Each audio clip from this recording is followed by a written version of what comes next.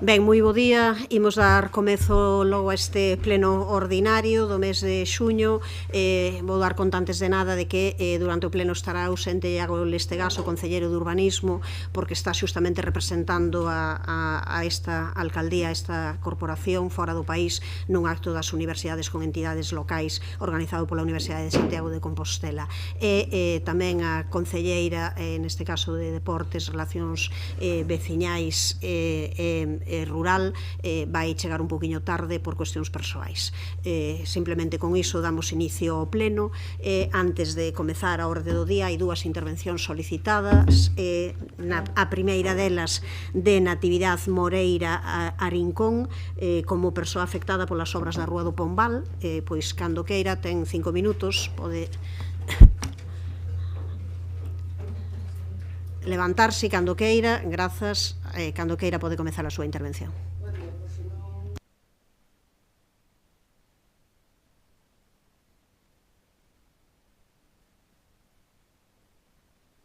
O inicio das obras, que xa é tarde, pero bueno, que se apracen as obras da Rúa do Pombal ata solucionar os problemas de accesibilidade aos domicilios, establecimentos comerciais e de servicio, e a engadir unha petición de modificar o procedimento construtivo das obras. Comenzo a miña intervención. Son vecina da calle do Pombal desde hai 70 anos.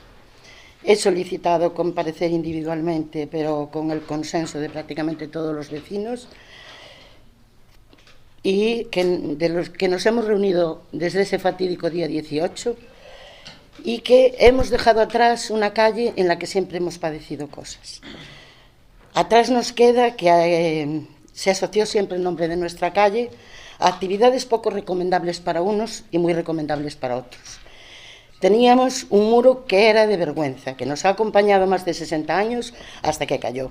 Pivotes en las aceras, en vía urbana de doble sentido de circulación, espacios para carga y descarga no para los vecinos, sino para los hotelitos y negocios, rebaje de bordillos en garajes inadecuado, una acera inmunda que una y otra vez ha lesionado nuestros cuerpos, unos servicios de proximidad inexistentes, multas constantes, solo un paso de cebra para toda la calle, iluminación situada en la calle superior de nuestra calzada que no ilumina. Todo esto lo hemos sufrido y nos llevó a solicitar las obras, y estamos todos muy contentos de que las obras se realicen. Pedíamos esto sin saber que serían ejecutadas sin anestesia.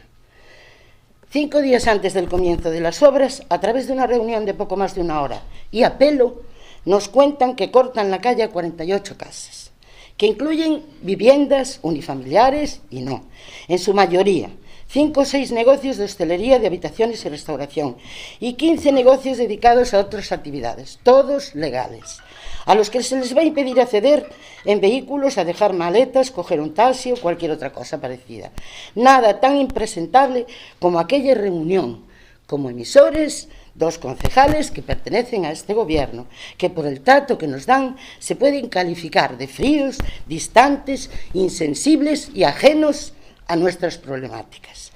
El contexto es de residentes en nuestra calle, en su mayoría personas mayores de 60 años, pocos niños y menos jóvenes incorporados recientemente, algunos discapacitados dependientes.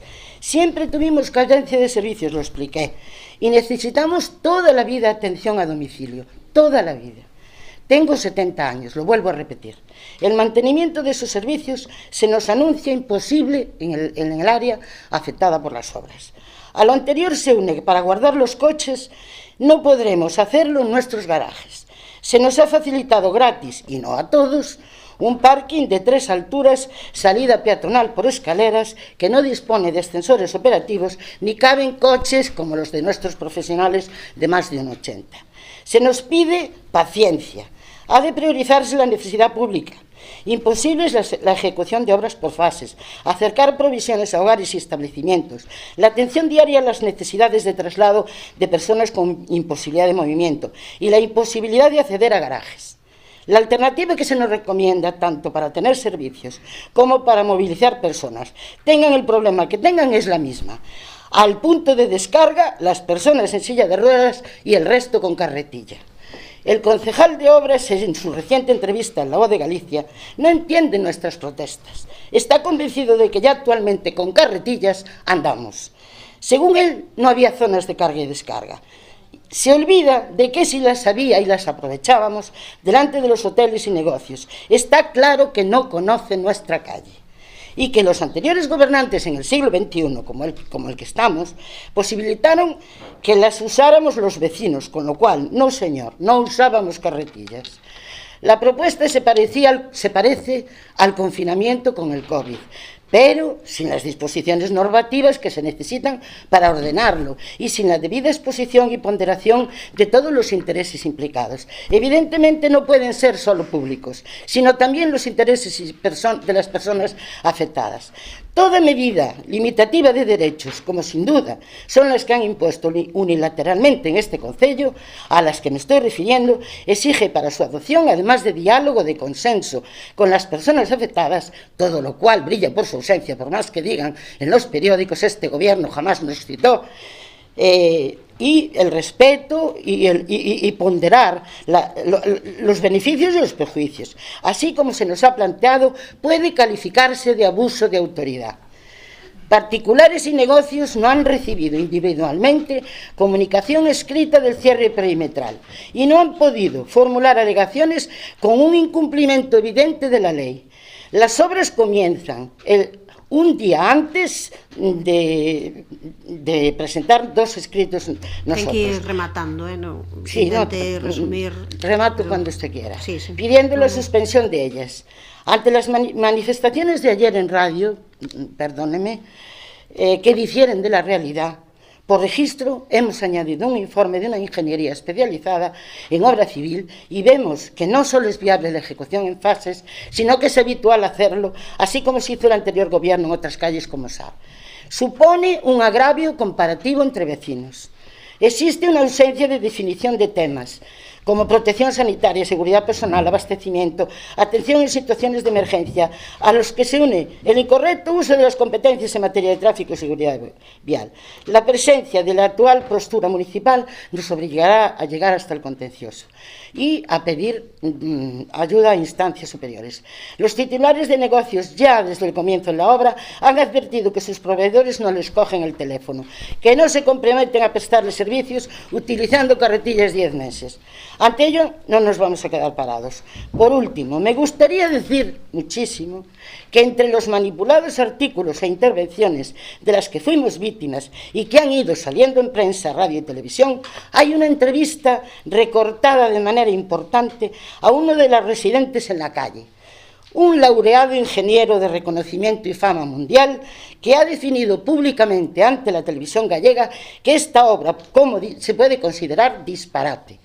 Y comprenderá que nosotros, ciudadanos, compartimos esta apreciación. Eso sí, que nadie dude que los más interesados en la obra somos nosotros, los residentes y titulares de negocios en la calle, y sería imprudente que traten de culpabilizarnos, de no seguir con ellas porque nos excedamos en solicitar que se paralicen temporalmente mientras se consensúan posturas y estamos abiertos a todo y sobre todo al diálogo y al consenso. He rematado mi intervención y les agradezco y pido perdón porque me enerva la situación que estoy pasando. Gracias. Damos as grazas pola súa intervención, que é certo que superou o límite previsto, pero anotamos as cuestións que nos dixo. Como sabe, esta cuestión non será debatida agora mesmo, senón que se debatirá como último punto da orde do día do pleno. Pode contar que arredor das 7 da tarde, tanto por si queren vir como se o queren ver por streaming, que como sabe se retransmite todo. Vale, moitas grazas. Ten a palabra agora, en nome da Asociación de Veciños de Conxo Aberto, José Luciano Villar Fernández, tamén para a súa intervención, cando queira.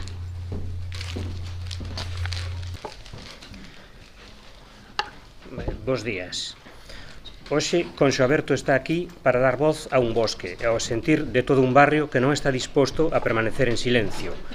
Un silencio que, lamentablemente, os aquí presentes si mantiveron durante demasiado tempo. Era o 3 de xaneiro do pasado 2023 cando a Xunta de Galicia facía pública a súa intención de construir un eixo de mobilidade sostible entre o Milladoiro e San Caetano. E resulta clarificador este matiz, Milladoiro-San Caetano, porque efectivamente esta nova mobilidade non une a Santiago, senón que o esquiva, coa creación dunha infraestructura periférica que evita a cidade e, polo tanto, nada aporta para o necesario cambio na forma de movernos. Mentres que en toda Europa se implementa unha mobilidade sostible que humaniza o asfalto, adoptando medidas que calman o tráfico para fomentar o uso compartido das calzadas, aquí vivimos nunha anomalía que inviste sin rubor millóns de euros de fondos europeos para iluminar bosques, pavimentar zonas inundables, destruir paisaxes e atentar contra bens patrimoniais que gozan do máis alto grado de protección a nivel mundial. Mentres que en Europa a nova mobilidade é deseñada coa participación da cidadanía, aquí negóusenos durante meses o acceso á información. Ignoráronse os informes dos técnicos que advertían sobre o inadecuado do trazado escollido. E, a día de hoxe, dísenos que non existe ningunha actuación executada ou en execución no ámbito do banquete e o mosteiro de Conxo, mentras pasan por diante dos nosos ollos as máquinas que abriron novas sendas e as árbores taladas que serán sustituídas por farolas. Pero Conxo Aberto asumiu dende o primeiro momento a encomenda dos veciños do barrio de defender o noso patrimonio, e así o fixemos e seguimos a facer. Presentamos alegacións ao proxecto, enviamos carta á Unidade Regional de Fondos Europeos, denunciamos ante a Fiscalía por atentado contra o medio ambiente e o patrimonio, denunciamos no buzón antifraude do Ministerio de Facenda a utilización irregular de fondos europeos, presentamos unha alerta patrimonial ante o ICOMOS por danos contra un ben incluído na lista do Patrimonio Mundial da UNESCO, e seguimos a estudar todas as alternativas para defender o bosque que amamos, a paisaxe que herdamos, o patrimonio histórico e cultural que nos dá identidade. Non é esta defensa do noso bosque, da nosa paisaxe, da nosa historia e do noso patrimonio un capricho de un día, como quizáis alguén puido pensar. Así o demostra o informe da Dirección Xeral de Patrimonio Cultural de Galicia, cando no seu informe di non ten cabida neste espazo unha nova vía, como a proposta, que altere o carácter natural e o transforme en urbanizado. Dentro da Estrategia Europea de Biodiversidade, a Conxo prometeuselle a restauración do ecosistema fluvial que foi o xérmolo do que hoxe somos. Prometeuselle un bosque de 258.000 metros cadrados e 2,5 km de río regenerado. Prometéronselle accións para fomentar o aumento da biodiversidade de flora e fauna. Prometeuselle a recuperación e conservación das masas autóctonas e exemplares herbóreos de grande valor. E non imos a renunciar a nada do prometido. A día de hoxe, as obras están en marcha, e queda claro que era mentira que non se abrirían novas sendas, que apenas habería impacto sobre o arborado, que se adoptarían todas as medidas de protección para minimizar os danos a un espazo tan sensible. Dentro do espazo acotado para o proxecto Ecobosque Riosar, os movimentos de terra chegan ata o regato de Chaián. Os muros de pedra que deron forma á paisaxe foron derrubados e as pedras que os construíron fican tiradas como entullos. No antigo túnel da Fervenza preténdese instalar unha cúpula de chapa galvanizada para evitar as filtracións. Na histórica vía Cornes Carril, as trincheiras rochosas e vexetadas e os muros pétreos foron danados. No entorno do mosteiro abriuse unha nova senda e a día de hoxe as árbores están a ser taladas para ser sustituídas por 72 farolas de 4 metros de altura. Lémbrolles que estamos dentro dunha zona catalogada como de especial protección da paisaxe, dentro do ámbito do amortiguamento do Camiño Portugués e dentro dun espazo incluído na lista do Patrimonio Mundial da UNESCO. Pero nada esperamos de quen xa, con total impunidade, distribuiu o entorno da igrexa e o mosteiro de Conxo amparándose na humanización dun entorno que xa era humano. A pesar de todo, en Conxo Aberto estamos convencidos da nosa loita. E, a pesar do desgaste e da soedade a que estivemos condenados este último ano, agradecemos que hoxe, por fin, os representantes que Santiago elixiu para defender os intereses da nosa cidade vayan a votar a urxente paralización das obras deste mal chamado eixo sostible. Algo estamos a fazer mal, cando casi 150 anos despois de ser escritas, as palabras de Rosalía seguen a describir o que está a pasar no bosque que ela amaba. Bajo el hacha implacable, cuán presto en tierra cayeron encinas y robles, y a los rayos del alba risueña, que calva aparece la cima del monte. Moitas gracias. Grazas pola súa intervención tamén. Esta cuestión debaterase contra a última hora da mañá, por unha cuestión tamén digo, por se queren quedar ou se queren miralo por streaming ou volver, pero por unha cuestión de que o pleno vai estar parado hoxe entre 11:30 e 1:30, probablemente será contra a última hora da mañá cando o teñamos que discutir, para que o saiban.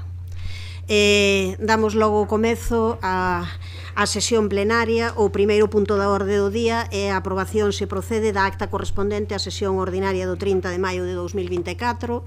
Entendo que se non hai nada en contra que aprobamos, se lles parece, queda aprobada. E pasamos ao segundo punto, que é a modificación da data da sesión ordinaria do Pleno da Corporación correspondente ao mes de xullo de 2024. Esta cuestión en xunta de portavoces foi acordado que fose sen debate. Se lles parece, pois pasamos a votala. A proposta é que sexa esa sesión ordinaria do Pleno da Corporación correspondente ao mes de xullo, día 19 de xullo. Votos a favor.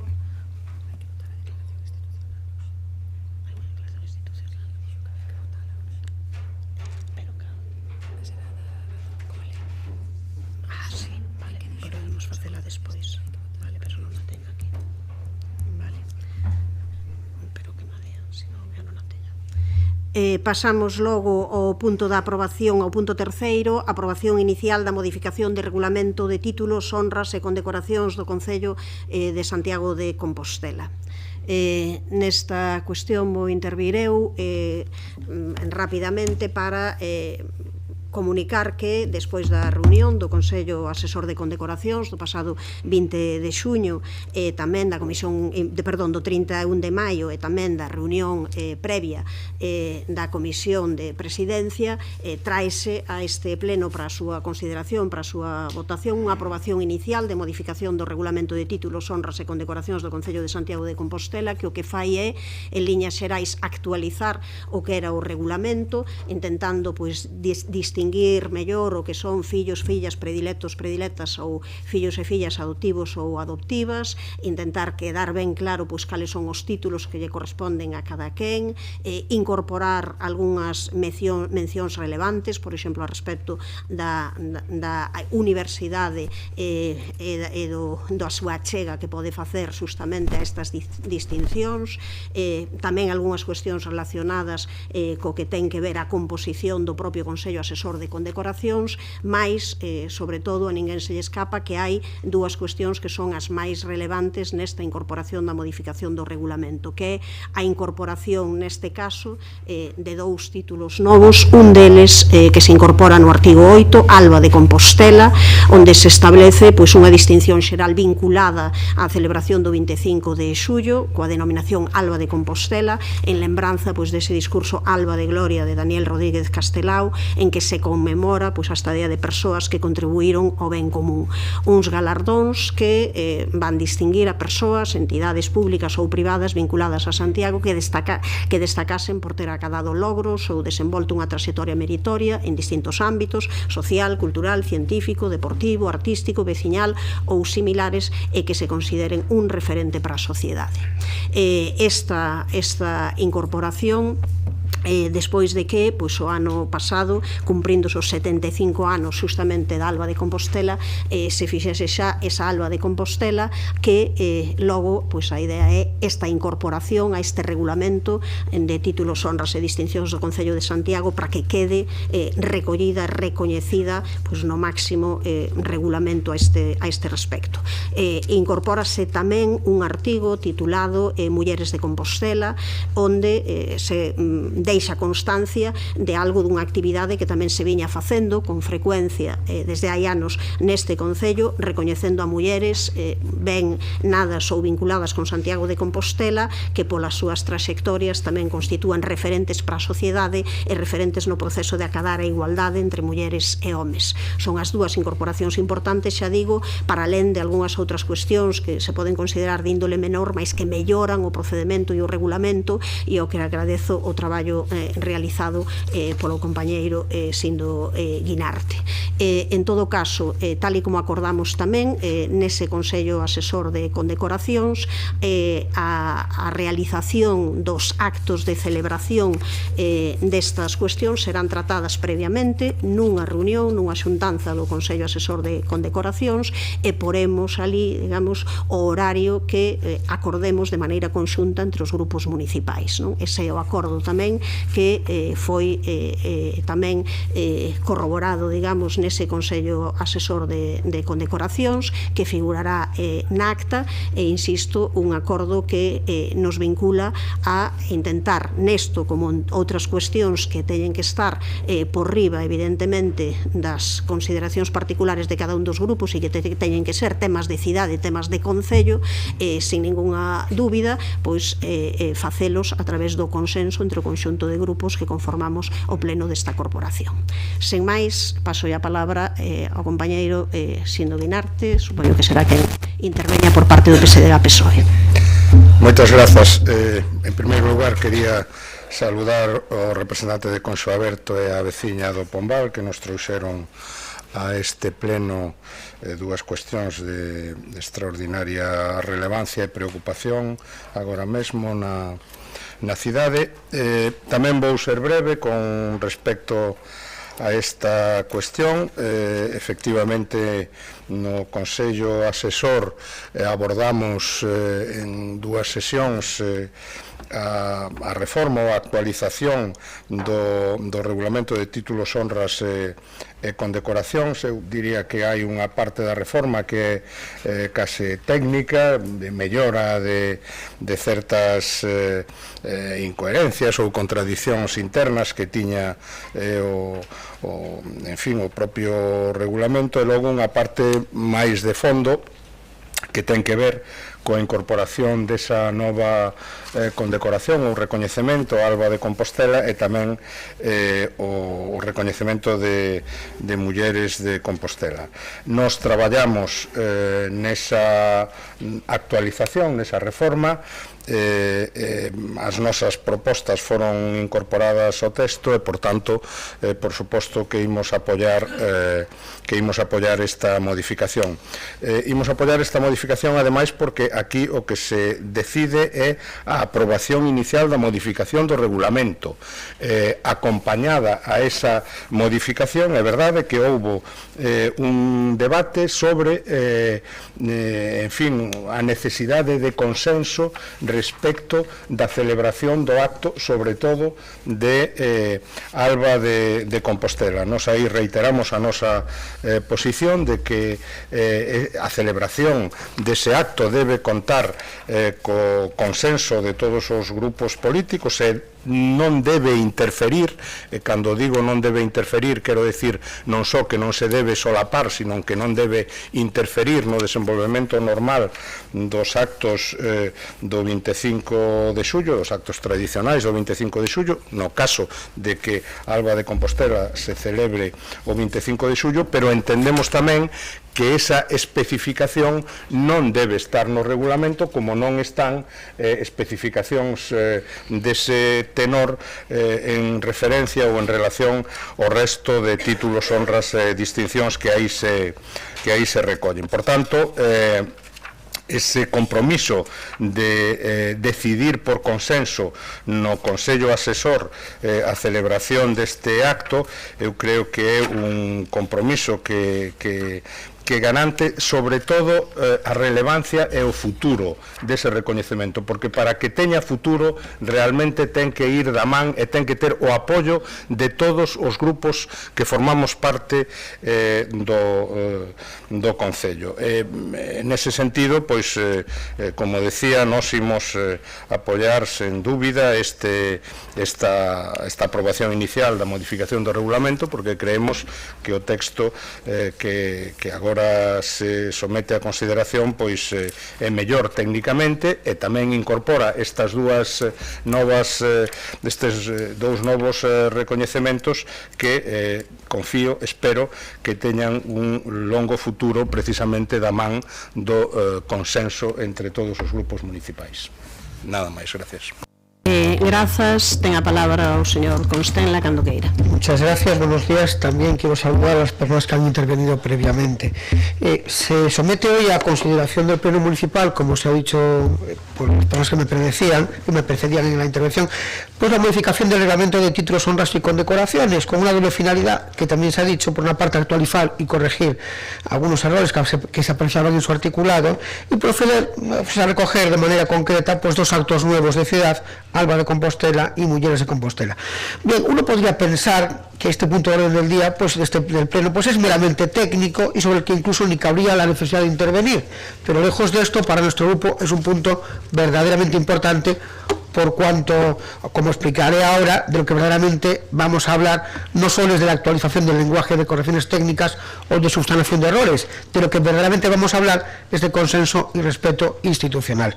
Como decía al principio, se incorpora a este reglamento Alba de Compostela, un acto con el que se pretende aumentar el número de personas a las que esta corporación quiere reconocer de manera singular pues sus servicios a la ciudad, y sobre este particular pues nos parece bien, porque citando a San Mateo, pues muchos son los llamados y pocos los escogidos. Por tanto, pues nos parece bien que exista pues alguna categoría nueva que venga, como digo, a reconocer la valía y la implicación de nuestros vecinos con la ciudad.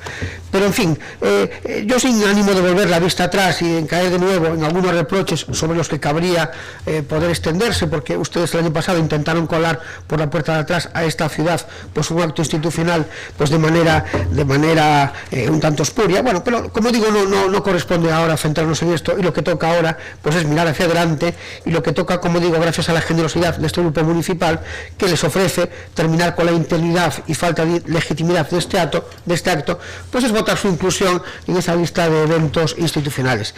Si el consenso es una aspiración a la que todo gobierno debería apuntar en su acción política, de manera nominal en esta materia, la de otorgar homenajes y títulos a nuestros vecinos más distinguidos, pues debería constituir una verdadera exigencia indelegable.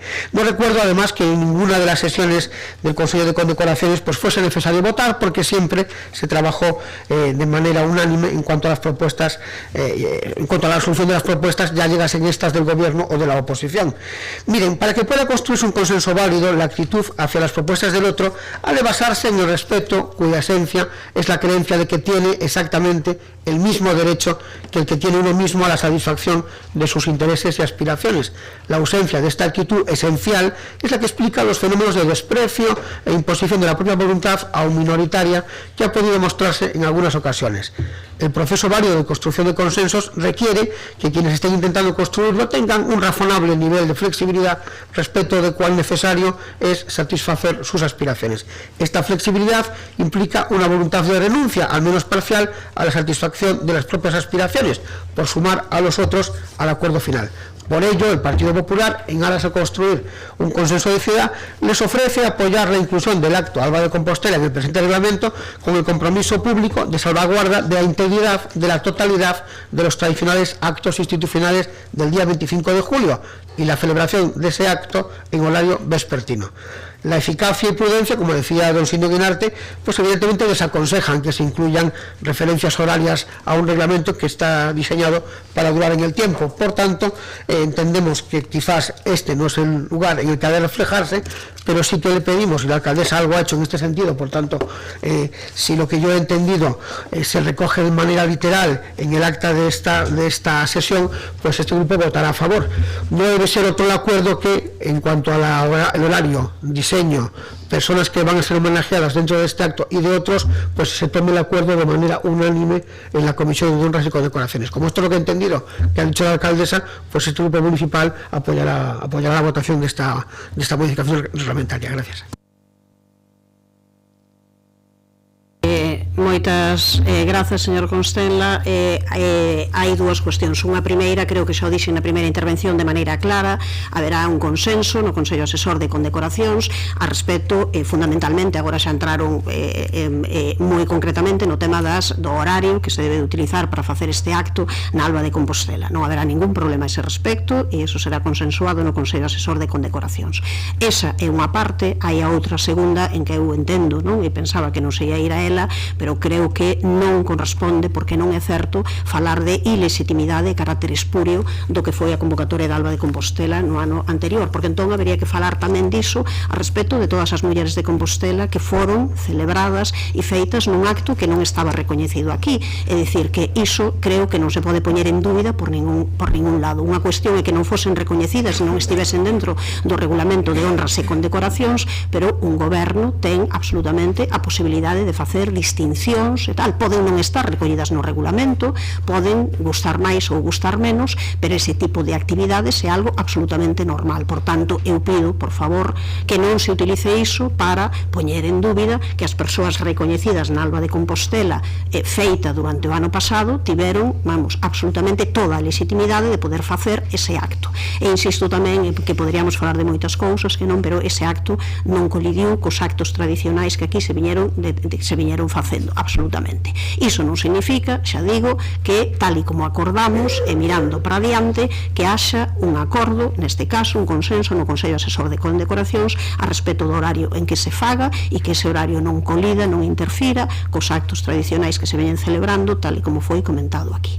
Entón, pido as dúas cuestións que se fagan, que avancemos para diante con esta vontade de que estes acordos e estes regulamentos o que sirvan é para darte un acordo de unanimidade do conxunto dos grupos, pero por favor, eu creo que sen poñer en cuestión o que foron recoñecementos previos feitos a persoas. Ademais, eu creo que no conxunto da cidade que foron moi ben consideradas que era un acto deste tipo, era necesario, era xusto, así foi, así se manifestou, creo que o asociacionismo veciñal, cultural e social, e insisto en que hai outros recoñecementos e distincións que non están incluídas aquí, como non estivo de Mulleres de Compostela até o de agora, e que ten absolutamente toda a legitimidade do mundo.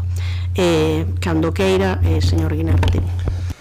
Moi brevemente, nos que na edición pasada manifestamos a nosa discrepancia sobre como se organizou ese acto, en ningún momento puñemos en dúbida os méritos por tanto o recoñecemento a esas persoas que na edición do ano pasado recibiron o recoñecemento de Alba de Compostela. Por tanto, nese sentido, a min gustaríame diferenciar o recoñecemento ás persoas, sin duda meritorias, e como se xestou probablemente tamén cun exceso de presa o acto do ano pasado. En todo caso, eu non tiña pensado falar deso, e non me gusta falar deso, porque se queremos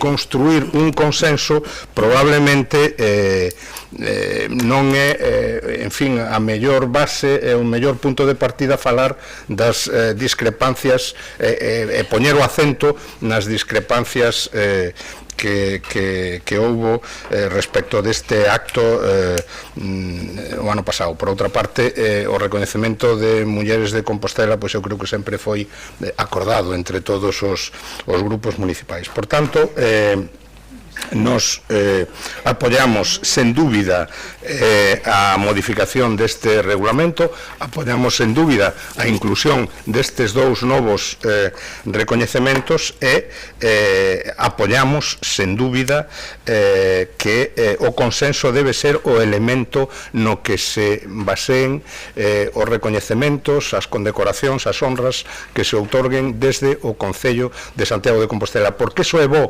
para a permanencia deses recoñecementos e é bo para a legitimidade dos mesmos e, por tanto, para as persoas que reciben eses recoñecementos que os reciban en nome de toda a corporación municipal. Por tanto, nada máis, insisto, nos confiamos en que estas ideas que agora estamos todos poñendo en riba da mesa, pois guíen a actuación futura do goberno municipal e por suposto, de todos os grupos municipais. Falar de consenso significa falar de cesións mutuas, tampouco pode significar falar de vetos cruzados, porque entón nunca chegaremos a ningún consenso posible. Nada máis, gracias. Grazas, señor Constenla, cando queira. Muchas gracias de nuevo. Mire, señora alcaldesa, yo le decía en mi intervención, y se lo reitero ahora, que no tenía ánimo de reabrir ni de poner la mirada hacia atrás y ver qué pasó en el pasado, pero sí es bueno recordarle, tanto a usted como al conjunto de la corporación, como a la gente que nos escucha, que una cosa es cuestionar cómo se organizó un acto, que es absolutamente legítimo y en absoluto me parece comparable al de Mujeres de Compostela, y ahora me referiré a eso, y otra es poner en cuestión, que yo no lo hago, ni este grupo tampoco, las personas que recibieron el año pasado pues un reconocimiento ciudadano. Yo no tengo nada que decir de eso, me parece que a todos nos adornaban méritos más que suficientes. Lo que sí tengo que decirle, con referencia al año pasado y no a lo que pase años más en el futuro, porque como usted ha dicho, parece que ahora hay nuevos tiempos de unanimidad con relación a esto, por tanto, pues ya será un acto de ciudad y por tanto será un acto en el que se implique este grupo municipal. Pero mire, esto no pasó en el pasado. Con relación a las Mujeres de Compostela, se estudiaba previamente en la comisión pues qué personas podían ser agasajadas, se decía en la Junta de Portavoces cómo se iba a organizar el acto, cuándo se iba a organizar, en fin, había un cierto consenso que también el señor Guinarte ha puesto sobre la mesa con relación a ese acto, que nadie cuestionaba porque se hablaba, había unanimidad. Con relación a Alba de Compostela, es un acto que ustedes se sacaron de la manga pues un mes antes de su celebración. Yo no quiero, como digo, insistir en ese particular, porque me parece que sería poner la vista hacia atrás, y lo que se trata ahora es de construir, pero ya le digo, me parece que lo que tiene usted también es que asumir cuál es su posición. Su posición, si quiere que sea la de un gobernante institucional, es escuchar a la oposición, escuchar y trabajar con la oposición en algo que se puede convertir, como también decía el señor Guinarte, en un galardón de ciudad, que de algún modo pues la gente se sienta orgullosa de poder recibirlo. El año pasado a ese acto no contó con la presencia de buena parte de la corporación municipal. Oiga, supongo que usted se habrá preguntado por qué. Supongo que usted habrá hecho alguna reflexión en el sentido de somos 25 concejales y allí estaban en el mejor de los casos 8. Oiga, eso cabe una reflexión sobre ese particular. Por tanto, si no había más concejales es porque probablemente los grupos municipales de la oposición no se sentían en buena medida sumados a esa voluntad de premiar con esa fórmula que ustedes se sacaron de la manga de Alba de Compostela. Dicho lo cual, hoy lo que vamos a votar es la introducción, la legitimidad, dotar de manera institucional a este galardón, dotarle de vida, de reconocimiento y de prestigio. Bueno, pues vamos a hacerlo. Este grupo municipal, como le decía antes, de manera generosa le tiende la mano y le dice cuáles son sus líneas rojas. Su línea roja, una de ellas, usted ha ofrecido poder eliminarla, que es consensuar, como digo, el horario y consensuar el nombre de personas, diseño del acto, etcétera. Bueno, pues ese es el camino, bienvenido, ahí nos va a encontrar siempre para poder votarle, para poder votarle a favor, pero evidentemente esto es una cosa y que usted legitime el otro es una cosa distinta. Pasamos a votación cando queira, señor secretario. Aprobación inicial da modificación do regulamento de títulos, honras e condecoracións do Concello de Santiago de Compostela. Votos a favor. Unanimidade. Apróbase. Se lles parece, antes de seguir coa orde do día, podemos deixar tamén aprobada a declaración institucional, unha declaración institucional de felicitación do Concello ao Centro Educativo Colexio Inmaculada polo cumprimento do seu centenario en Santiago de Compostela, onde o que se adopta é o seguinte acordo, que Santiago de Compostela, a través do Pleno do Concello, quere deixar constancia do seu agradecemento a este centro educativo que cumpre 100 anos e a todas as persoas que ao longo destes anos fixeron posible o seu labor asistencial e pedagóxico. Teríamos que votar a urxencia e máis votar a declaración, señor secretario, cando queira. Sí, votos a favor da declaración de urxencia. Unanimidade. Votos a favor da aprobación da declaración institucional, tamén por unanimidade.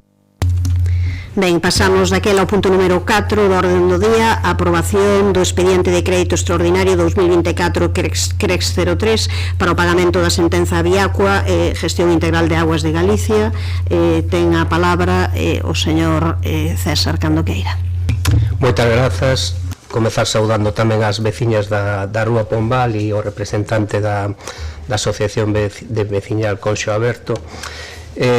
Dicir que este expediente que nos trae aquí hoxe pois ven dun contrato asinado o 1 de agosto de 1998 entre o Concello de Santiago e a empresa concesionaria, que unificou o ciclo integral da auga no que serían as tres funcións de abastecemento, saneamento e depuración, e mediante o acordo do 25 de novembro de 2016 a Xunta de Goberno local encomendou tamén a esta empresa no marco do mencionado contrato a explotación da edar da silvouta da terceira fase. Tamén compre lembrar que a duración prevista deste contrato expirou 1 de maio de 2019.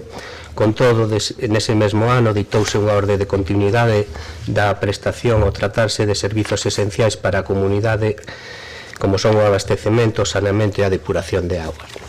Con anterioridade tamén a este expediente, pois o pleno desta corporación aprobou varios expedientes onde se recoñecía tamén de maneira clara a débeda que existía coa empresa dictadas a través de sentenzas, como é o CRES 2020-17 por un importe de 479.341,75 euros, o CRES 2022-05, tamén outra sentenza onde se recoñecía por actualización de revisión de prezos entre o ano 2012 e 2018 un principal de 2.372.891,16 euros e 560.531,97 euros de xuros, e o mesmo aconteceu co CRES 2023-03, onde tamén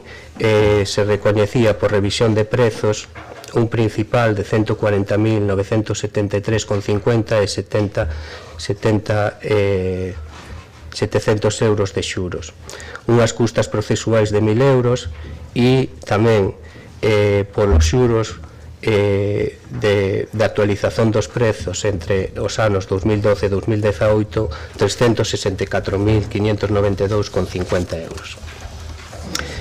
Este expediente que traemos aquí de modificación de crédito 2024 CRES 03 por importe de 375.210,65 euros, financiado con remanente líquido de tesourería, o que recolle o pagamento dunha sentenza pola explotación da ampliación da edar da silvouta ordenada pola Xunta de Goberno na sesión do 25 de novembro de 2016.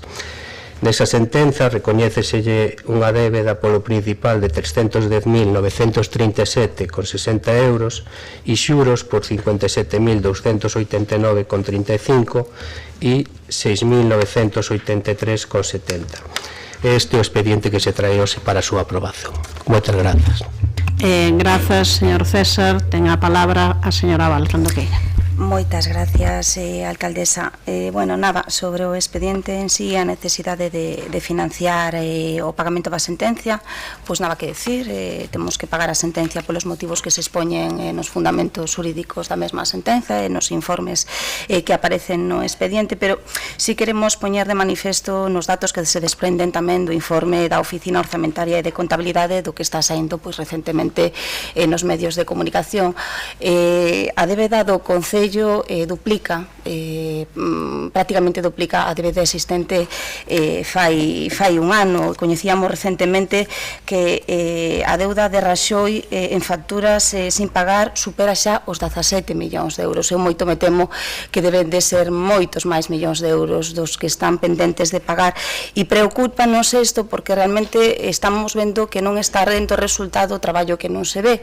Dende logo volvo a poñer de manifesto que durante este mandato non houve ningunha incidencia externa como unha pandemia mundial que puidera alterar de algún modo as prioridades de actuación do goberno municipal. Van tarde, queridas concelleiras e concelleiros do goberno municipal, van tarde nas súas reformas. Teñen vostedes un goberno municipal con máis direccións de área que nunca, dende logo non vemos os resultados, e iso é un problema, a verdade, é un problema. Van tarde, como tamén foron tarde na liquidación do orzamento do ano 2023. De feito, a liquidación foi firmada con data do 30 de maio do ano 2024, o que provoca un retraso de todas as facturas pendentes de aplicar ao orzamento que que, como podemos ver, pois supera os 15 millóns de euros do ano 2023.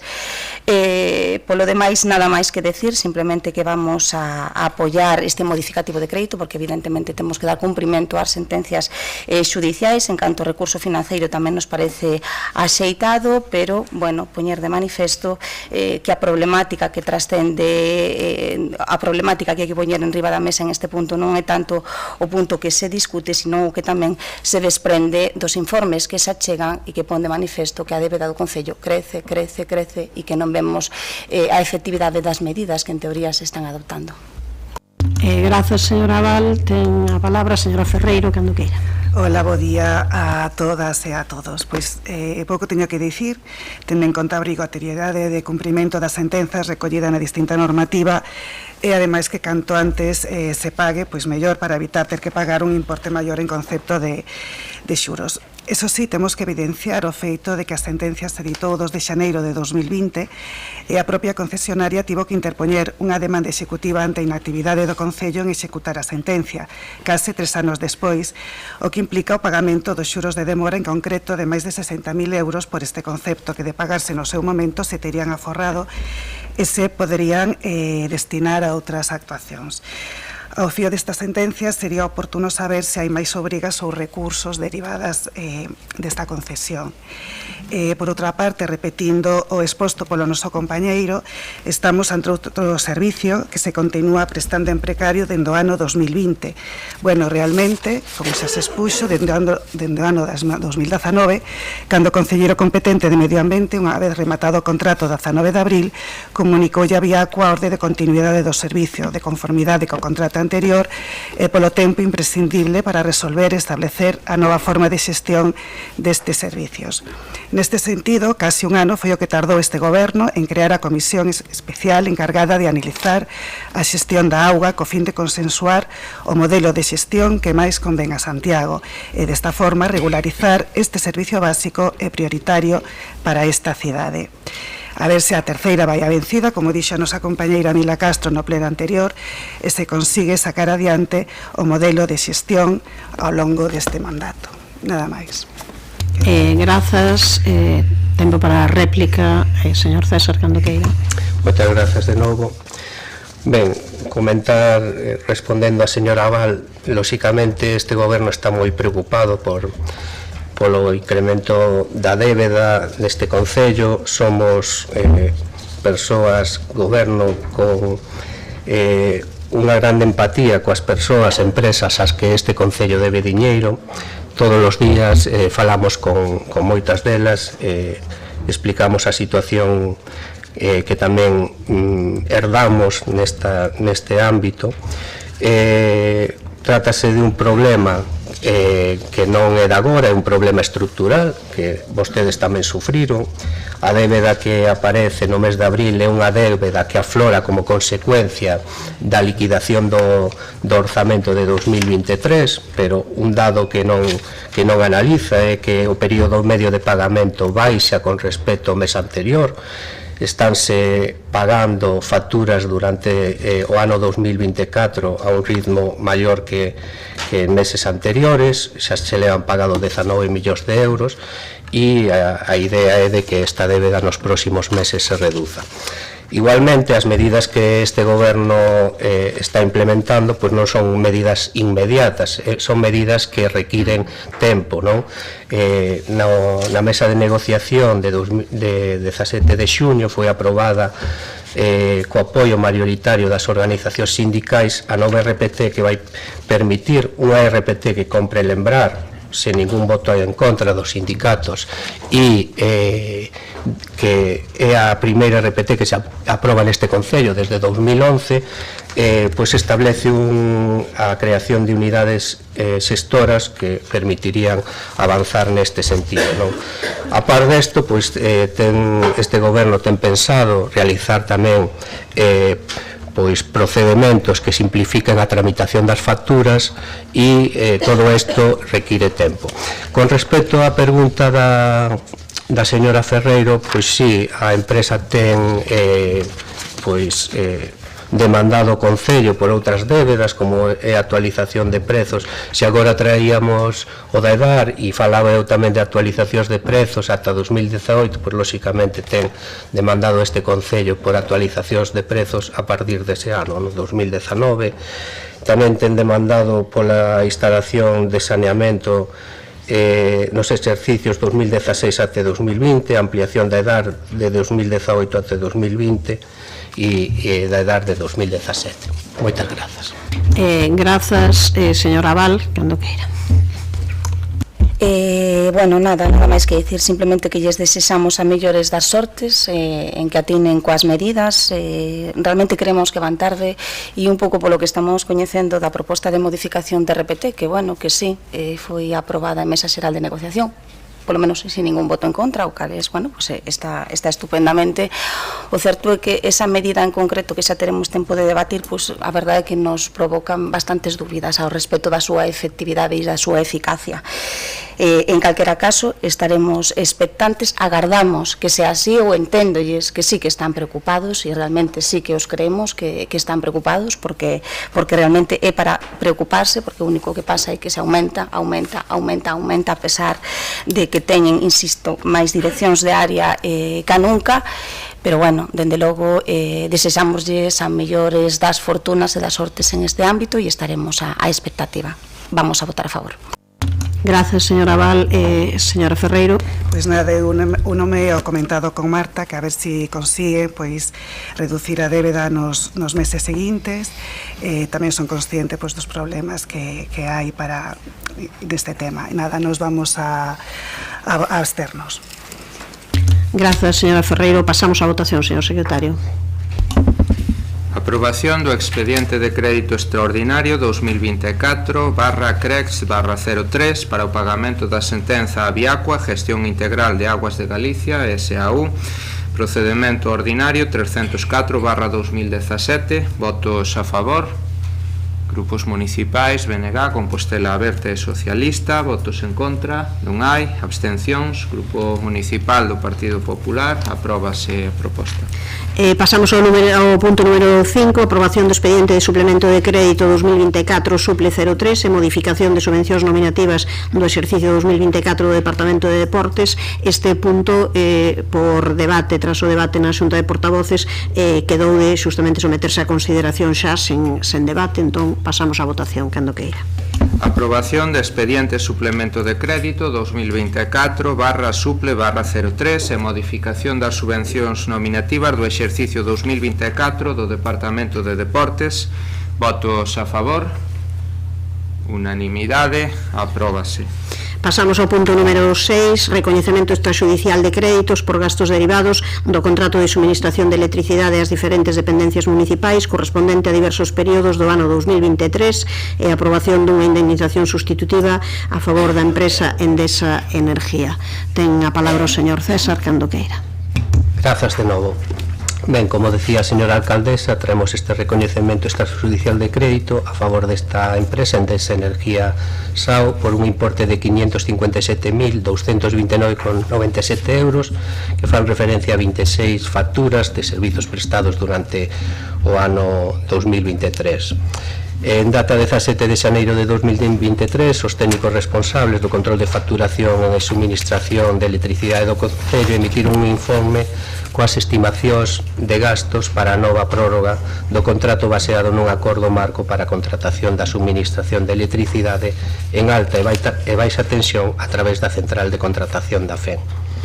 En data 27 de xaneiro dese mesmo ano, a Xunta de Goberno acordou prorrogar ese contrato coa empresa Endesa por un novo período dun ano desde o 1 de marzo de 2023, aprobando uns prezos unitarios e así mesmo aprobar e comprometer un gasto inicial por importe de 616.092 euros. Con todo, dito importe era insuficiente para facer fronte aos consumos dese período como consecuencia da suba de prezos da enerxía, en particularmente no período 2022-2023. Dito incremento foi especialmente notável derivado, entre outras causas, a guerra da Ucraína, o que supuxo unha enorme incerteza e volatilidade nos prezos de todas as suministracións e non só das enerxéticas. Así, en data 10 de maio de 2023, o Pleno da Corporación acordou aprobar un expediente de crédito extraordinario 2023-04, suple 04, e habilitouse un suplemento de crédito por unha cuantía de 2.311.971,47, dos cales 1.573.592,76 ian destinados para atender os consumos de enerxía eléctrica das dependencias municipais. No momento en que ese crédito foi efectivamente habilitado o 12 de xuño dese ano para poder tramitar as facturas correspondentes aos gastos de suministración eléctrica dentro da actual prórroga do contrato, elaborouse un informe desde o servizo e unha proposta á Xunta de Goberno para que levasen a cabo axustes necesarios para poder dispor dos correspondentes documentos contábeis. Non obstante, a intervención considerou que, dado o acordo da prórroga de xaneiro de 2023, comprometía un gasto de 616.092 euros e non se podía reaxustar o contrato, aínda que o acordo inicial mencionaba a posibilidade de ampliación do importe e foi realizado de bandito suplemento de crédito, o contrato debía manterse sen mudanzas. Obviamente, a empresa continuou realizando esta suministración durante todo o ano 2023, por este motivo traemos este expediente para a súa aprobación no Pleno. Moitas grazas. Grazas. Ten a palabra a señora Val, cando queira. Gracias. Nada, simplemente decir que vamos a votar a favor e nada máis. Gracias. Grazas. Polo Partido Popular, señora Ferreiro. Bueno, pues estas facturas foron registradas neste ano e corresponderíase cos contratos baseados que comprenden os períodos de 1 de marzo de 2022 a 28 de febreiro de 2023 e co de 1 de marzo de 2023 a 28 de febreiro de 2024. É chamativo que se recorra a figura do REC cando as facturas do período xaneiro-febreiro deberían estar orzamentadas, xa que obedecen un contrato plurianual e que se debería ter pagado con cargo ao contrato baseado que comprendía o período correspondente, salvo que se esgotase o crédito e non se ampliase. E as do período 2023-24 igual. E sobre todo existindo, ademais, se recede reaxuste de crédito extraordinario. Recordamos que o contrato baseado nos permite simplificar e agilizar o procedimento de adxudicación para ampliar o crédito no caso que as facturas se correspondesen con excesos de consumo sobre previsto. En fin, o noso voto vai a ser a abstención. Nada máis que dicir. Grazas. Non sei se quere intervir, señor. Non, agradecer o voto a favor, simplemente. Grazas. Vale. Señora Val, entendo que non. Señora Ferreiro, tamén. Pasamos á votación, entón. Recoñecemento extraxudicial de créditos por gastos derivados do contrato de suministración de electricidade ás diferentes dependencias municipais correspondente a diversos períodos do ano 2023 e aprobación dunha indemnización substitutiva a favor da empresa Endesa Energía S.A.U. Votos a favor, grupos municipais, BNG, Compostela Verde Socialista. Votos en contra, non hai. Abstencións, Grupo Municipal do Partido Popular. Apróbase a proposta. Tras o debate tamén na Xunta de Portavoces, os puntos 7 e 8 quedaron de ter debate conxunto, aínda que votación separada, sería, por tanto, o debate sobre a aprobación do expediente de recoñecemento extraxudicial de crédito e a aprobación de indemnización sustitutiva polo Servizo de Transporte Urbano Colectivo de Viaxeiros ás empresas Autobuses Urbanos de Lugo e Autocares Rías Baixas. Ten a palabra o señor Duro, cando queira. Grazas, alcaldesa. Bo día, compañeiros e compañeiras. Pois efectivamente traemos a aprobación deste expediente de recoñecemento extraxudicial de crédito, o punto 7 a favor da UTE, Autobuses Urbanos de Lugo e Trapsa, por un importe de 1.921.200 euros con 65 céntimos, e no punto 8 a favor da empresa Autocares Rías Baixas por importe de 125.395 euros con 87 céntimos, neste caso polo servicio da liña San Roque Arins, da que é titular en execución dunha sentenza da Tribunal Superior de Xustiza de Galicia. Como saben ben tamén, este servicio funciona con orden de continuidade. Refírome ao servicio de transporte público en Compostela. Neste importe se inclúen, seguindo os acordos da Xunta de Goberno Local do 28 de novembro do 2022 e 7 de setembro de 2023, a sustitución de 21 vehículos adscritos ao servicio, facilitados pola operadora Tralusa, e outros 2 pola empresa Rías Baixas por razóns de urxente e inminente necesidade que se abonarán a estas entidades como indemnización polo déficit na prestación do servicio. Gracias. Moitas grazas polo Partido Socialista, señora Abal. Nada, simplemente decir que votaremos a favor, que para o Partido Socialista pues, bueno, queda acreditado a realización do servicio e en consecuencia como servicios realizados debense proceder á súa aprobación. Gracias. Moitas grazas, señora Abal. Señora Ferreiro, cando queira.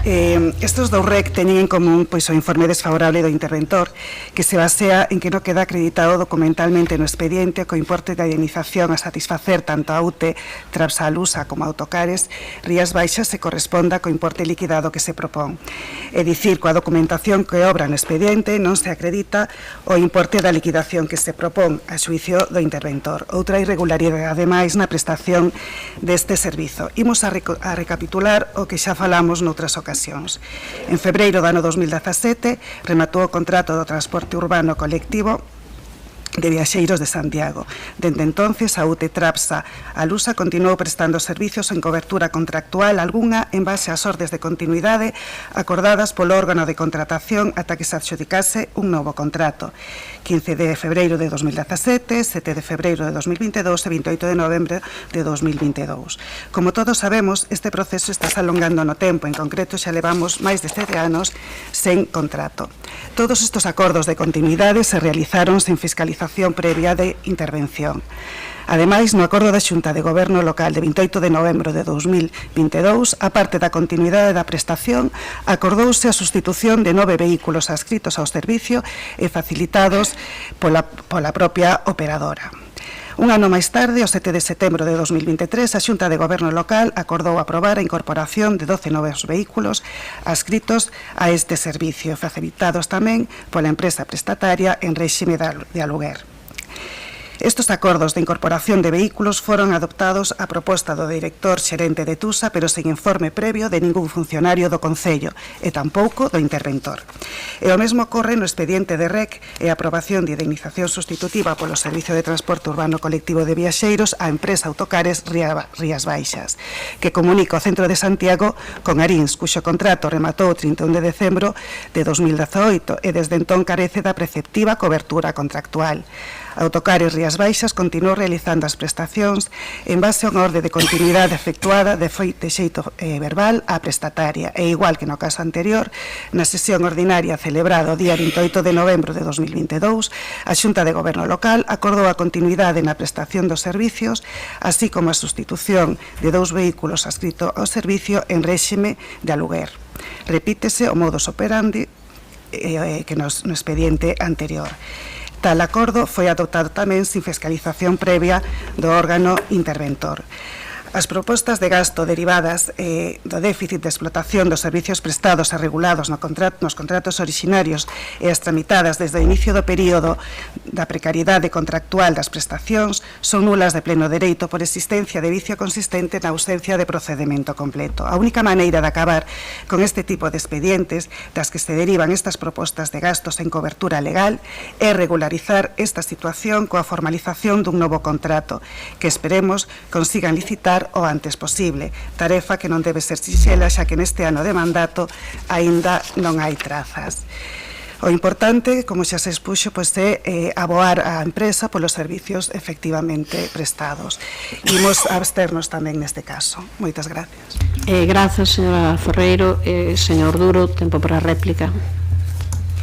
Ben, como vostedes saben, a Lei de Bases de Régimen Local no seu artigo 26.d indica que os concellos de máis de 50.000 habitantes teñen obriga de prestar o servicio de transporte público. Non teño que lembrarles, porque recolleu perfectamente na súa exposición todas as vicisitudes que pasaron nos distintos gobernos, e falo de todos os gobernos, porque aquí a primeira vez que non se renovaron autobuses foi no ano 2011, e desde aquela pasaron outra serie de vicisitudes das que todos e todas tuvemos parte de responsabilidade. Chegamos a este punto. Eu creo que é indiscutible que hai que manter o servicio de transporte público. un procedimento de licitación ordinario alongaría os plazos de prácticamente un ano para introducir autobuses que eran imprescindibles e urxentes ter no servicio, por si non poderíamos prestar no mes de setembro todas as liñas que tínhamos contratadas, e por eso se adoptou este camiño para alugar os autobuses.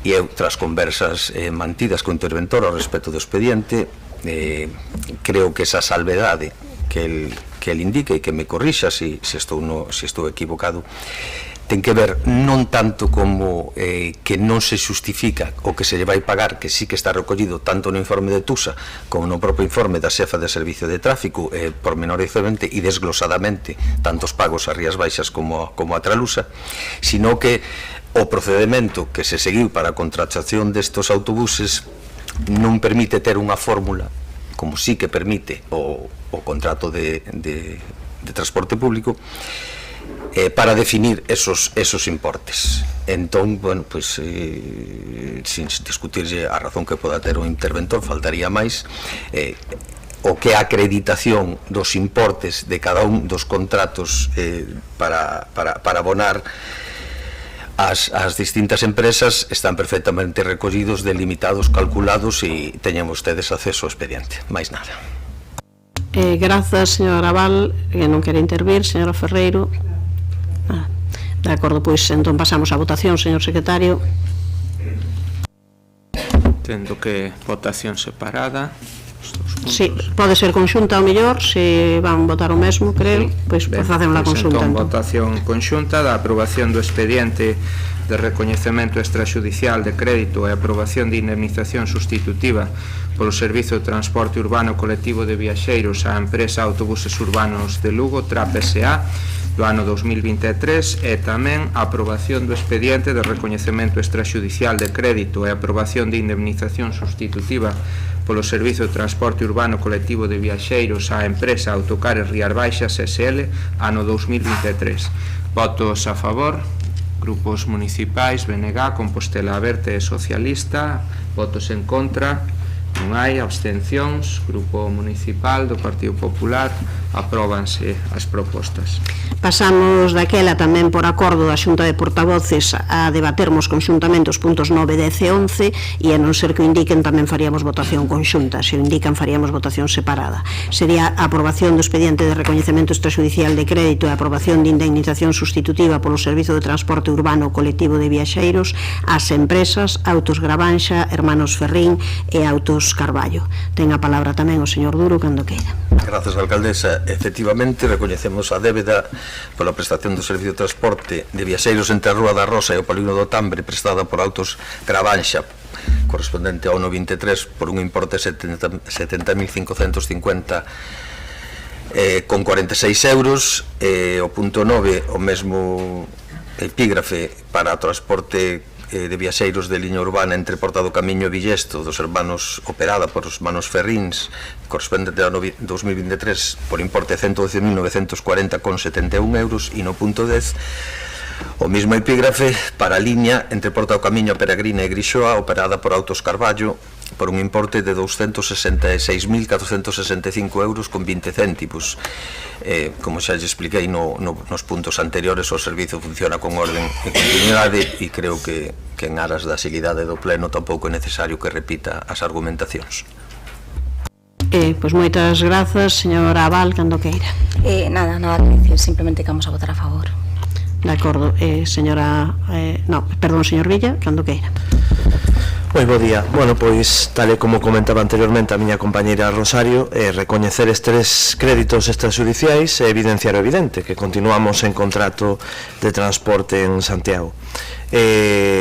Estes 5 recoñecementos que temos aquí e que son recurrentes, pois nos sirven, entre outras cousas, pois unha para pensar que o día de mañá en algún momento agilizaremos máis este pleno porque desaparecerán estes puntos da orde do día, e por outra banda tamén para aproveitar e tratar e falar do tema do transporte, que é unha oportunidade que nos dá tamén, non?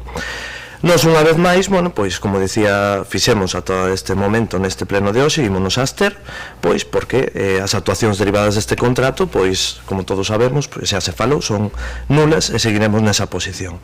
E dito isto, aproveito, pois, como ben dicía, xa que falamos dese transporte urbano, porque para falar de que está en riba da mesa esa prórroga coa Xunta de Galicia co convenio de transporte ata os Tilos, nunha localidade, unha urbanización, perdón, compartida entre o Concello de Santiago e o Concello de Teo, e polo tanto agardo que poñan a súa maior vontade en que continúe ese servizo e que non fagan, pois como fixeron co Concello de Teo en esa prórroga a Cacheiras. E o digo porque deixaron en riba da mesa, tiñan unha proposta e ademais había unha serie de conversacións co Concello de Teo para dar un servizo a ese núcleo, a Cacheiras, algo que ademais eu creo que era moi beneficioso para Santiago porque ia a mellorar considerablemente a mobilidade na cidade. Son aproximadamente 9.000 veciños, falábamos dun traxecto de 5 minutos, 2 kilómetros, era o traxecto ese autobús. Vostedes dixeron que era, bueno, o tarificaron nun 1.800.000 euros, case 2 millóns de euros, facer eses 2 kilómetros e 5 minutos. Bueno, os cálculos, eu, ao igual que a alcaldesa de Teo, súmome a dicir que parecenme un pouco desorbitados. E que conste que había compromiso por parte dese concello veciño de que non lle saíra gratis, senón que tamén querían facer a aportación económica precisa para dar ese servizo aos seus veciños. Polo tanto, reitero, aproveitando esta intervención, que agardo que ese convenio coa Xunta de Galicia, para que logo non lle boten a culpa ao Partido Popular e a Xunta de Galicia como é recurrente deste goberno, de que teñan vontade de prorrogar ese convenio. Grazas. Grazas, señor Villa. Ten tempo para a réplica o señor Duro. Bueno, independentemente que pues, este tema que saca o meu compañeiro Adrián Villa non ten nada que ver co que levamos a pleno, pero creo que sí que en aras da actitude pedagóxica e paciente que teño con ele en todos os plenos nas súas intervencións, pois vou explicar un pouco por encima este asunto. En primeiro lugar, onte mantive unha xuntanza ca directora xeral, ca nova directora xeral de mobilidade, no que tratamos distintos asuntos, entre eles a prórroga do convenio dos Tilos. Non hai absolutamente ningún problema administrativo ni contractual para exercer esa prórroga. A Xunta de Galicia acordou enviarnos o borrador da prórroga nos vindeiros días, levaremos a Xunta de Goberno a pleno se é necesario, que neste momento descoñezo se é, e se aprobará con total normalidade e con prazo de sobra para que o servicio teña continuidade. Sobre o asunto da liña 6, o servicio a Cacheiras, varias cousas. En primeiro lugar, efectivamente, mantivemos xuntanzas ca alcaldesa de Teo e máis a concelleira de mobilidade, varias delas onde nos solicitaron que estudiáramos a posibilidade de dar servicio á zona de Cacheiras cunha proposta de dúas líneas, o sea, de dous percorridos, perdón, non dúas líneas. Unha que percorrería as urbanizacións da zona de Montouto e acabaría na rotonda de Cacheiras, e outra que iría directamente á rotonda de Cacheiras. Acordamos estudialo e así o fixemos. Os recorridos son por directo a Cacheiras, son 5 km porque os autobuses van e volven, señor Viña. Si só van, non prestan servicio. Entón, ao ir e a volver, xa sumamos 5 km e medio. E por outro percorrido, 8 e medio.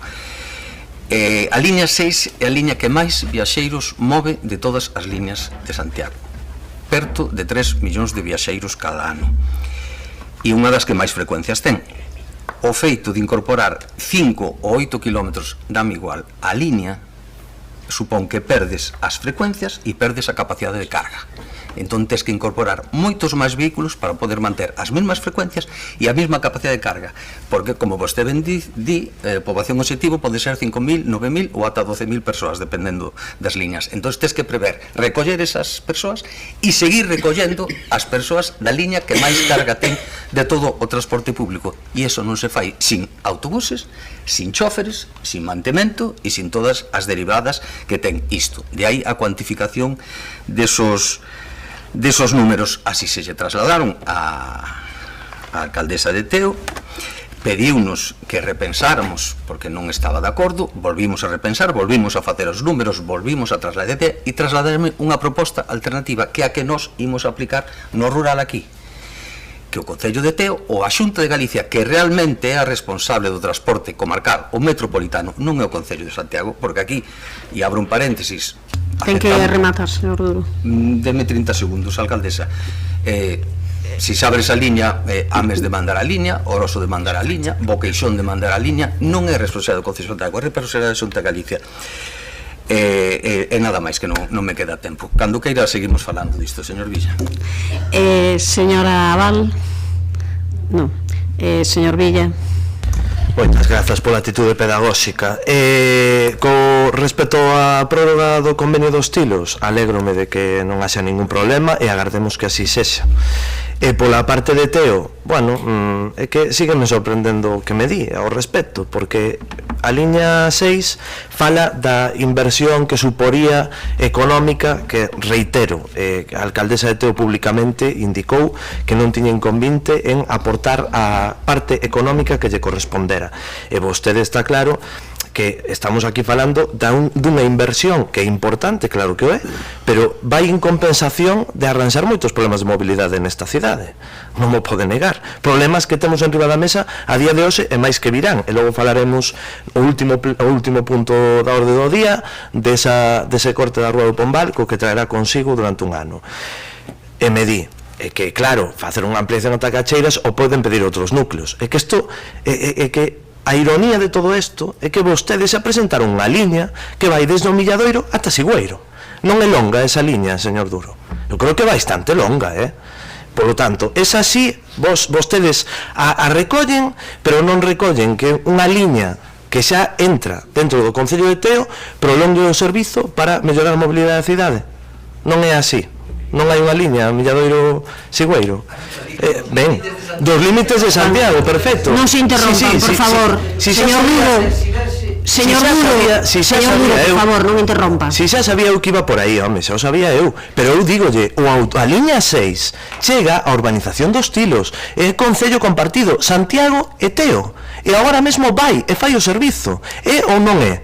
Entón, se lle piden unha ampliación de 2 kilómetros para superar esa carga de viaxeiros, que son 9.000 os que viven ali. É dicir, podemos pasar a reducir considerablemente os problemas de mobilidade e aparcamentos que hai nesta cidade.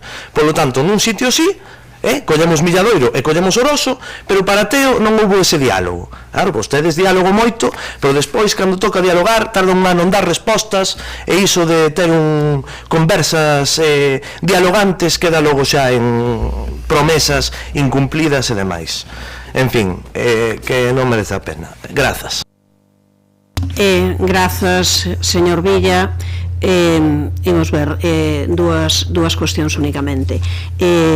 Primeiro, bueno, se quere discutir outras cuestións, eu creo que o lóxico é presentar unha iniciativa sobre outras cuestións. Non era este o punto en que temos que transporte sí, pero non é transporte neste caso dunha proposta que nos fai o Concello de Teo, que foi recibido neste caso tanto polo concelleiro de tráfico como por min mesma, sobre o que falamos en reiteradas ocasións. Manifestamos a nosa disponibilidade a colaboración, pero tamén a estudar o que significaba e a darlle alternativas, e onde lle demos unha alternativa que nos parecía que era máis viable.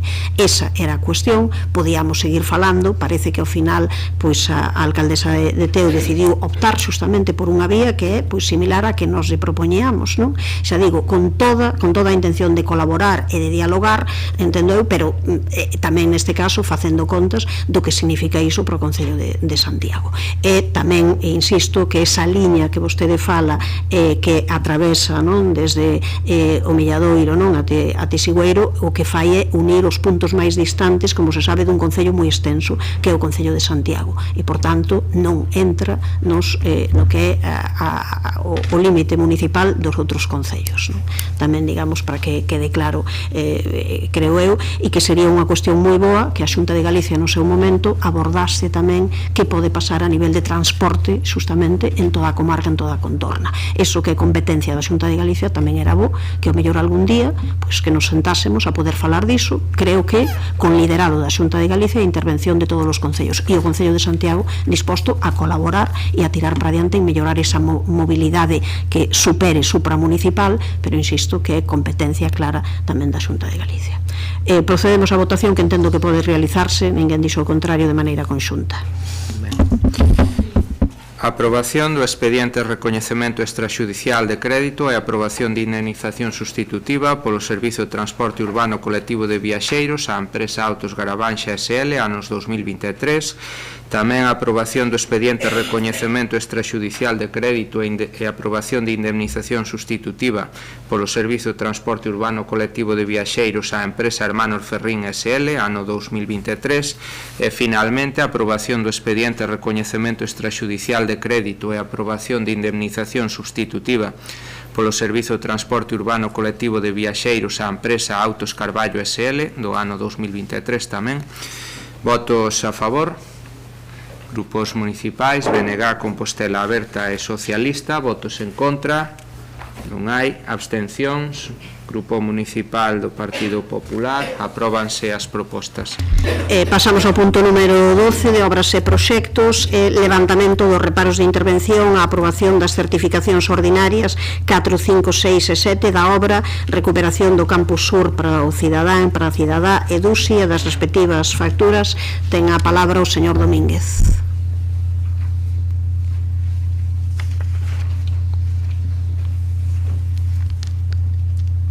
Pensaba que tiña a palabra o señor Domínguez, sino o señor Domínguez ou o señor César, quen queiran, pero para que faga a intervención. Iba a defender ao señor Domínguez. Nada, son estas certificacións de obra referentes a obra de recuperación do Campus Sur, que ao ter finalizado os fondos EDUSI a 31 de decembro de 2023, pois tuveron que ser financiados pois con remanentes líquido de tesorería, simplemente eso. De acordo. Polo Partido Socialista, señora Val. Gracias, sí, nada, simplemente decir que vamos a votar a favor porque, bueno, realmente sí que son gastos efectivamente realizados y en consecuencia pues débese proceder ao seu pagamento. Sí que, bueno, nos preguntamos se acaso se pudo apurar a execución da obra durante o ano 2023, a verdade, tamén nos preguntamos se procedimentalmente, pois a verdade, tendo en conta que non se concluía a obra, pois se tería que haber adoptado procedimentalmente un acordo de suspensión, dotar crédito e despois facer os trámites pertinentes. Pero, bueno, dito isto, son cuestións que nos preguntamos, o certo, non se fixeron e, en consecuencia, pois, bueno, estamos en este punto e o servicio prestouse e, en consecuencia, pois, bueno, o Partido Socialista vai a votar a favor, nada máis. Moitas grazas, señora Val. Polo Partido Popular, señora Ferreiro. Sí, moi ben. No mes de febreiro xa se trouxo a pleno xunto cos orzamentos un expediente de suplemento de crédito por importe de máis de 1 millón de euros financiado con baixas por anulación procedentes de outros proxectos municipais para acabar unha serie de investimentos EDUSI que non remataron ao peche do exercicio 2023 e que non dispoñían do crédito necesario suficiente, en concreto a infraestructura TIC para a Administración Electrónica e a Innovación e as obras de restauración do río Sarela-Sarevilar, o Centro Integral para Inclusión e este mismo de recuperación de Campus Sur para o cidadán. No informe do órgano interventor con respecto a este suplemento xa anunciaba que estes contratos se consideraban nulos ao non ter un soporte económico, é dicir, estarían realizándose sin o crédito orzamentario dentro do 31 de decembro do 2023. En concreto, este de recuperación de Campus Sur para o cidadán sería nulo en canto período que abrangue dentro do 31 de decembro ata o 7 de abril, data na que se contabiliza o documento contable AD, polo que esta nulidade do contrato afectaría os gastos que supoñen as certificacións de obras pedidas. Este grupo municipal xa advertiu ano pasado da dificultade de que algunhas destas obras estivesen certificadas e pagadas a 31 de decembro de 2023, prazo que exixían as bases da convocatoria destos fondos, tendo en conta a complexidade desta tipoloxía de contratos que contan con distintas fases na súa execución, aparte do propio prazo de execución da obra, como son a comprobación do replanteo, a recepción da obra, a liquidación, ao que se engada a casuística recorrente das solicitudes de ampliación de prazo, como pasou neste caso, que a obra foi ampliada por 2 meses máis, ata o 25 de marzo. O que é inexplicable que, sendo conscientes do risco de perder estes fondos pola tipoloxía do contrato, non gozasen de prioridade na súa tramitación. En concreto, o proxecto desta obra aínda se aprobou en maio de 2023, licitándose o día 5 de xullo. A simple vista xa se podía vislumbrar que se ian a perder os fondos.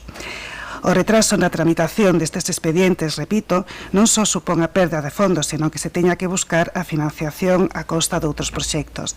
Esta mesma semana, a Xunta de Goberno aprobou un expediente de suplemento de crédito por importe de máis de 11.000 euros para atender a certificación final da obra da operación EDUSI denominada Mellora da Accesibilidade ao barrio de Pontepedriña. Vemos que seguen a quedar flecos derivados desta mala execución dos fondos EDUSI e me imagino que aínda veremos máis. Grazas, señora Ferreiro. Non sei se queren intervir na réplica ou non.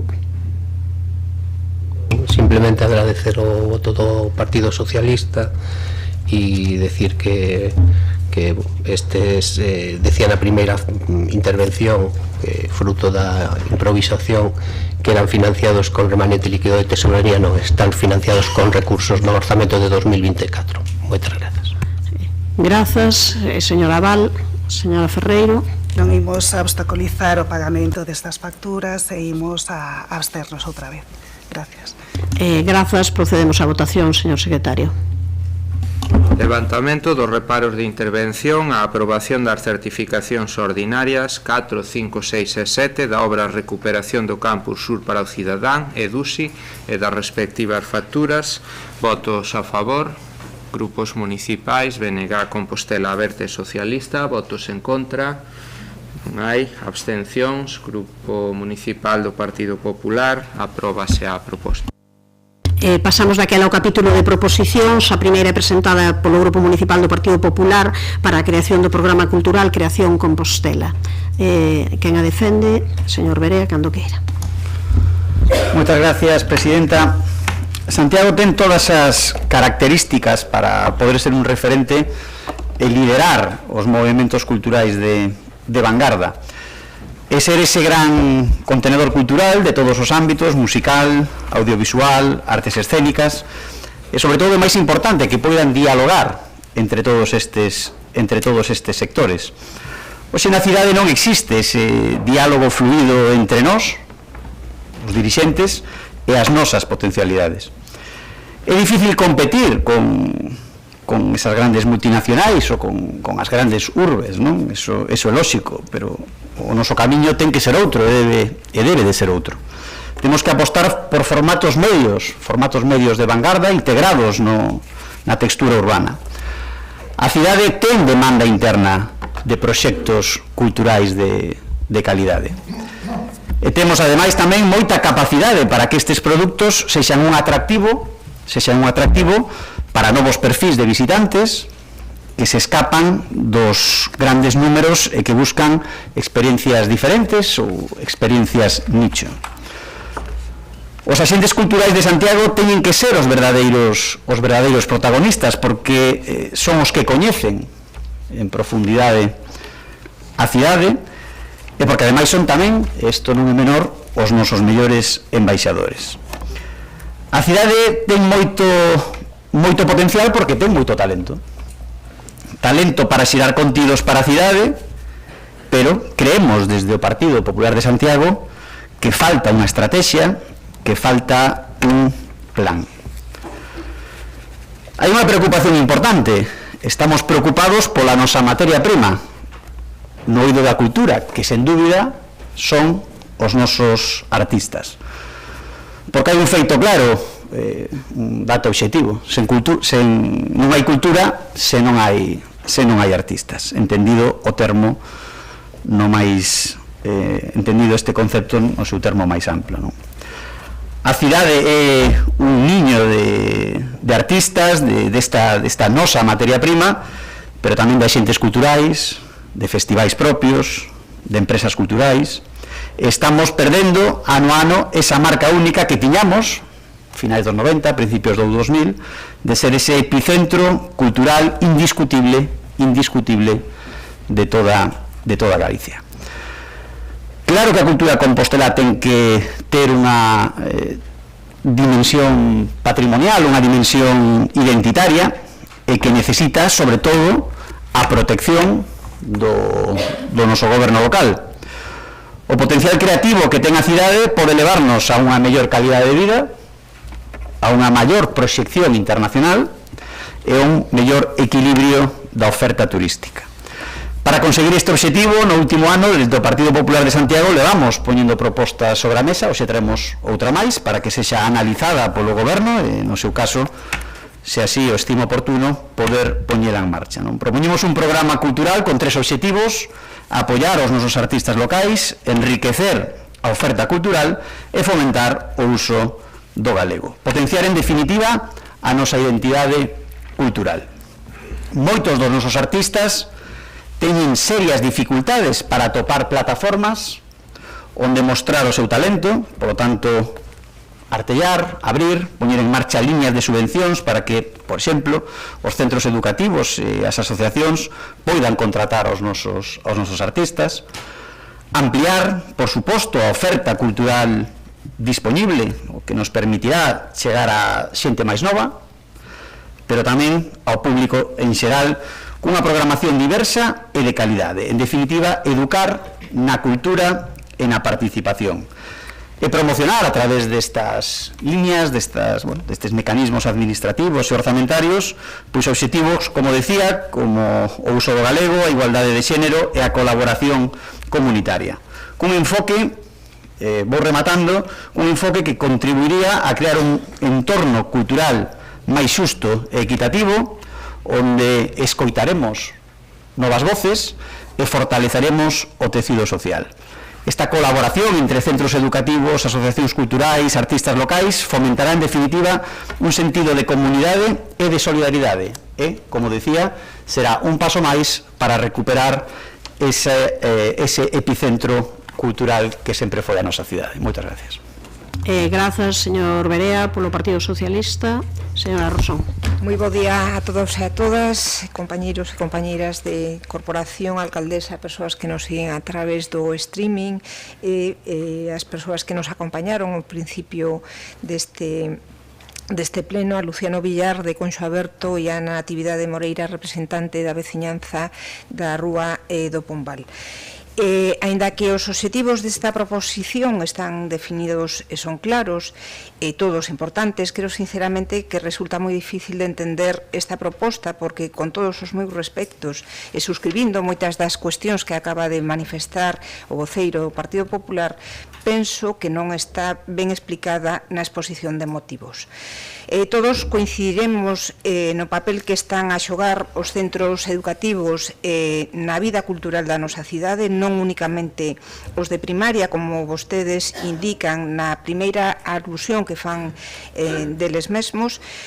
Temos nunha contorna, na nosa contorna máis inmediata, exemplos magníficos que se poden ver ademais dende as ventas deste salón de plenos, como son o IES Rosalía de Castro, e o Xelmírez 1, o IES de SAR, entre outros moitos, porque hoxe os centros de ensino da nosa cidade son grandes xeradores de actividades culturais, son lugares de encontro para abordar e traballar de forma multidisciplinar na diversidade, na igualdade de xénero, a creación en xeral, en colaboración comunitaria e moitísimas cousas máis. Entendo que o que se presente o que se pretende é unha relación máis estreita entre estes centros e asociacións culturais, e para iso solicitan axudas. Estas semanas pasadas, creo que non sei se foi a semana pasada ou anterior, resolvéronse por fin as axudas ás asociacións culturais que, por certo, nunca consumen íntegramente o seu crédito, polo que entendo que esa convocatoria que vostedes plantexan xa permitiría, a través desta, plantexar e financiar moitas destas colaboracións. O plantexamento que fai o Partido Popular, que a min pareceme moi ben, centros de ensino, asociacións, contratación de artistas, todo en línea, está moi ben, pero creo que tal e como está plantexado, vostede, señor Berea, na súa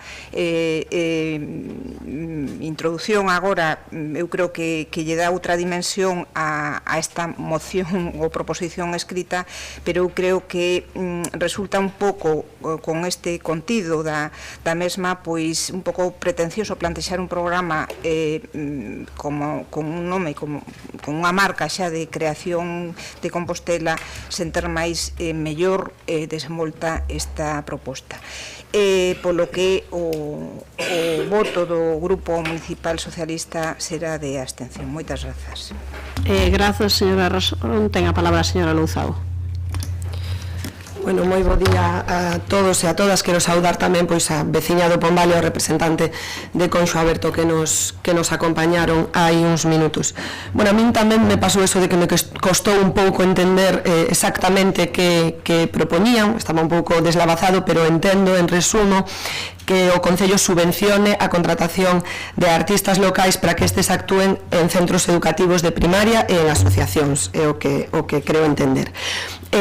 Aínda que agora, bueno, o señor Berea foi por outras cuestións que tamén poderíamos falar noutro momento, pero hoxe voume cinguir a isto que poñía a proposición. A chegar a cultura aos centros educativos vai parecer sempre ben a este goberno e apoiar aos e as artistas locais, por suposto que tamén, pero en todo caso nos entendemos que a forma máis acaída para que a cultura chegue ás escolas debería ser que se incluíse no currículo académico xa pois formación, así como presenza de colectividades artísticas locais no día a día dos centros educativos.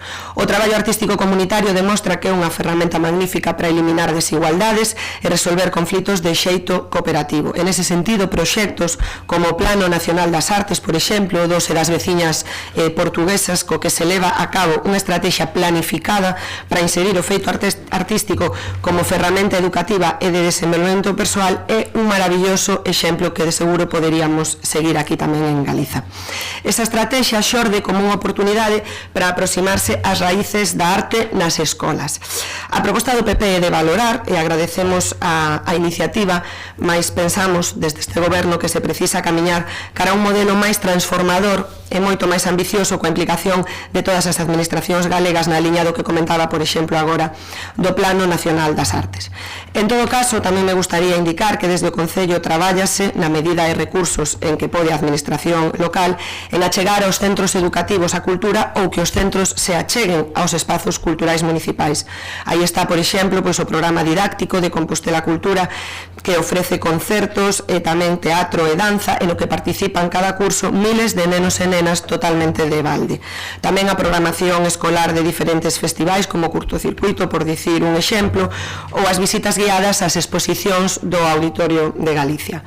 En canto ás subvencións de apoio ao sector cultural, como comentaba agora a compañeira Mercedes Rosón, temos dúas liñas xa en marcha desde o Departamento de Cultura, unha dirixida ás asociacións e outra a profesionais do sector cultural, cun total de máis de 300.000 euros. Precisamente neste momento están abertos, bueno, creo que hoxe ou mañá abriría o prazo das de profesionais e a de asociacións xa está aberto agora mesmo, e é certo que efectivamente aquí cabería isto que propoñen e que nunca se consume o crédito. Por todo isto nos absterémonos. En todo caso, antes de rematar, gustaríame indicar que este goberno local leva traballando desde que chegou nunha estrategia cultural transversal entre os diferentes departamentos que estamos a piques de rematar, e tamén me gustaría aproveitar esta oportunidade para poñer en valor o estupendo equipo de programadores culturais que temos no Concello, no Auditorio de Galicia, que traballan cada día e constame que moi ben, con moita implicación para mellorar a vida cultural de Compostela e o acceso á cultura por parte de toda a cidadanía, tendo sempre como premisa que a cultura é un dereito. Nada máis, moitas grazas. Grazas, señora Rosón. Señor Berea, tempo para a réplica. Perdón, señor Berea. Perdón, señor Berea. Disculpe, volvo a poñer. Non hai ningún problema en cambiar o nome do programa. Na propia exposición pois xa non falei do nome, non? E simplemente, creo que quedou claro na exposición, poñer sobre a mesa unha nova medida que poderá ser analizada e se encaixa dentro desa futura estrategia, pois poñela en marcha, non? O que si é certo é que despois dun ano hai unha pregunta que está está aí, non? Cal é a política cultural do goberno do BNG, de Compostela Aberta, despois dun ano? Non a coñecemos. Bueno, a resposta xa adiantou a concelleira, que se está traballando nesa futura estrategia, non? Que supoño que chegará pois a mediados de mandato, cando se remate esa estrategia transversal na que se está traballando, non a coñecemos. Gustaríanos, por exemplo, despois na réplica, se quere, pois darnos algún exemplo, 1, 2 ou 3 exemplos de cal é a súa política cultural deste último ano, non? Que fixeron que non se viñera facendo por parte do Partido Socialista, ou que implementaron novo neste novo ano, non? Pues están escoitando seguramente os axentes culturais desta cidade, e sería importante coñecer cal é o valor engadido, a novidade, o impulso que este goberno do BNG lle deu neste ano, insisto, a cultura desta cidade, non? Simplemente lamentar que non haxa ese apoio dos dous grupos, dos 3 grupos, pero en todo caso, con esa abstención saída adiante, quedome tamén coas verbas da concelleira de que pode encaixar esta proposta nosa dentro da futura estrategia que está por chegar. Moitas gracias. Grazas, ten a palabra a señora Rosón, non quere facer uso dela, entón tempo para a réplica para a señora Luzao. Bueno, simplemente dicir que nós estamos traballando na estrategia cultural para os vindeiros anos, que entendemos que é o que temos que facer. Evidentemente non entramos coa estrategia cultural do Concello elaborada, o cal non quere decir, obviamente, que non teñamos política cultural, que eu creo que xa non fai falta nin que respondamos a que o BNG non ten política, o BNG e Compostela Aberta neste goberno non teñen política cultural. En todo caso, non era o que íamos a tratar hoxe, non hai ningún problema en sentarse con vostedes a tratar a falar esta estrategia, así o faremos. Tamén entendemos que temos que poñer en marcha procesos de participación tamén en cultura, como vimos facendo en outros ámbitos. Por decirlle un par de cuestións que implementamos este ano, pois estamos facendo obras neste momento na Sala Mozart para facer un espazo estable de programación infantil que comezará o ano que ven, ao igual que tamén un espazo dentro da Casa das Máquinas dirixido ás artes da rúa, ou, por exemplo, nas liñas de subvencións, pois introducimos un apartado específico para festivais, para poder apoiar de modo decidido os festivais que se celebran nesta cidade, festivais grandes que entendemos que son moi importantes na programación cultural, por dicir algún exemplo, porque hoxe non era o día de falar disso. Nada máis, moitas grazas. Pois moitas grazas, e pasamos daquela a votación, cando queira, señor secretario. Proposición presentada polo Grupo Municipal do Partido Popular para a creación do programa cultural Creación Compostela. Votos a favor. Grupo Municipal do Partido Popular. Votos en contra. Non hai. Abstencións. Grupos municipais Socialista, BNG e Compostela Aberta. Apróbase a proposición. Pasamos á segunda das proposicións, presentada tamén polo Grupo Municipal do Partido Popular para a elaboración dun plan municipal de inmigración. Defende a señora Otero, cando queira. Bo día a todos. Alcaldesa, compañeiros e compañeras de corporación, saúdos a todos os que nos seguen por streaming, especialmente aos veciños de Conxo e do Pombal que nos acompañaron a primeira hora desta mañá. Dende esta bancada popular traemos hoxe aquí a este pleno unha proposta en positivo, a elaboración dun plan municipal de inmigración. Sí, efectivamente, outro plan. Unha proposta de planificación como base para o desenvolvemento da nosa cidade. Lembremos que a Real Academia Española define a planificación como plan xeral metódicamente organizado e frecuentemente de grande amplitude para obter un obxectivo determinado, tal como o desenvolvemento armónico dunha cidade. O Concello é o ámbito territorial por excelencia, como todos sabemos, onde se desenvolve a convivencia cidadá. Indudable que Santiago de Compostela é un lugar de acollida dunha importante poboación inmigrante. Poboación inmigrante que achega á sociedade de Compostela elementos de desenvolvemento local, tanto a nivel sociocultural como económico. A inmigración implica oportunidades de enriquecemento cultural, de coñecer e compartir costumes, crenzas, valores, crecemento económico e un largo etcétera. En definitiva, implica oportunidades de desenvolvemento e crecemento para toda a sociedade, mas tamén demanda unha política migratoria local integral que teña en conta todas as dimensións da inclusión e a convivencia, interrelacionadas entre sí, e con mecanismos efectivos de coordinación entre as diferentes áreas de goberno, e, sobre todo, de participación das entidades sociais sociais que representan as persoas migrantes ou traballan na atención ás súas necesidades. O cambio na radiografía sociodemográfica da nosa cidade experimentada nos últimos anos demanda unha resposta planificada, sistemática, estructurada e coordinada ante o fenómeno da migración. Neste contexto, traemos hoxe aquí esta proposta de elaboración dun plan municipal de inmigración, é dicir, a elaboración dun marco común de referencia que ordene e articule as actuacións municipais existentes en materia de inmigración, dándolle coherencia ás existentes, así como establecer aquelas que é necesario implementar cara aos vindeiros anos. Un mecanismo que garante, en definitiva, a acollida de inmigrantes, a súa integración social, cultural, económica e o fomento da convivencia intercultural no marco da sociedade compostelá. Un plan municipal de inmigración que recolla obxectivos, medidas e actuacións dirixidas ás persoas migrantes, nas que se aborde as súas necesidades de forma integral e dende unha perspectiva inclusiva. Como principais eixes estratégicos do plan podemos destacar, entre outros, o desenvolvemento dos dereitos das persoas migrantes, información, formación, sensibilización, integración social, convivencia cidadá, loita contra a intolerancia, xenofobia, o racismo, orientación e inserción laboral, mecanismos de participación social, os grandes ausentes no ámbito municipal referidos ao obxecto desta proposición. Estamos a falar dun plan que favorezca un marco de convivencia integradora e positiva, cuxa finalidade sexa a integración real e efectiva das persoas migrantes e a mellora das súas relacións, cohesión e convivencia coa veciñanza de Compostela, sexa cal sexa a súa procedencia cultural.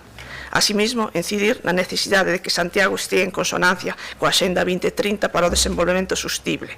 A Axenda 2030 que define 17 obxectivos de desenvolvemento sostible e 169 metas que conectan de xeito directo a acción internacional, nacional e local e sitúa as cidades e os seus gobernos como coprotagonistas dos procesos e decisións políticas que conducirán a súa efectiva consecución no ano 2030.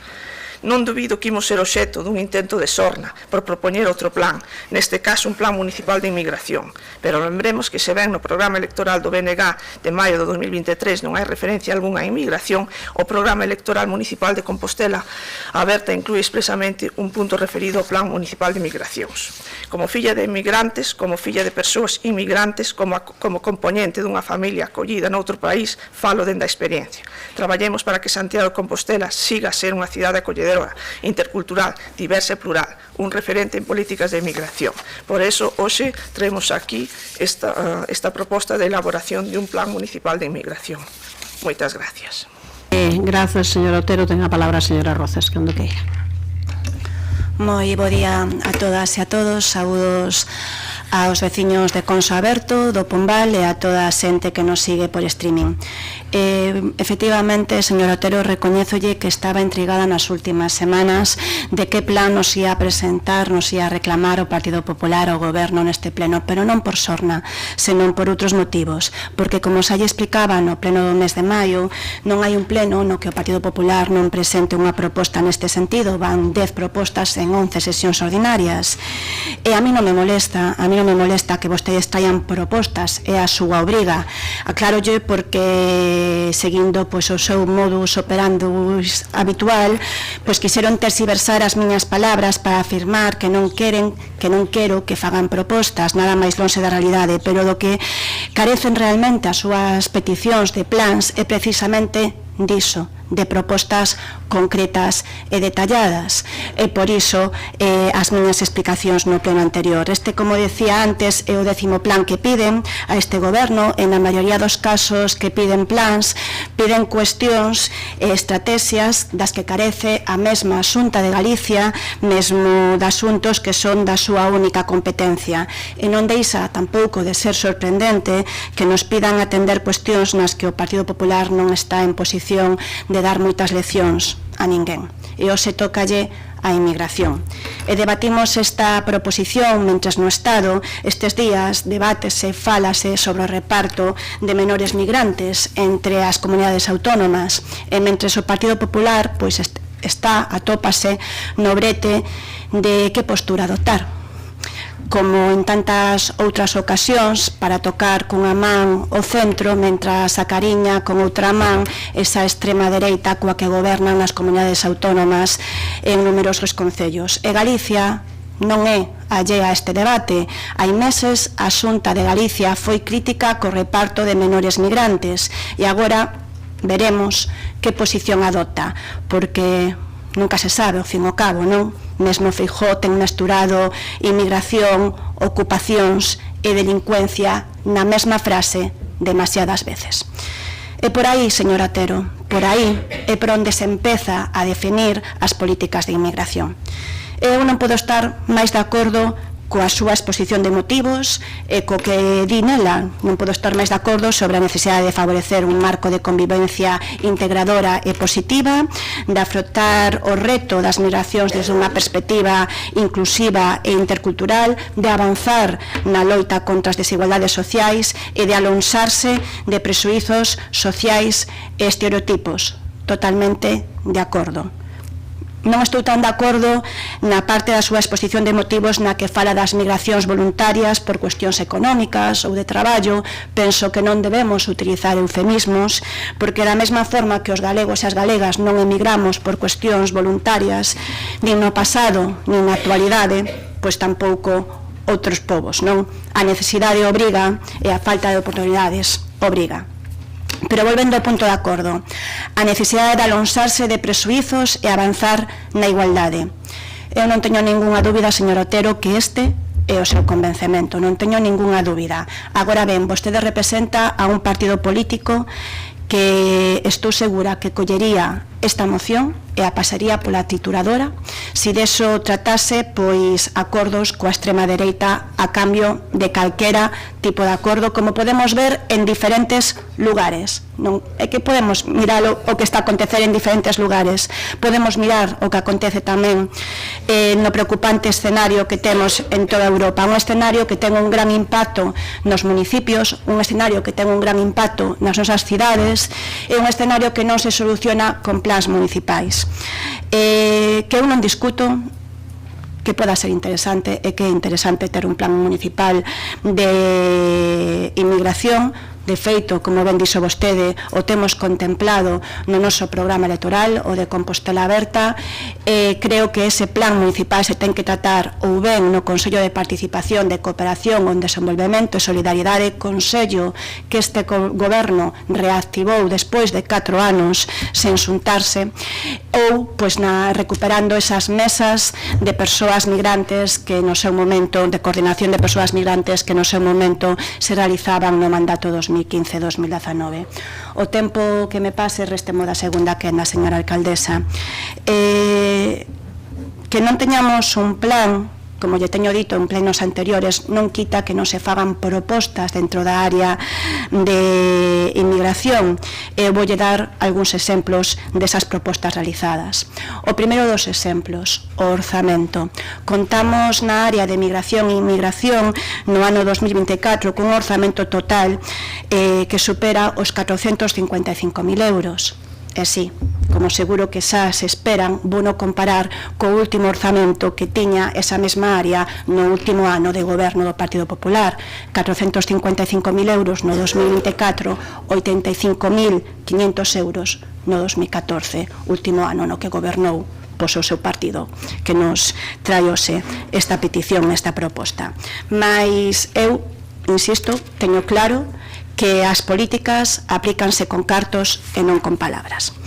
Segunda das propostas que fixemos durante este ano de mandato na área de inmigración e emigración, o Consello de reactivar o Consello de Cooperación de Desenvolvemento e Solidariedade, que ten entre os seus obxectivos, tal e como recolle nos seus estatutos, dar resposta ás necesidades e demandas do fenómeno migratorio e atender a poboación migrante.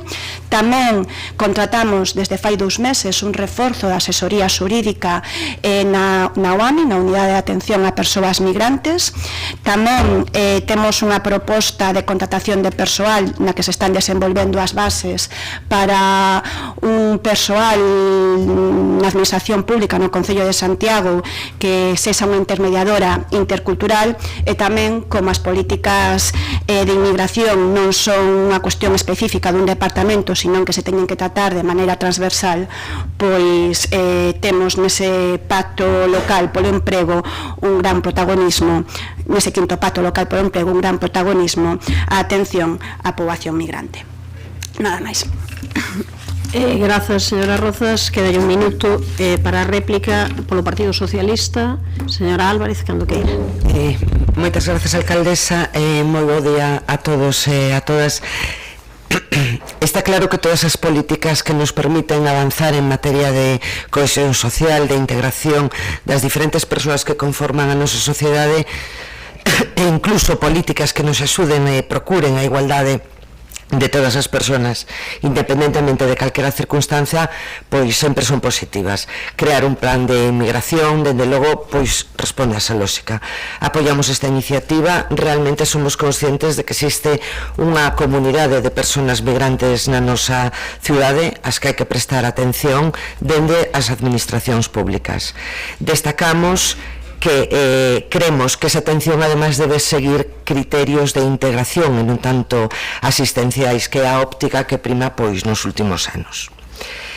Pensamos que é importante tamén recoñecer en primeiro lugar pois o traballo que se fai neste concello dende a unidade de atención ás migracións, o que é a UAMI, e que ten que ser o eixe sobre o que ten que xerar toda a política que queramos implantar con éxito nesta cidade en materias de migración.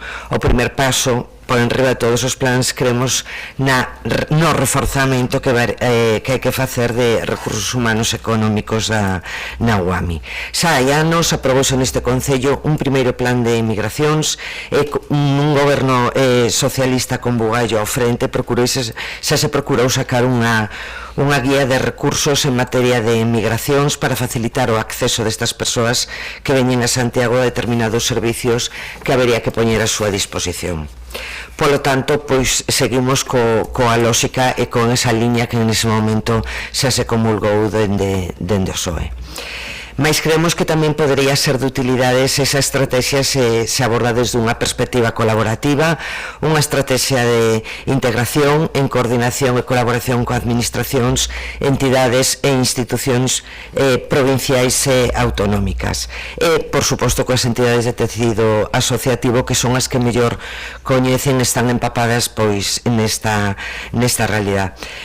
Vemos positivo, ademais, facer un reforzamento a toda esta cohesión social dende unha perspectiva, como xa dixemos, máis integradora que asistencial. Pensamos que hai moitas vías sobre as que se pode traballar e non queremos olvidarnos tamén de empregar a cultura como un elemento de integración coa finalidade de crear lazos e convivencias a través desto. Pensamos que Santiago efectivamente é unha cidade acolledora que vai no propio ADN de Santiago. Moitas grazas. Grazas, señora Álvarez. Señora Otero, tempo para a réplica. Bo día a todos novamente. Incidimos en dous puntos. Primeiro, na importancia e necesidade dunha política, dunha estrategia municipal planificada, estructurada e cohesionada en todos os ámbitos municipais, en xeral, en particular en inmigración, que é o obxecto desta proposta. En segundo lugar, Santiago de Compostela merece contar con un instrumento que incida na mellora da calidade de vida das persoas que escolleron esta cidade para desenvolver o seu proxecto de vida, das persoas que se viron obrigadas a deixar a súa casa, o seu país, pola súa situación, polas desigualdades, pola guerra ou pola falta de oportunidades. Non sorprende que se faga referencia unha vez máis á Xunta de Galicia. Xa temos un contador de cantas veces sae esa palabra. Traemos aquí unha proposta en positivo, constructiva, pero como non podía ser de outro xeito, a culpa sempre da Xunta de Galicia e do PP. O Concello non fai unha determinada actuación, a culpa do PP da Xunta. O que pedimos é respeto. Falar de trituradora neste caso, en un aspecto tan importante como a inmigración, completamente está fora de lugar. Gracias ao PSOE por apoiar a nosa proposta. A señora Rozas non se pronunciou sobre o seu sentido do voto, pero entendemos que será coherente co recollido no seu programa electoral, ou senón outra mostra máis de incumplimento das súas promesas electorais. Moi bo día a todos, gracias. Grazas, señora Otero. Un minuto para a señora Rozas.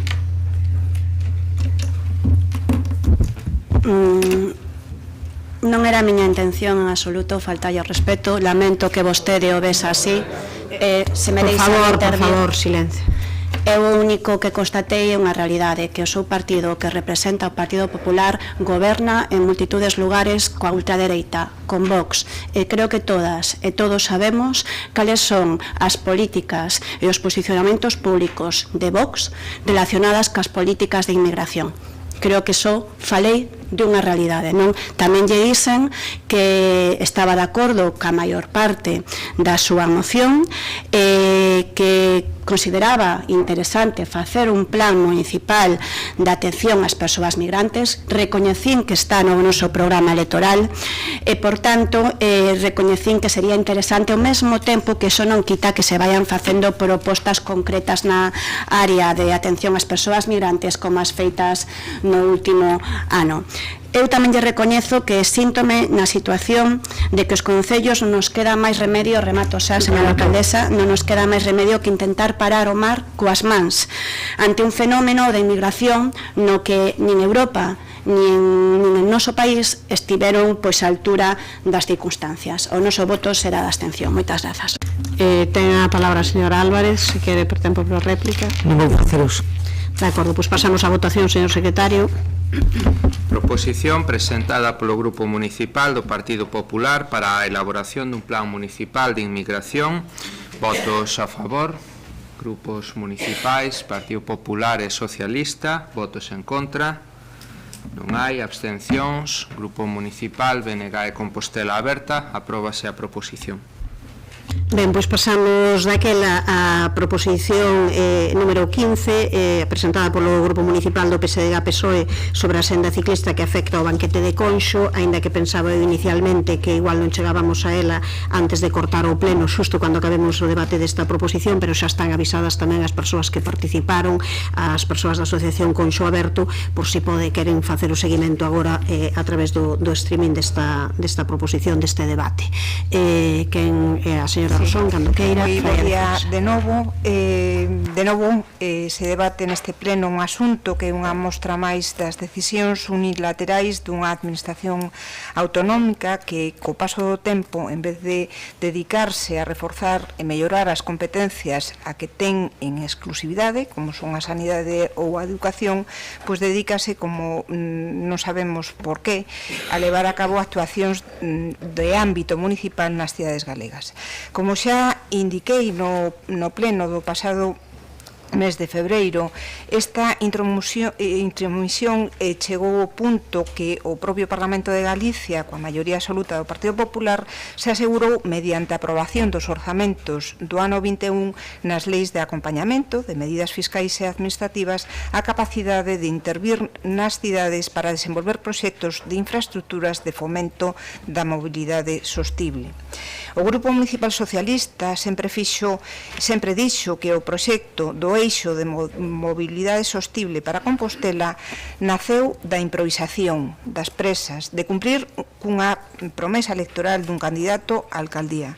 Co trazado e deseño final non se está a buscar un uso alternativo de mobilidade como supostamente se pretende, simplemente estáse a construir outra senda máis ben recreativa. Unha senda que non ten lógica ninguna para que un veciño do Milladoiro se achegue en bicicleta ao Chus ou fan desaparecer agora parte da obra que fixo a propia Xunta en Rodríguez de Vigure, eliminando prazas de aparcamento para poñer un carril de bicicleta agora e non o pensaron antes, vese que non. Ademais, esta intervención colisiona frontalmente con espazos tan sensibles e importantes a nivel patrimonial e medioambiental como son as bañas e a Colexiata de Sar e o Mosteiro e o banquete de Conxo, e por iso o Goberno Municipal anterior presentou o 15 de febreiro do ano 23 alegacións a todo o proxecto que estaba nese momento en información pública.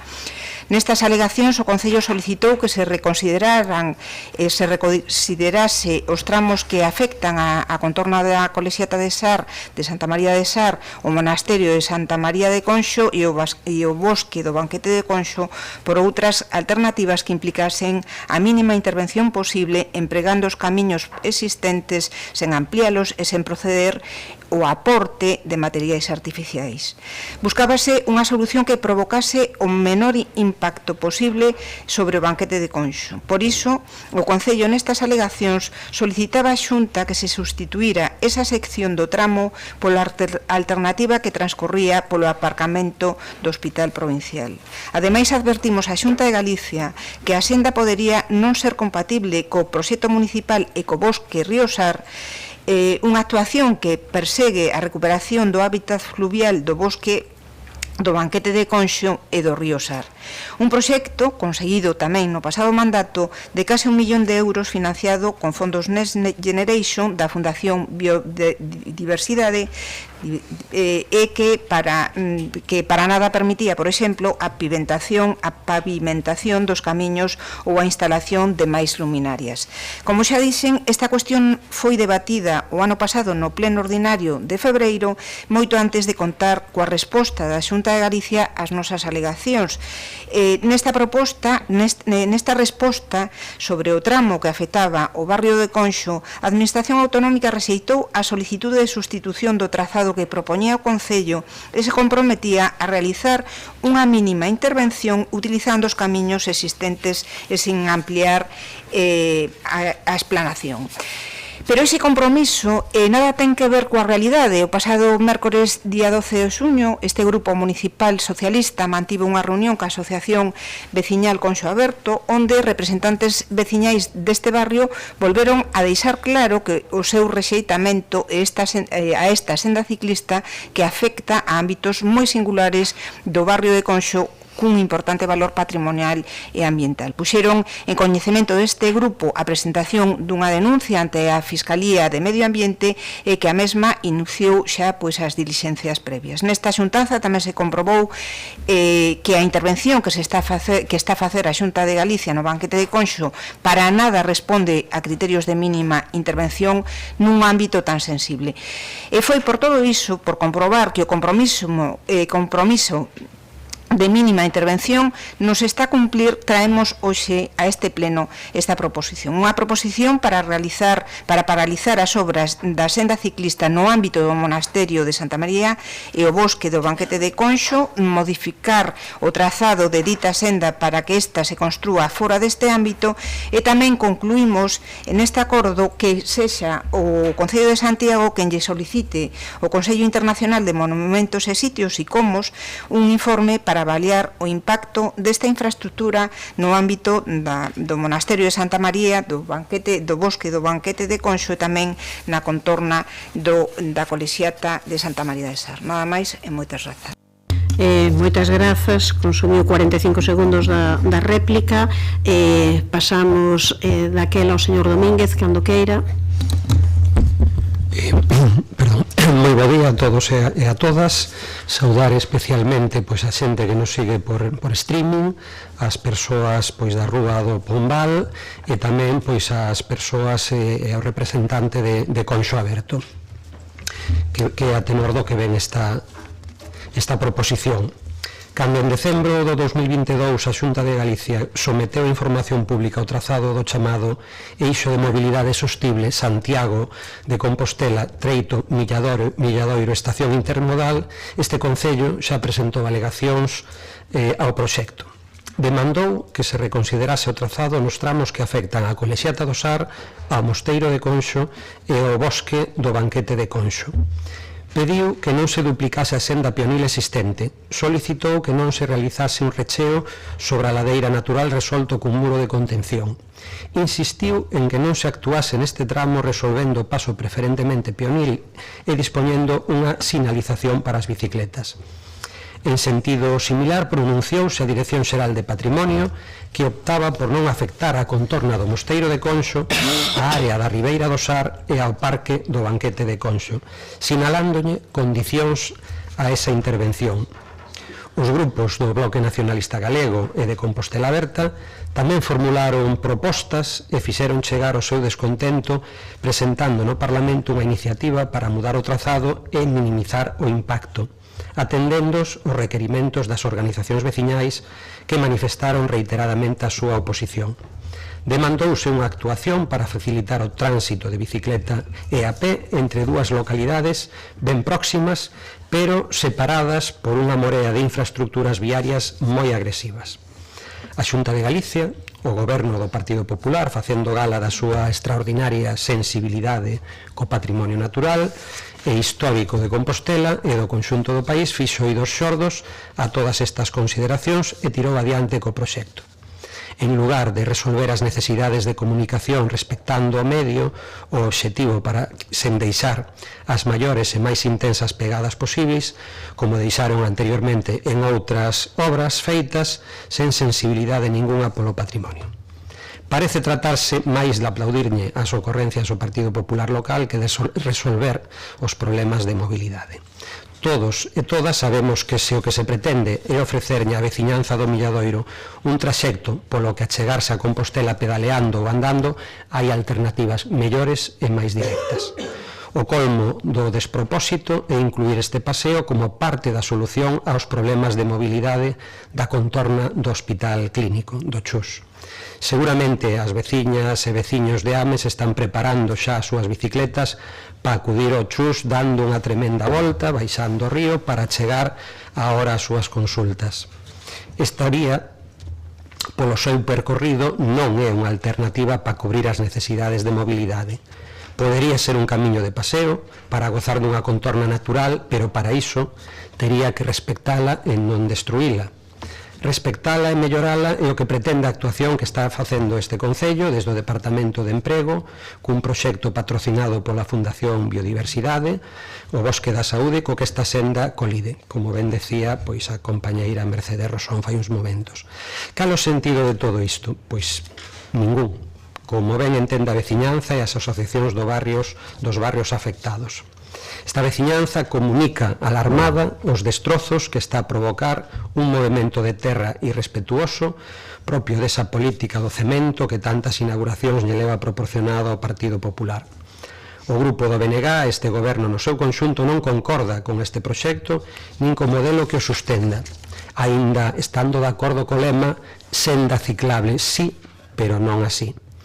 A declaración de interese que aprobou a Xunta de Galicia dalle carta branca para actuar por encima do planeamento municipal. Este procedimento existe na normativa, pero debería reservarse para proxectos de verdadeiro interese xeral que requira de habilitacións legais áxiles que, por veces, os concellos non están en condicións de ofrecer, e non debería servir para meter as excavadoras e arrasar cos intereses da veciñanza, coa planificación urbanística municipal ou co medio natural sen consideración ninguna. Por todo isto e polo que imos a votar a favor da proposición. Por parte do Partido Popular, o señor Berea, cando queira. Bueno, pois agradecer a concelleira do Partido Socialista e ao concelleiro do BNG pois que recoñezan que este é un proxecto que está en marcha gracias á insistencia, gracias ao diseño e grazas a ese espírito que temos de transformar a cidade, non? É curioso como todo o que eu presento, o Partido Popular de Santiago presenta, xera moitas chanzas, non? Outra ocurrencia, mira, unha ocurrencia nova, e despois, curiosamente, pois saen adiante, non? Podemos falar tamén do aparcadoiro do Clínico, non? Aquí moitas chanzas, moitas risas, unha nova ocurrencia do señor Berea. E, sin embargo, bueno, pois aquí a alcaldesa xa ten acordado coa Xunta de Galicia como a mellor solución para solucionar o problema. E o mismo, estou convencido, pois vai a pasar con esta conexión Milladoiro-Santiago, que é unha infraestructura de transformación real da cidade e que é unha infraestructura de mobilidade alternativa como non se fixo en moitísimos anos nesta cidade. Por tanto, claro que estamos moi orgullosos de ter posto sobre a mesa, de ter patrocinado e de seguir defendendo este investimento, non? Como digo, un investimento realmente transformador. Eu agradezo tamén a claridade do BNG, non? Porque eu creo que hai que ser claros, non? Está o goberno do BNG, está a señora alcaldesa a favor desta senda, a favor deste investimento, a favor desta infraestructura, ou non está o goberno do BNG a favor desta infraestructura? Quedou claro antes das eleccións que non. tanto Compostela Aberta como BNG, discutimos en moitísimos debates. Non queremos esa senda para Santiago, porque os veciños non están a favor. E acaba de aclarar, ademais, o concelleiro, pois que non concorda, que tiña que ser deseñada de outro xeito, que, polo tanto, pois non é a mellor solución. Bueno, pois eu botei de menos este último ano unha declaración contundente deste goberno para que se paralice, para que se reformule, para que se faga de outro xeito esta senda. Non atopei ninguna declaración da señora alcaldesa, podo estar equivocado, pero coa contundencia necesaria como parar esta obra, non? Moito me temo, e non me consta, claro, non teño información, non sei se se lle comunicou a Xunta de Galicia por parte deste goberno que non se quería esta senda, non sei se na reunión co presidente da Xunta se lle dixo non quero esta senda non é boa para a cidade que eu lidero. Por tanto, creo que hai que ser moi claros cando se está falando de infraestructuras desta envergadura. Ou se queren ou non se queren. E se non se queren, pois hai que ser claros, como recoñece ademais que foi claro o concelleiro hoxe sí do BNG dicindo claramente que non a esta infraestructura transformadora de Santiago. Porque claro, se fala coa boca pequena, pois podemos estar novamente ante unha utilización dos veciños de Conxo que legítimamente están poñendo sobre a mesa discrepancias sobre esta infraestructura, porque non vai a ser que antes das eleccións, novamente, non a senda, cando se está gobernando, pois a senda sigue en funcionamento. Hai mecanismos suficientes, administrativos, políticos, para parar esta senda se non se está de acordo. Despois dun ano, a senda está en marcha, está, como digo, con un investimento avanzado. Por lo tanto, pido que sexan claros, sinceros e transparentes, como foi hoxe o concelleiro do BNG, pero non foi o goberno ao longo deste último ano. Non hai unha declaración expresa de oposición a esta senda que eu, polo menos, pois podo estar equivocado, non? Nos nese sentido, puido ter coste electoral ou puido non ter coste electoral, pero claros, sinceros e transparentes. Eu mesmo e o meu equipo, antes das eleccións, sentámonos cos veciños de Conxo, que nos dixeron que non estaban de acordo, e nos dixemos, pois, que sí, que entendemos que unha infraestructura transformadora da cidade. E, bueno, pois non houve lóxicamente acordo, pero non intentamos pois ir por atallos, non? Senón que saben perfectamente que nos defendemos esa senda, non? É certo que o modelo do Partido Socialista, do BNG, de Compostela Aberta, no que se refire a políticas de utilización da bicicleta, pois é outro, non? Pois aí temos os carrís bicis inconexos de Fontiñas, aí temos Clara Campo Amor, aí temos agora o Pombal, non? Que tamén vai ter un tramiño de bicicleta. A nosa aposta é contundente, é clara e é transformadora, que é unir o Milladoiro con Santiago a través dunha senda, e por certo, co asesoramento e da mao da asociación Composcleta, como así transmitiu a propia asociación e a propia Xunta de Galicia. Permítame continuar utilizando o tempo da seguinte intervención, porque volvo a facer a mesma pregunta que fixen no eido de Cultura. Que medidas puxo en marcha este goberno que non viñeran de atrás do Partido Socialista ou de outra administración como a Universidade ou a Xunta de Galicia? Que medidas puxo sobre a mesa para mellorar a mobilidade en bicicleta despois dun ano? Que puxo sobre a mesa? Porque cancelouse o proxecto de Romero Donallo, pero que puxo sobre a mesa? Explique que puxo sobre a mesa despois dun ano para mellorar a mobilidade en bicicleta despois, sen ter en conta esta intervención de oposición clara e directa, de oposición clara e de rexeitamento deste investimento. Nós, como digo, a cara descoberta, creemos que é unha infraestructura necesaria, que ten que cumprir todos os requisitos legais e medioambientais, por suposto, salvo que haxa algún incumprimento, pois a senda ten que seguir adiante. Tamén sabemos que, claro, cando unha aposta por algo pode sair ben ou pode sair mal. Se finalmente é un fracaso esta senda, pois recuperaremos, eu agradezo tamén a Mercedes que dixera claramente que un proxecto noso, un proxecto de Borja Verea para a cidade, se sale mal, pois será o fracaso de Borja Verea na cidade. Agora ben, como a senda funcione, como sexa unha infraestructura transformadora de verdade, pois aí veremos un novo éxito do goberno de transformación da cidade. O sea, que imos esperar a ver como acaba, imos esperar a ver se funciona ou non funciona. Se non funciona, será culpa de Borja Verea, e se funciona, por suposto, estarán aí para a foto este goberno de transformación da cidade. Como digo, xa remato, imos ser coherentes como fomos sempre diante dos veciños e diante da cidade, e apoiamos e queremos que siga adiante esta senda, eso sí, por suposto, cumplindo todos os requisitos legais, todos os requisitos medioambientais e todo o que poña a normativa, nada máis.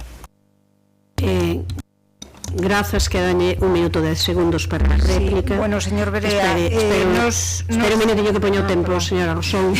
Señor Berea, prezado Borja, o Partido Socialista nunca estivo, e no goberno, nunca estivo de acordo con esta intervención, porque non era compatible co proxecto e co bosque Ríosar, entre outras moitas cousas, e por iso fixemos as alegacións. Eu recordo perfectamente o día que nos chamou o director da AXI, a directora de área e a min para falar da recepción das obras da Xunta de Galicia nos camiños de Santiago, e tímidamente sacou ao final un papelín, un plano precisamente co logotipo da asociación que vostede acaba de nomear, para indicarnos e para informarnos de que iban a poñer en marcha este proxecto. Dende logo a Xunta de Galicia actuou con presas e improvisación. Parece ademais que mudan a súa estrategia para o que lles convén, porque para facer un aparcamento no Chus, a maior demanda que ten esta cidade e que é a máis evidente, pois a Xunta escudouse en que se necesitaban facer todo tipo de informes, de estudos de mobilidade, salvo que sexas pois candidato ao Partido Popular, non? Pero para desenvolver este proxecto que cruza completamente a cidade de Santiago, de o Milladoiro ata San Caetano, esa é a lógica da Xunta. Falando de aparcamentos, xa o repetimos aquí moitas veces, quero recordar que noutras cidades de Galicia, pois a Xunta de Galicia está destinando moitos fondos europeos para pois a creación de aparcamentos disuasorios, e aquí en Santiago pois estamos gastando 11 millóns de euros nunha senda recreativa, porque é o que vai a ser. En fin, cada quen pois haberá se iso representa as demandas dos veciños de Compostela. Nos non podemos quedar impasibles ante o que está a pasar no banquete de Conxo, nunhas obras que non respetan a mínima intervención e que están a arrasar un espazo medioambiental de altísimo valor para a nosa cidade. Por iso, hoxe, pois pedímoslle ao Concello de Santiago que actúe e reclame a paralización destas obras á Xunta de Galicia. Nada máis e moitas gracias. Señor Domínguez, cando queira. Sí, evidentemente, cunha partida de 12 millóns de euros teríamos articulado toda unha trama de carriles bici que articulase a cidade, todos os centros xeradores de tránsitos, e sin ter que dar voltas, sin ter que apartar as bicicletas e mandalas, a dar un paseo moi agradable, eso sí, pero que para chegar do Milladoiro ao Chus supón dar un rodeo e unhas diferencias de cota moi importantes. As bicis son parte da pacificación do tráfico e teñen que estar presentes no trazado urbano para que realmente leven a algún sitio e a xente sinta seguridade á hora de trasladarse pola cidade. Se as apartamos, pois non cumpre eses obxectivos. Por exemplo, preguntaba algún exemplo, en breve, nos próximos meses, comezaremos a facer un carril bici tamén pois na rúa de Xoán 23, todo desatrazado ata San Caetano, pero articulando parte da cidade. E o que se me pide a estas obras, a Xunta de Galicia, pois o fai tamén a Dirección Xeral de Patrimonio Cultural no seu informe, donde para o trazado no territorio histórico do Camiño Portugués de Santiago e do conxunto do Mosteiro, pois pide e recolle unha serie de cuestións. O informa favorablemente, condicionando a alternativa a cumprir unha serie de requerimentos. As sendas ocuparán exclusivamente a explanación existente sen ampliala, non superando os 3 metros de ancho, minimizando os movementos de terras e preferentemente utilizando pavimentos brandos.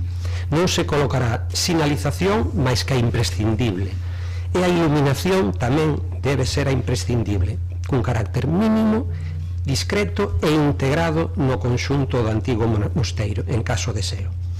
En calqueira caso, coordinarase sempre coas determinacións do plan especial, E para a zona de entrada, pois a zona do antigo cementerio, o proxecto tería que incluir un proxecto de restauración e de rehabilitación específico que inclúa a investigación arqueolóxica dos restos estruturais que existen e un levantamento planimétrico e unha proposta coherente e respetuosa cos seus valores, ou seja, un proxecto de detalle. En estes momentos descoñecemos se hai algún proxecto de detalle dentro do ámbito do banquete de Conxo. Entonces, non sabemos que é o que vai facer a Xunta de Galicia, donde vai variando tamén esta senda ciclable en función pois das presións cidadanas, como fixo como tivo que facer no entorno da colexiata de Sar e no seu trazado mellorando algunhas dos trazados iniciais. Moitas grazas.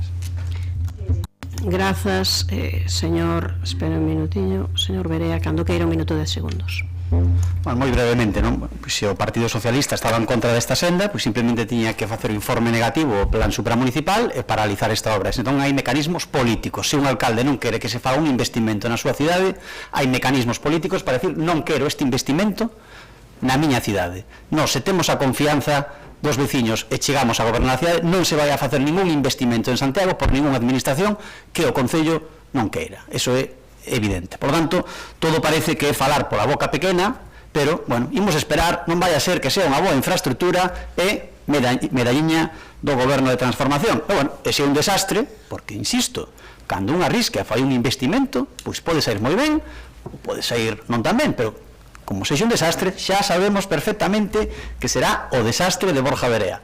Agora ben, imos esperar. Non somos coherentes, somos transparentes e somos claros e sempre dixemos o mesmo. Por lo tanto, total apoio, total respaldo a investimentos transformadores que definen o noso modelo de cidade. Transformación real e non parches e titulares. Grazas, señor Berea. Dúas cuestións. A primeira é que entre as ocorrencias, non, que vostede mesmo cita, esqueceu de falar a de furar a Virxe da Cerca. Esa non a comentou. Pero logo, a respecto de que pasa coa senda e a posición do goberno.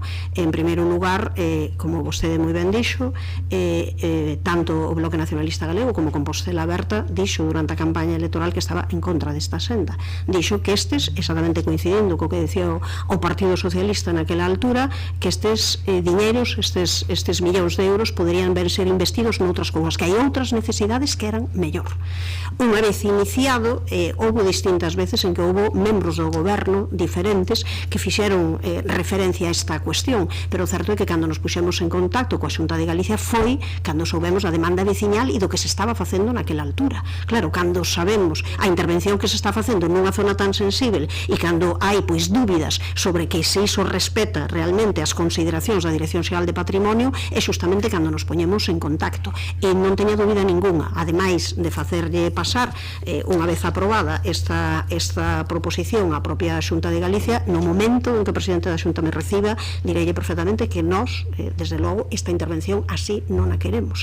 Hai unha frase que podería resumir: nós poderemos querer unha senda. A senda de que se falaba era unha senda distinta, unha senda que conectase, non unha senda que fose de paseo, realmente. Que entendíamos que podía ser outro trazado, dixémolo outras veces, podía ser de outra maneira, senda así, pero non así. Entón, fixemos unha serie de propostas no seu momento, hai unhas alegacións do Concello que nos compartimos e fixemos tamén alegacións ás distintas forzas políticas que compartimos o goberno. Trasladaremos ao presidente da Xunta por escrito e trasladaremos oralmente en que teñamos posibilidade de facelo.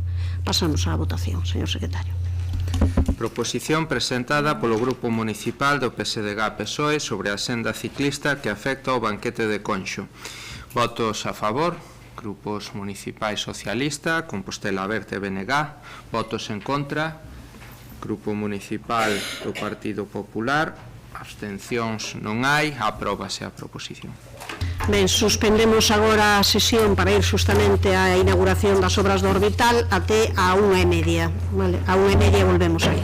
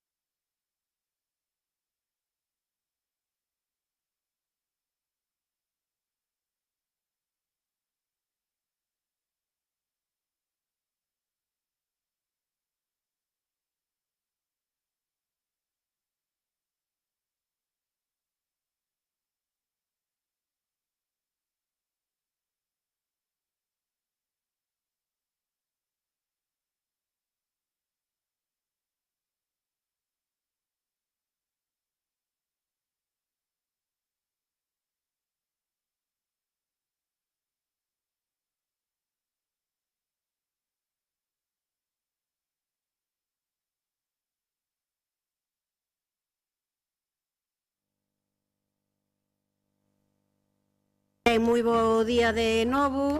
Imos reiniciar logo esta sesión plenaria coa última das proposicións, neste caso presentada polo Grupo Municipal do PSDG-PSOE, relativa á Escola Galega de Saúde para os cidadáns da Xerencia do Servizo Galego de Saúde. Señora Álvarez, cando queira. Alcaldesa, hola de novo a todos. Comenzar dicindo que o pasado 4 de xuño reunirse por primeira vez neste mandato o Consello Municipal de Saúde, presidido por Pilar Loeiro. Neste Consello fixose referencia a un estudo de diagnose do Plan Municipal de Saúde do Concello de Santiago, encargado polo Goberno Socialista xa no ano 2022. Este estudio, realizado pola área de Medicina Preventiva e Saúde Público da USC, foi elaborado co obxectivo de ofrecer unha descripción detallada do estado de saúde da nosa poboación e proporcionar unha evidencia sólida para a toma de decisións dentro do ámbito sanitario. A radiografía mostrada de saúde pois reflicte indicadores como que o 20% da poboación é fumadora activa, o 41% presenta sobrepeso e o 17% padece depresión ou ansiedade. Estes datos, pois, pensamos que suliñan a necesidade de implementar estrategias que sexan efectivas para mellorar a saúde da cidadanía e, sobre todo, tamén cambios de hábito de vida. Ao Grupo Municipal Socialista parecelle moi interesante proponer a este Goberno empezar a traballar nesta dirección e que se solicita a Xunta de Galicia, concretamente a Escola Galega de Saúde, apoio formativo e divulgativo que vaya dirixido aos veciños de Santiago. Esta Escola Galega de Saúde para cidadáns é unha institución que foi creada no ano 2009, depende da Xerencia do Servizo Galego de Saúde, forma parte da Subdirección Xeral de Humanización e Atención á Cidadanía. A misión da escola é proporcionar información, coñecementos, habilidades en procesos de saúde e enfermedade a pacientes, pero tamén a coidadores e a cidadanía en xeral. O seu obxectivo é mellorar a súa calidade de vida, cambiar hábitos de vida prexudiciais para a saúde e fomentar unha participación segura en decisión sobre os procesos de saúde ao estar impartida enteramente por profesionais da saúde. Estes coñecementos e habilidades impartidos por profesionais teñen como requisito pois contar cun mínimo de 10 participantes aos que ademais se lle emite un certificado de asistencia. É un proceso ademais áxil, non precisa de convenios ou acordos de colaboración, sino que simplemente calquera persona baixo o amparo dunha asociación ou o propio Concello pode solicitar esta formación. A escola, ademais, ofrece unha grande variedade de formación dirixido pois ao deporte e ao ocio, coidados na alimentación saludable, manexo e administración de medicación persoas maiores con deterioro cognitivo, é dicir, unha grande axuda para aqueles coidadores pois que permanecen en casas con persoas con deterioro. Cursos de primeiros auxilios, mulleres e saúde, atención nos fogares de persoas con dano cerebral adquirido, etc. Ademais, contempla a posibilidade de poder preparar segundo a demanda que haxa en cada momento. Non é unha formación cerrada. Por todo isto, o Grupo Municipal do PSDG solicita ao Pleno da Corporación a adopción do seguinte acordo. Establecer, a través do Consello Municipal de Saúde, que creemos que é o paraguas máis adecuado para facer isto, un equipo de coordinación entre o Concello e a Escola Galega de Saúde, dependente do Sergas, para planificar e organizar actividades formativas relativas a aquelas áreas prioritarias de intervención de acordo ao informe de diagnose de saúde. E por outro lado tamén que dende o propio Consello de Saúde, pois aproveitando que existe esta estrutura, se implementa un sistema de evaluación continua co obxectivo de medir a efectividade que ten cada un destes programas a implantar. Moitas grazas. Grazas, ten a palabra a señora Lueiro cando queira. Ben, bo día a todos e a todas.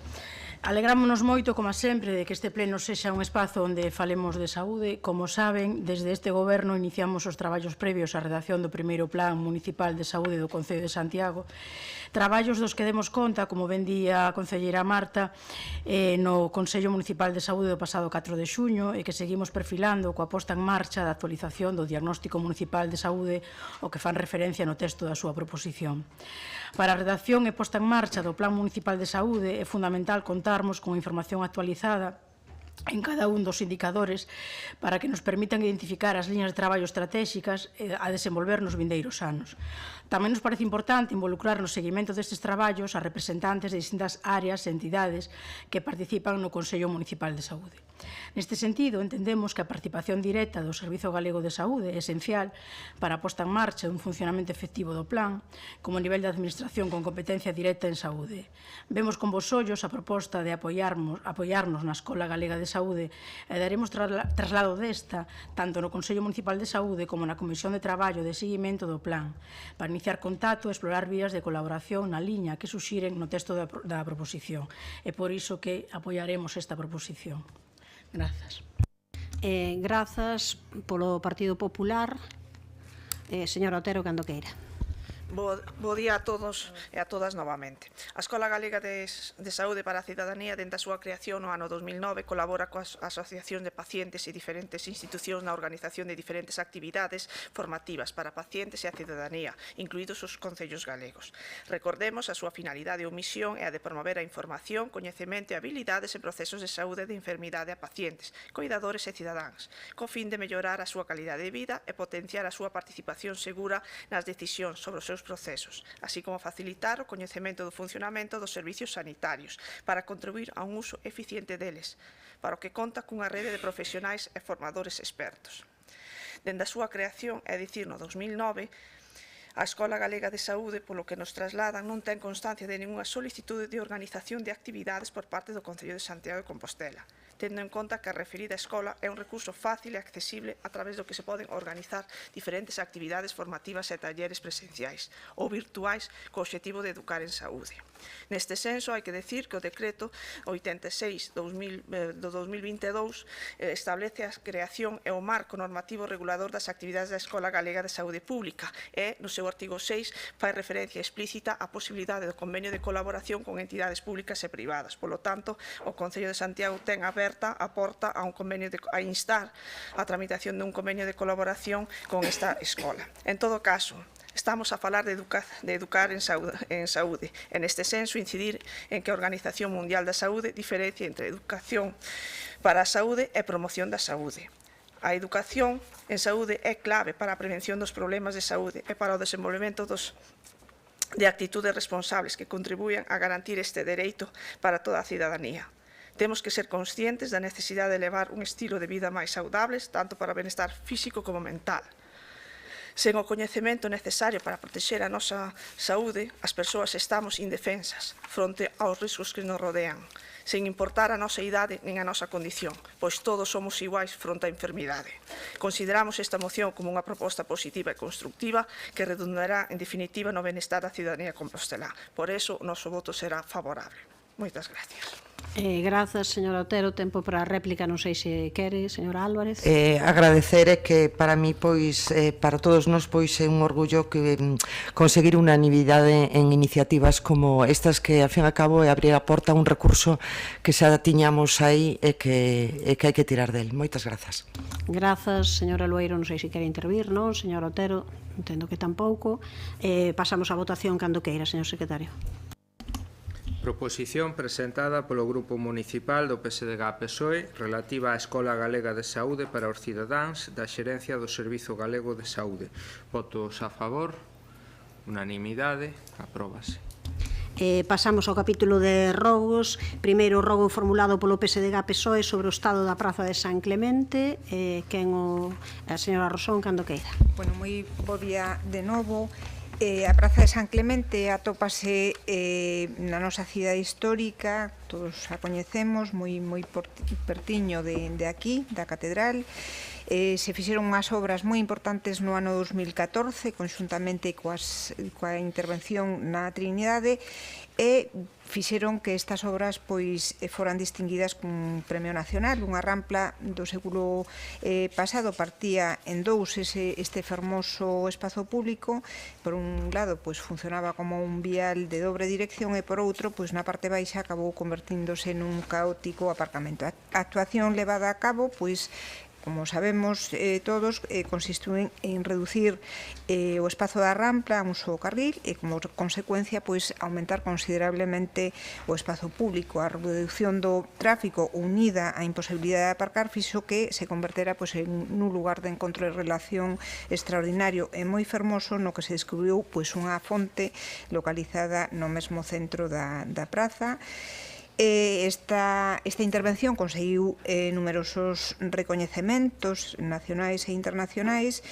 E nos últimos meses vimos observando pois, un retroceso bastante evidente na conquista feita polos peóns deste espazo, xa que pois, un día e outro, de forma bastante habitual, pois, atopamos esta fermosa fonte rodeada de motos aparcadas ao seu carón, tal como pois, se pode apreciar na imaxe que acompaña a este rogo. Así mismo, é certo que estes últimos días, aínda que paso todos os días por ali, non vin se arreglou dende que presentamos este rogo a varanda, creo que vai levar un pouco de tempo, pero hai esa varanda de ferro fundido que acompaña toda esa rampa dende a praza de San Clemente ata Correos, pois estaba nunha situación bastante indecente e bastante perigosa. Por lo tanto, facemos este rogo para que se subsane canto antes esta situación. Nada máis aí. Antes de que lle conteste o señor Domínguez, porque volvemos atrás simplemente para deixar que consten a toma de coñecemento do punto número 17 da resolución da liquidación do orzamento e do informe de intervención ao respecto, o punto 18 a toma de coñecemento da resolución da alcaldía de delegación de atribucións e o 19 a toma de coñecemento da resolución de alcaldía das concellerías delegadas e de actas da Xunta de Goberno local. E agora sí, señor Domínguez, cando queira. Bo día de novo. A Praza de San Clemente é efectivamente un espazo urbano cunha calidade indiscutible, situado aquí a moi pouquiña distancia da catedral, e ademais dos premios que recibeu o proxecto, tamén recibe o recoñecemento da veciñanza que o disfruta como un espacio de estancia e de encontro. É xusto lembrar, como adoita facer o Grupo Socialista neste pleno, que a remodelación desta praza cun proxecto de Avalo Alonso Arquitectos abordouse desde a Concellaría da Cidade Histórica en 2009, cando a dirixía a compañeira do Grupo do BNG, Olga Pedreira, e formou parte dunha intervención máis ampla que incluí tamén a Rúa de Raxoi e toda a Trindade, que contou co financiamento da Consellería de Vivenda da Xunta de Galicia, acordado coa tamén conselleira do BNG, Teresa Taboas. Este goberno, que xa manifestou a súa vontade de promover espazos públicos de calidade, recoñece neste espazo as súas particulares condicións de forma, escala, valores ambientais e tamén materiais que melloran a habitabilidade do espazo público. E por iso que, en concordancia co rogo do Grupo Socialista, creemos que compre realizar un correcto mantemento dos elementos que conforman esta praza e que se converta nun espazo aínda máis confortable. A varanda sobre a rampa que conecta a Praza de San Clemente coa Praza de Rodrigo de Padrón sufreu varios impactos de vehículos, causando danos evidentes, un deles o que saía na foto, pero algúns máis que tiña, e isto fixo necesario pois endereitar de novo a estructura e soldala en distintos puntos. Estes traballos foron xa executados xunto coa reparación tamén do adoquinado pois fai uns meses e culminarán pois co pintado e saneado da totalidade da varanda. E ao respecto do aparcamento pois xa non está permitido en esa praza. Entendo que sería unha situación puntual e que a policía estará atenta pois para que non se repita. Grazas, pasamos ao segundo dos rogos, formulado tamén polo PSDG-PSOE, relativo aos contedores do ámbito da Praza de Abastos. Señora Castro, cando queira. Sí, moitas grazas, señora alcaldesa, e bo día a todos e a todas. Eu, quería retirar este rogo neste momento, pero deixando testemunha que desde que se rexistrou o rogo, pois susanáronse os defectos que tiñan os contenedores da Praza de Abastos e a limpeza, polo tanto non teño nada que decir, máis que agradecer, e sí que é certo que foi despois do rexistro do robo, claro. Grazas. Pasamos logo ao seguinte dos robos, presentado tamén polo PSDG-PSOE, relativo ao estado das rúas na contorna da Rosaleda. Señor Muiños, bo día. Si xa me confirma en este caso tamén o concelleiro de Obras que xa arranxou esos, tamén os retiramos. Coido que este non é o caso. Non vou entrar pois xa na exposición de motivos que todos xa temos aí, tamén as fotos pois xa din un pouco pois o tipo de actuación que hai. Entón xa para axilizar polo desenvolvemento así máis rápido pois do pleno, pois que o goberno municipal estuda a necesidade de realizar pois esa actuación urxente na rúa Antonio Casares, que se actúe de xeito inmediato tamén para arranxar esas pedras levantadas no centro da rúa de Manuel Colmeiro, e que o servizo de limpeza viaria pois supervise pois as papeleiras dese ámbito para proceder á súa limpeza e sustitución daquelas que se atopan en mal estado. Inda que sei que non arranxou, que sí que agardo pois que diga que o vai arranxar en breve, sobre todo de cara pois ao vindeiro curso escolar, que sabemos que é unha zona por donde hai tránsito así de vehículos de pais e nais, igual que tamén pois está en torno todo do hospital da Rosaleda, entonces sí que é unha necesaria pois axilizar pois unha actuación. Grazas. Grazas, respóndelle o señor Domínguez. Si coincidimos co Grupo Socialista, mas se fose só unha cuestión cosmética, pois sería de fácil arranxo, non? Estamos traballando pois nesta situación para garantir pois a seguridade viaria na rúa, pero como se pode observar pois a simple vista, nas imaxes que acompañan o robo, estes desperfectos atópanse próximos a tapas de rexistro de servizos urbanos. Por iso, antes de reparar os pavimentos de xeito integral, pedeuse a empresa prestadora do servizo de abastecemento de auga que realice as inspeccións necesarias para comprobar o estado das tubaxes de abastecemento e saneamento, para comprobar que os afundimentos do pavimento sobre este trazado pois poida deberse a fugas ou avarías na rede que produzan cambios na base ou subbase dos pavimentos, non?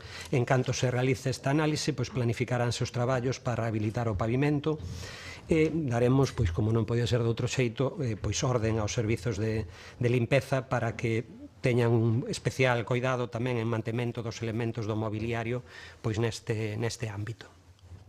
Grazas. Pasamos ao apartado de preguntas. A primeira, neste caso, é do Partido Popular, sobre os trámites para a contratación de persoal para informar sobre visitas alternativas á cidade. Señora Baleato, cando queira.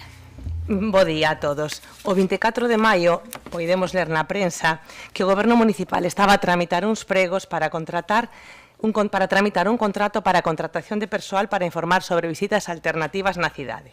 A pregunta é moi sinxela. Poderían indicarnos en que fase de tramitación están eses pregos e que tipo de contrato administrativo están a tramitar? Pregunto yo, porque salvo que recorran o contrato menor, que igual o fan, pero iso sería contradictorio co que podemos ler na prensa, os prazos non lles dan. Sinto darlles esa mala noticia, porque os prazos para contratar este verán xa non lles dan. Tramiten o expediente de contratación que tramiten, salvo que vayan ao contrato menor.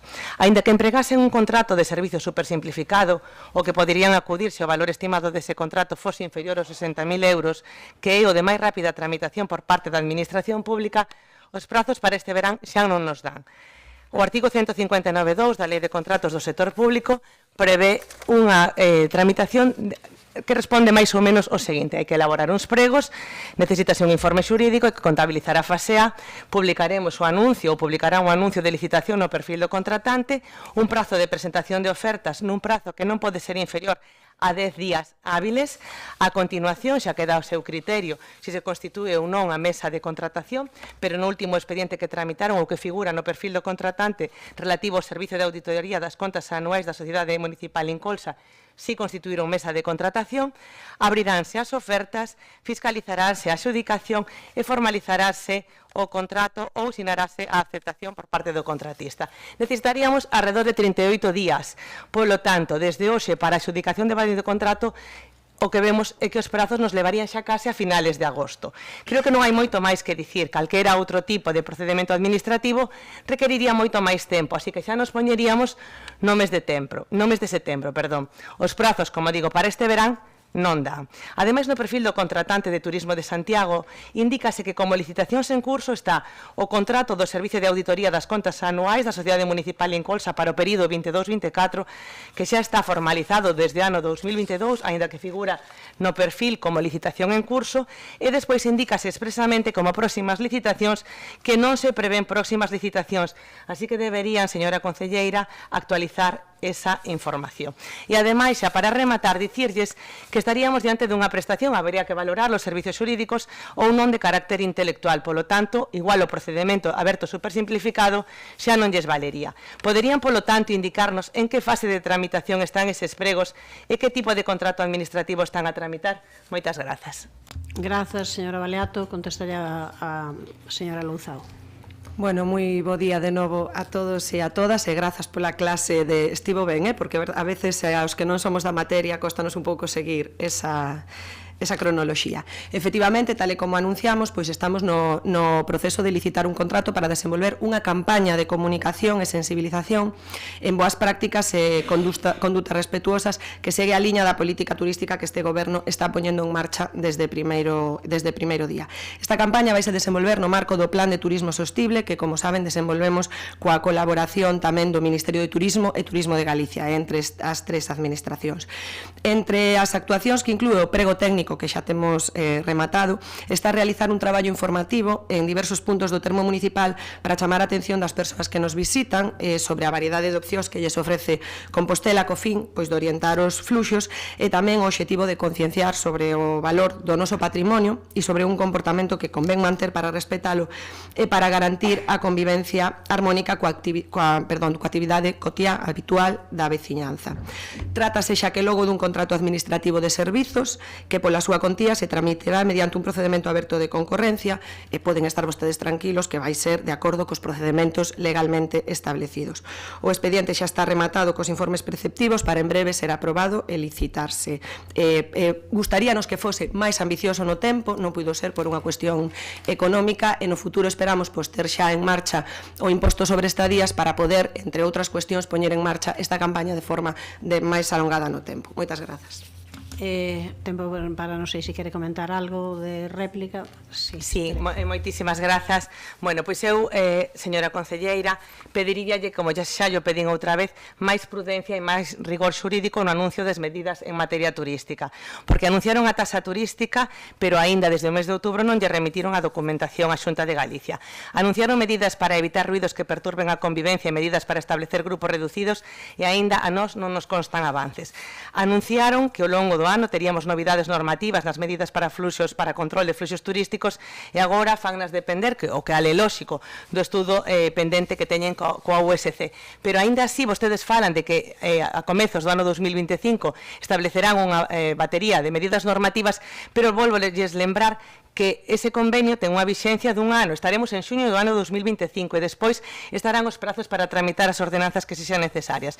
Polo tanto, o que lles pedimos é que sexan responsables no anuncio de medidas, porque alarman a toda a cidadanía e moito máis os sectores afectados. Confunden os composteláns, provocan ruido e prexudican a imaxe administrativa do noso concello. Xeran expectativas que logo non son quen de cumprir, pero sobre todo xeran moitísima indefensión xurídica. Moitas grazas. Grazas. Responde tempo para a réplica a señora Louzao.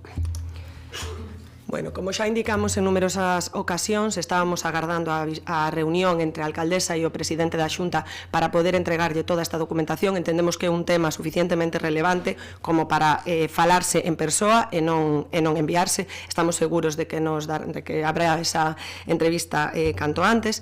Evidentemente, gustaríanos ter todo en marcha no primeiro ano, pero entenderán vostedes que non é posible, o que non se empeza, non se fai. Creo que empezamos bastantes cuestións e nos, desde logo, non detectamos que a cidadanía este alarmada, senón que a cidadanía está satisfeita porque ve que se están tomando medidas para poder convivir perfectamente, insistimos, como sempre, turismo e veciñanza, nunha convivencia pacífica que creemos que é o que temos que traballar desde este goberno. Moitas grazas. Pasamos á seguinte pregunta, formulada tamén polo Partido Popular sobre os traballos que se están a realizar na Praza do Obradoiro. Señor Villa, cando queira. Bueno, lamentablemente non tiven tanta sorte como Mile e Gonzalo, porque a vista de que xa pasamos hoxe todos por aí diante, a obra na Praza do Obradoiro continúa.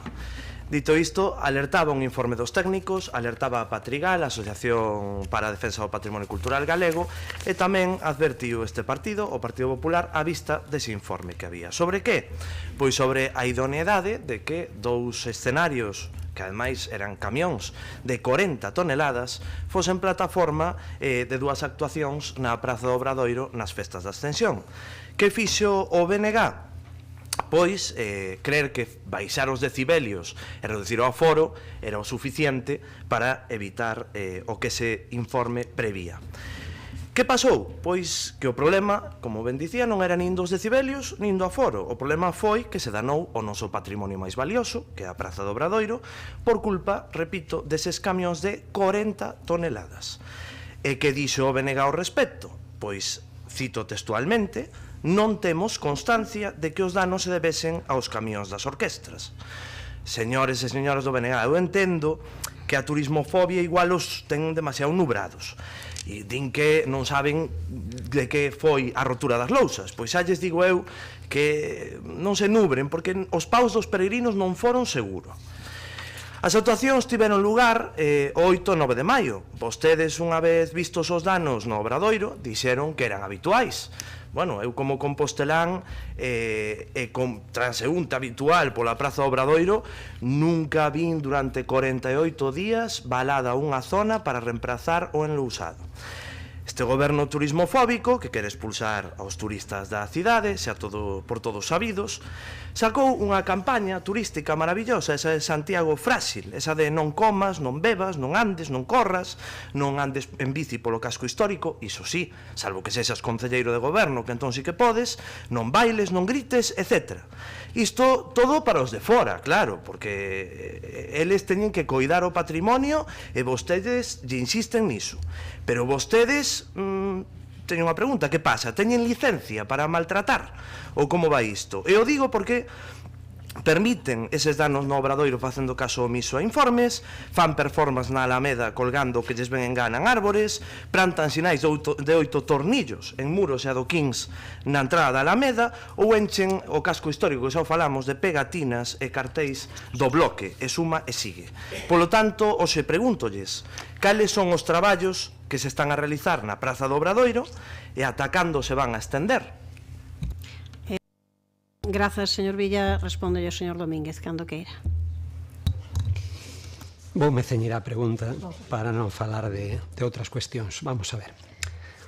O pavimento do Obradoiro precisa unha atención constante porque a zona sofre un uso moi intenso, como se pode apreciar hoxe mesmo aí fora, e as súas características, especialmente as da zona de Chapacuña, fan que sexa moi doado o seu deterioro.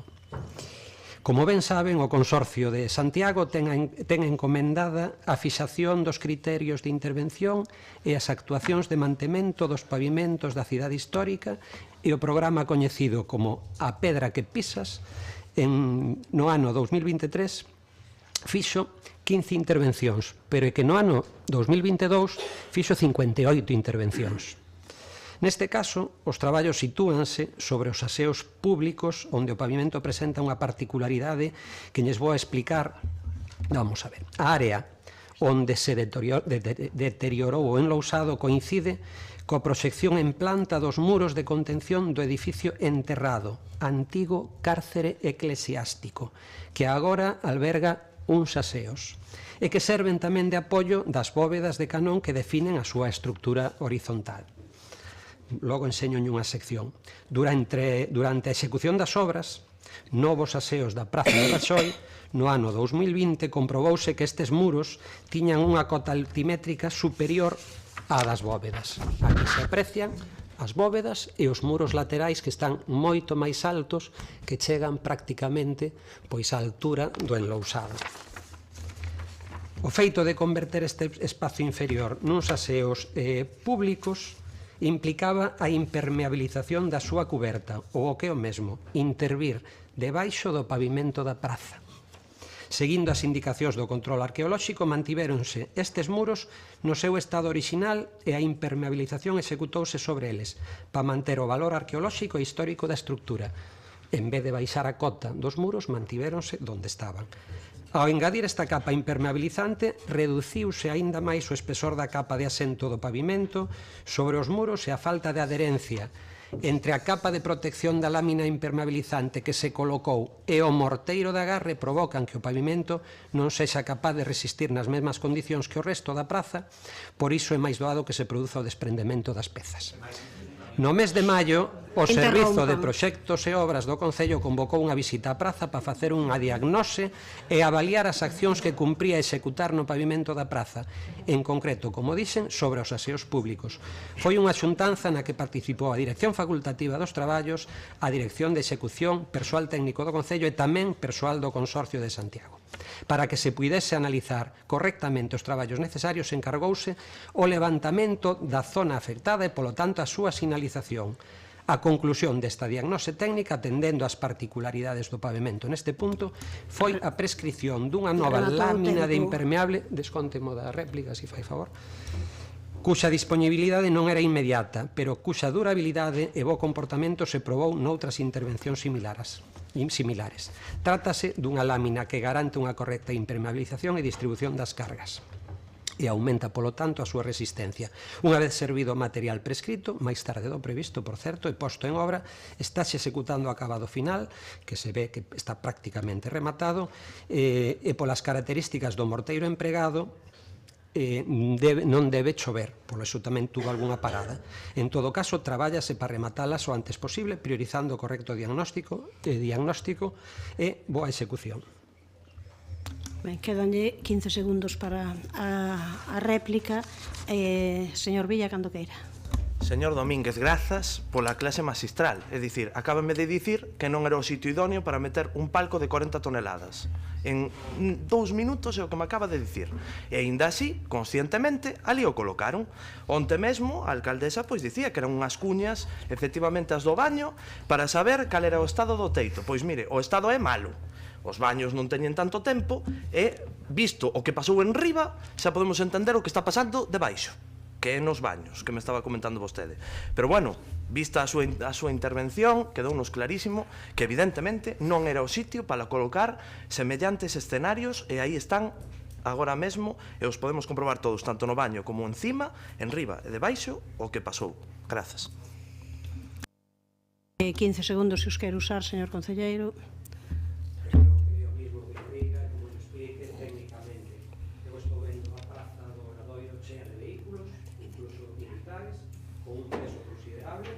Perdón. En calqueira caso, o que falta para reparar a praza é o encintado e espera a supervisión do propio consorcio. Remato o tempo. Pasamos á seguinte pregunta, formulada tamén polo Partido Popular, sobre o mantemento do polígono da Sionlla.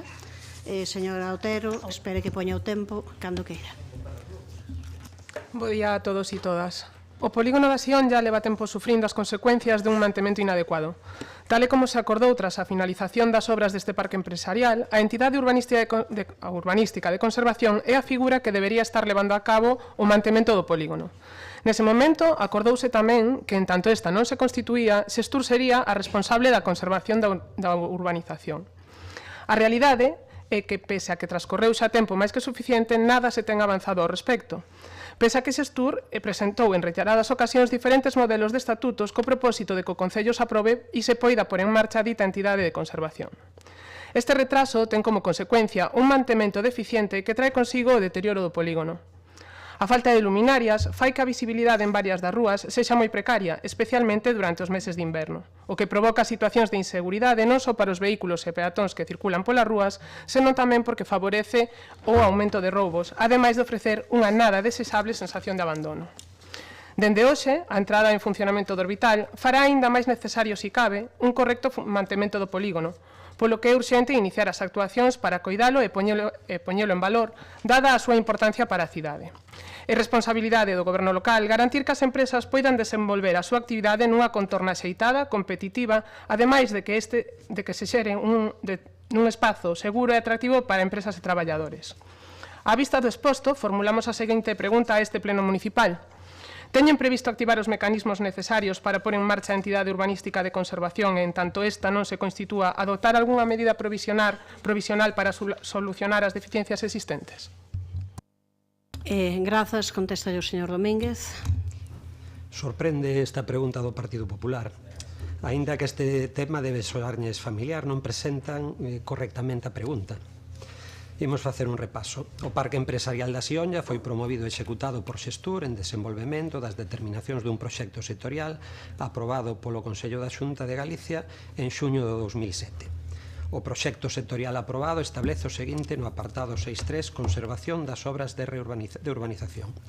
Para os efectos de conservación das obras de urbanización, constituirase obrigatoriamente unha entidade urbanística de conservación das previstas no artigo 110 da Lei de Ordenación Urbanística de Galicia, que integrará aos titulares das parcelas resultantes da execución do proxecto sectorial.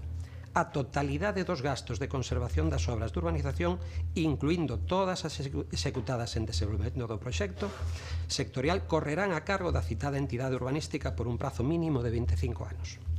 A Xunta de Goberno do Concello de Santiago adoptou un acordo expreso de adxudicar a Xestur como entidade o aproveitamento urbanístico que puidese corresponder ao Concello polos terreos de propiedade municipal.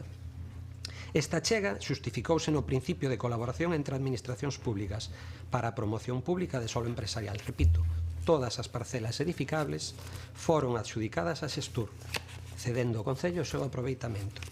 De conformidade co regulamento da Lei do Solo de Galiza, as persoas propietarias dos soares adxudicados no proxecto de equidistribución quedarán incorporadas obrigatoriamente á entidade urbanística de conservación, debendo contribuir aos gastos de conservación en proporción ao seu aproveitamento urbanístico.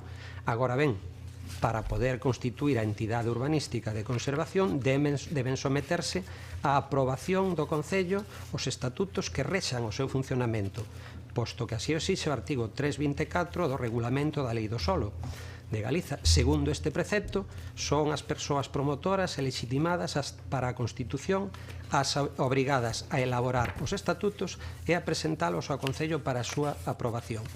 Xestur presentou un proxecto de estatutos da futura entidade urbanística de conservación, no que limita as obrigas de conservación a seu cargo ás zonas verdes.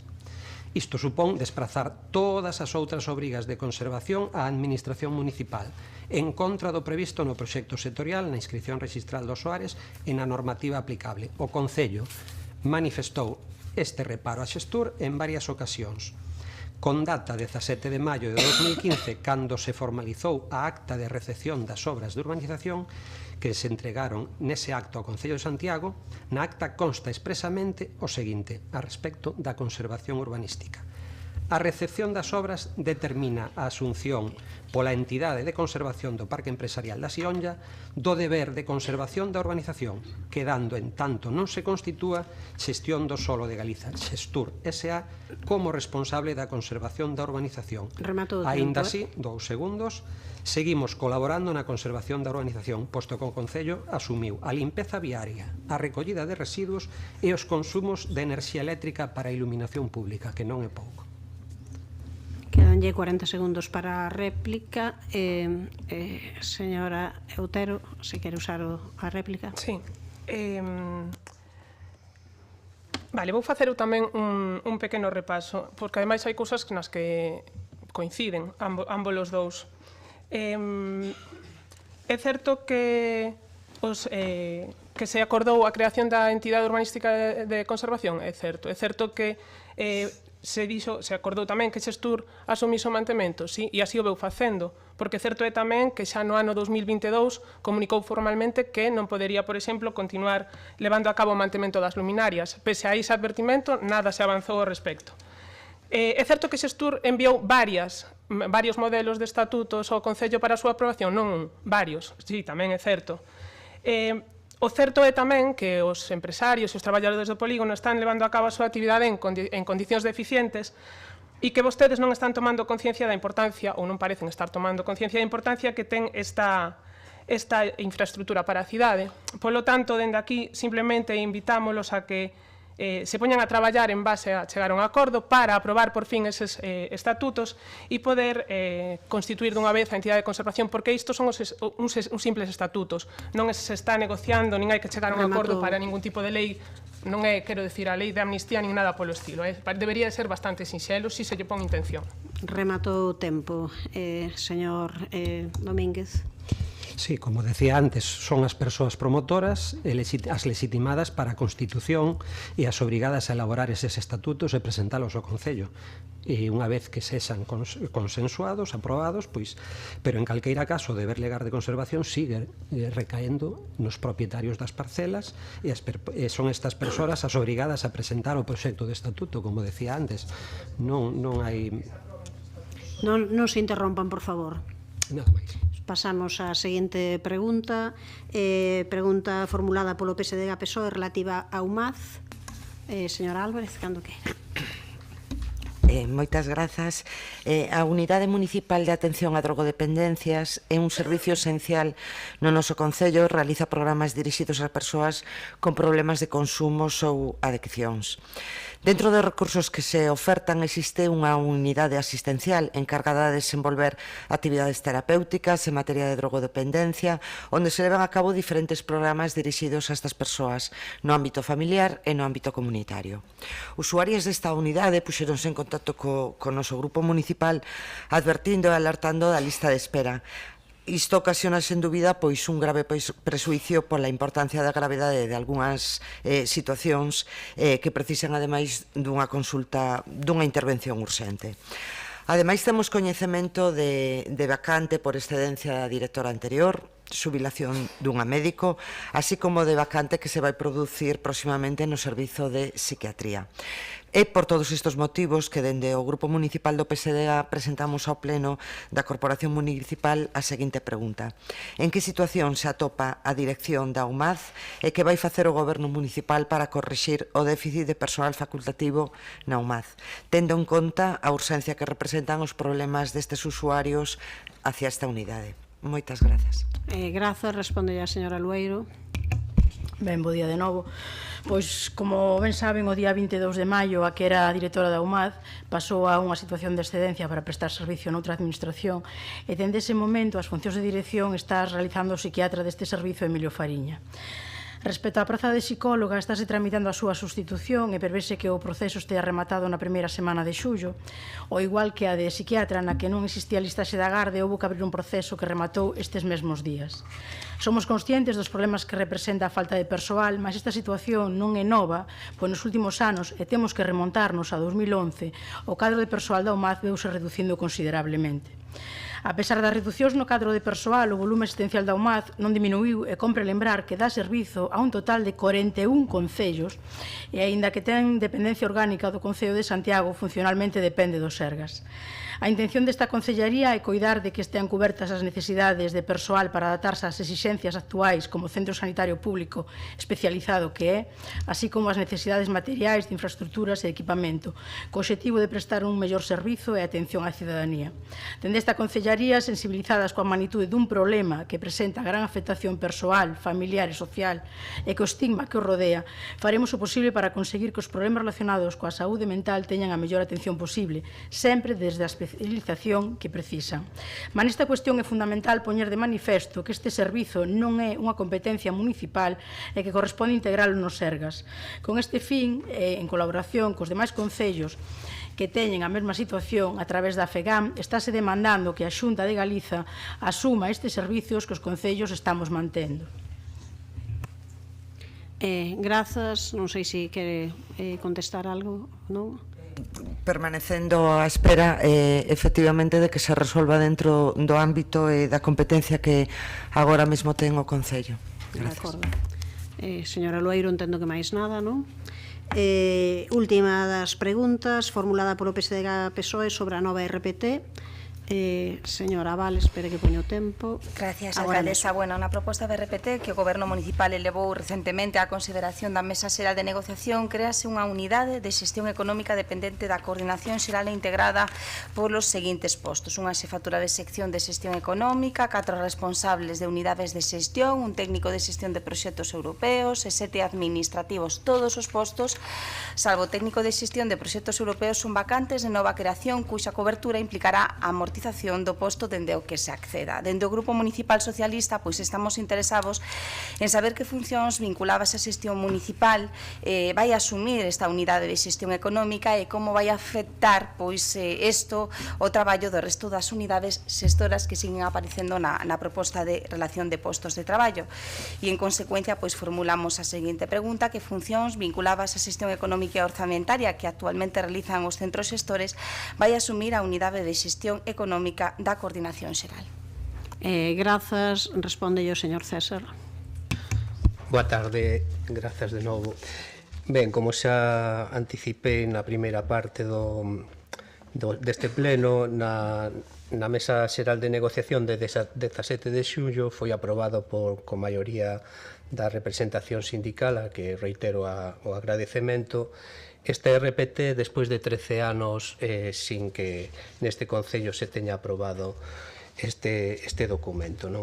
Neste RPT recóllense asuntos demandados desde hai anos, como é a equiparación de niveis, o reflexo do vixente cadro de persoal a RPT, co que isto vai supor a hora de tramitar expedientes relacionados co persoal, a inclusión dos postos do persoal derivado do proceso de estabilización ou dotar o CIN dun posto de dirección. Así tamén como a creación dunha sección de xestión económica con 4 unidades de xestión. A misión principal desta nova sección, tal e como se reflite na memoria funcional, onde ven explicado todo isto, é a planificación e tramitación dos gastos e control da execución dos orzamentos asignados aos centros xestores, velando polo cumprimento da normativa e segundo os procedementos aprobados polo Concello.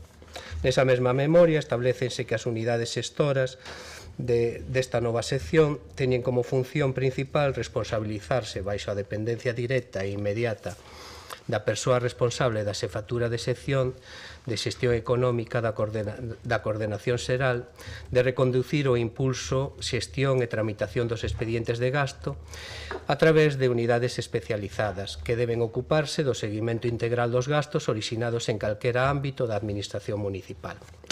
En relación co dito, o grupo polo Grupo Municipal Socialista, na súa exposición de motivos, di que son vacantes de nova creación cuxa cobertura implicará a amortización do posto desde o que se accede.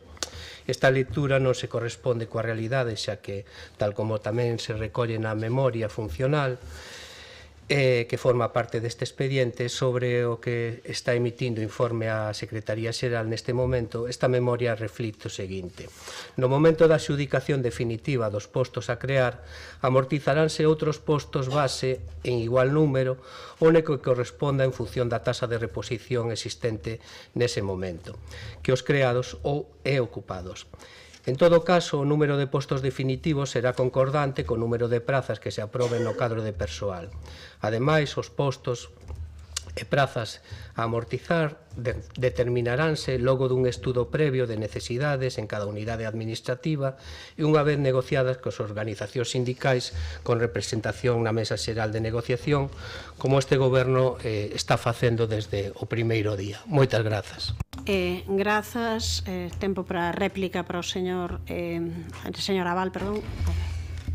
Sí, bueno, a verdade é que non nos queda claro a verdade é que funcións van a asumir esta nova unidade de gasto, e o certo é que nos parece que se vai a crear unha nova unidade máis que non vai a detraer funcións aos centros xestores, que ademais non estamos de acordo en que se cree unha unidade independente que non conozca e que non traballe no día a día da realidade da execución material do gasto. É dicir, a verdade é que non nos parece correcto que se separe o que é a execución material, a función material coa execución do gasto e da problemática que moitas veces ten a execución do gasto é coñecer a realidade da execución material do gasto, con lo cual sí que é verdade que nos preocupa.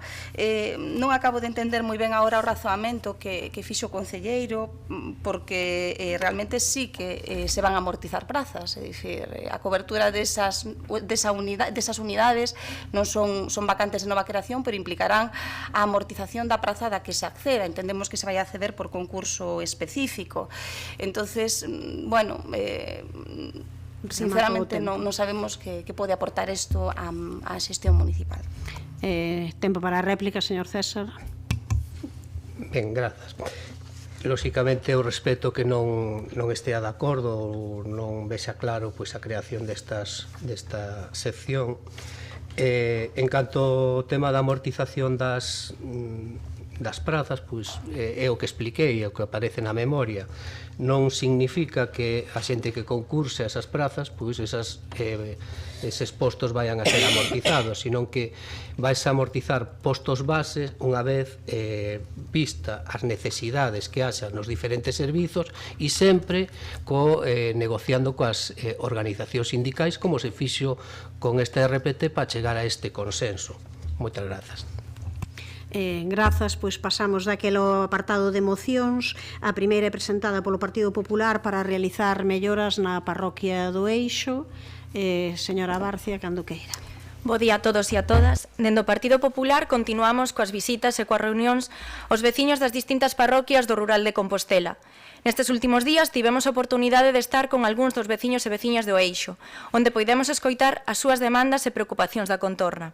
Desta volta poidemos comprobar que, como noutras ocasións, hai demandas que se repiten ao longo do noso rural e outras específicas do Eixo. A parte das demandas de abastecemento e saneamento, nas cales algún que outro veciño se viron na obriga de facer obras para mellorar esta situación, tamén reclaman o cambio de tuberías, problemática que comparten outras parroquias. Solicitan tamén que se realicen melloras en cousas do día a día, melloras das vías, desbroces e limpezas na contorna, mellora do transporte urbano e limpeza e mellor dotación do local social de Bornais. A vista das peticións que fan os veciños, non semella que desde un punto de vista económico sexan todas inabordables por parte do Concello.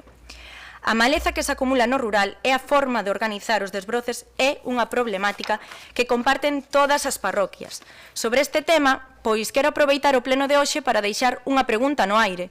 O Concello envía as cartas aos propietarios que deben limpar as súas fincas e son sancionados se non o fan. Pero, realmente o Concello estás a facer cargo da limpeza que lle compete, incluídas as súas fincas? Aí o deixo. Agardaremos para ver como se solventan estes problemas, que solución se lles proporcionará aos composteláns e compostelás e como van transcurrindo estes traballos de desbroces, que polo que vemos, peor que outros anos. Sobre o tema do asfaltado, bueno, alo menos darlle importancia de asfaltar as pistas principais para evitar danos materiais nos vehículos e situacións de risco para as persoas que transitan polo rural. En relación ás vías de comunicación, polo menos mellorar o asfaltado da pista principal do Eixo e, se se pode, ancheala, que é moi estreita, sen beira rúas e maleza, ingredientes para que calquera día ocorra un accidente. Nesta estrada, según nos comentaron os veciños, xa hubo algunha que outro incidente, e se maiores a zona está sen limpar, todo son dificultades. Hai cruces no que a visibilidade é nula por esa falta de limpeza. Algúnas das paradas dos buses non se poden usar debido a que se caen, abanean, e outras porque están ocupadas pola maleza. E digo eu, os desbroces están a funcionar correctamente? Segundo o goberno local, parece que sí, pero puidemos comprobar como está o rural e tamén parte da zona urbana, e non é para que vostedes estén satisfeitos. Para comprobalo é suficiente con visitar as parroquias e barrios e revisar as queixas que nos achegan os veciños. Sobre a situación do local social, pois que dicir máis do mesmo. Ten un parque ao lado e unhas pistas que están en pésimas condicións e cunha falta de limpeza que imposibilita o seu uso. Os espazos de xogo débense coidar, xa que son o punto de encontro para os nosos cativos, cativas e maiores. Acudir ao parque significa deixar de lado os dispositivos electrónicos e desfrutar do xogo ao aire libre, da natureza. Se hai este espazo, hai que dotalos de elementos lúdicos e educativos. É moi triste que os pequenos e pequenas non poidan xogar na súa parroquia e se teñan que desplazar a outros lugares para desfrutar deste espazo. En relación ao transporte, concretamente dotar a parroquia dunha nova parada de autobús. Creemos que é algo moi necesario, sobre todo para esas persoas maiores que son as que reclaman máis esta parada, xa que se deben de desplazar ou hacia Arins a coller un autobús que lle supón un grande esforzo.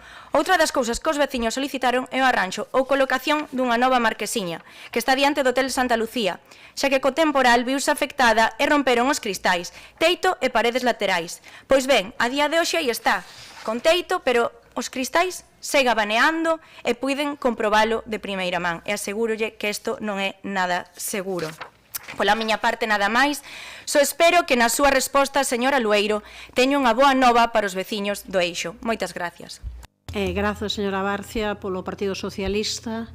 Señor Muiños, cando queira. Sí, moi breve, bons días de novo a todas. Son as demandas típicas veciñais, sí que nos está a sorprender, son moitas as queixas tamén nós cando visitamos distintas parroquias, a xente, os veciños e veciñas nos amosan esa inquedanza, sobre todo co tema do desbroce. Sabemos que tamén houve este tempo non axudou nada, sobre todo que houve moita chuvia, despois días sin deixar de chover, medrou demasiado a maleza, e o mellor teñen que pasar unha ou dúas veces, non? Entonces, sí que me gustaría aproveitar esta moción para preguntar realmente se está a funcionar ou se a concelleira considera que está a funcionar ben ese contrato de mantemento para o desbroce, e incluso tamén preguntarlle que o propio Concello de Santiago temos dous tractores, se realmente algún deles está a funcionar ou non, sobre todo porque non solamente o Eixo, non? Hai distintas parroquias que tamén non lo están a decir da zona do rural,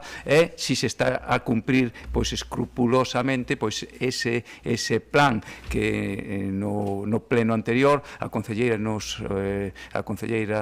medio rural, Pili Lueiro, nos había dito de que iba primando, que tiñan un plan feito, que iba primando en sí, onde había as distintas festas. Entón realmente si se está a cumprir ese plan, e que nos diga se realmente funciona. Con respecto ás outras cousas, estamos falando xa que dar a distinta orden a TUSA para que arranxe o que é as marquesinas, que estude esa posibilidade de poñer esa parada. Entón estamos totalmente de acordo co contido desta moción. O noso voto vai ser favorable. Grazas, señor Muiños. Ten a palabra a señora Lueiro. Ben, pois, bo día de novo. Para o Grupo de Goberno, o cumprimento do Pacto polo Rural é unha prioridade.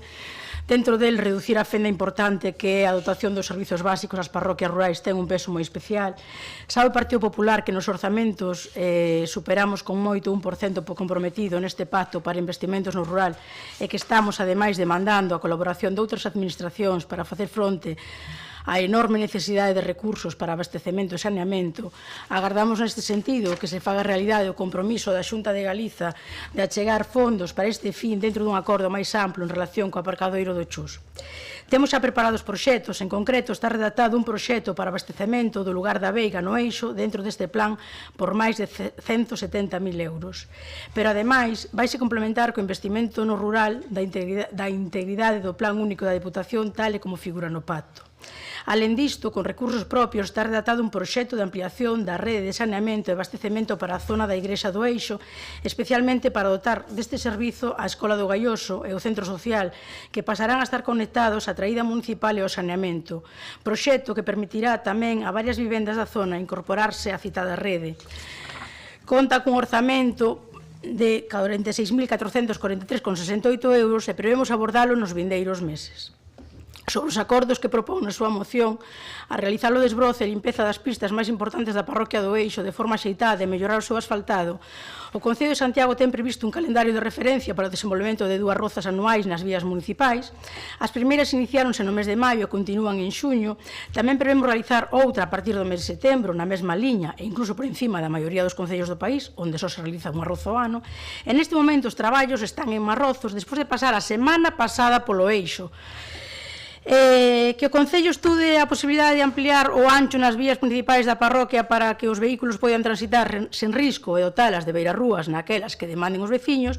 Parece razoable que se estude e se prioricen máis, mas non quero desaproveitar a ocasión de sinalar que se vai realizar un importante esforzo na mellora das vías da parroquia, a máis inmediata a rexeneración do pavimento do Camiño Real de Piñeiro, na Ruta da Prata, no lugar de Piñeiro do Eixo, por valor de 50.000 euros, algo máis de 50.000. A este proxecto tamén hai que engadir a encomenda para a redacción polos servizos técnicos do Concello de outro proxecto para a mellora integral do citado Camiño Real na súa extensión, que se estuda a posibilidade de poñer unha parada de autobús na parroquia que non obriga os veciños a desplazarse cara a Arins ou outras paradas máis afastadas. Pois esta proposta será estudada pola Concellería de Mobilidade para a súa inclusión no novo servizo que está tramitando. Que se mellora a limpeza e desbroce do parque situado xunto ao local social e se renoven e aumenten os xogos para os nenos e nenas. Pois o parque é de uso escolar. Aproveito para engadir que nos unimos á reivindicación para crear un CRA que agrupe as escolas unitarias de Compostela co fin de mellorar, entre outras, a cobertura de profesorado e dotalas de maiores posibilidades pedagóxicas, proposta que non parece ser do agrado da Xunta de Galiza. Entón, estamos de acordo con mellorar a limpeza e dotar o de xogos, mas tamén na creación do CRA para salvar a escola, porque seguramente que no Eixo estean máis contentos con conservar a súa escoliña que con incrementar os xogos no seu parque infantil. Pero, bueno, todo se fará. O de conservar a escola está nas mans do seu partido, non o noso. Nada máis. Grazas. Tempo para a réplica para a señora Barcia.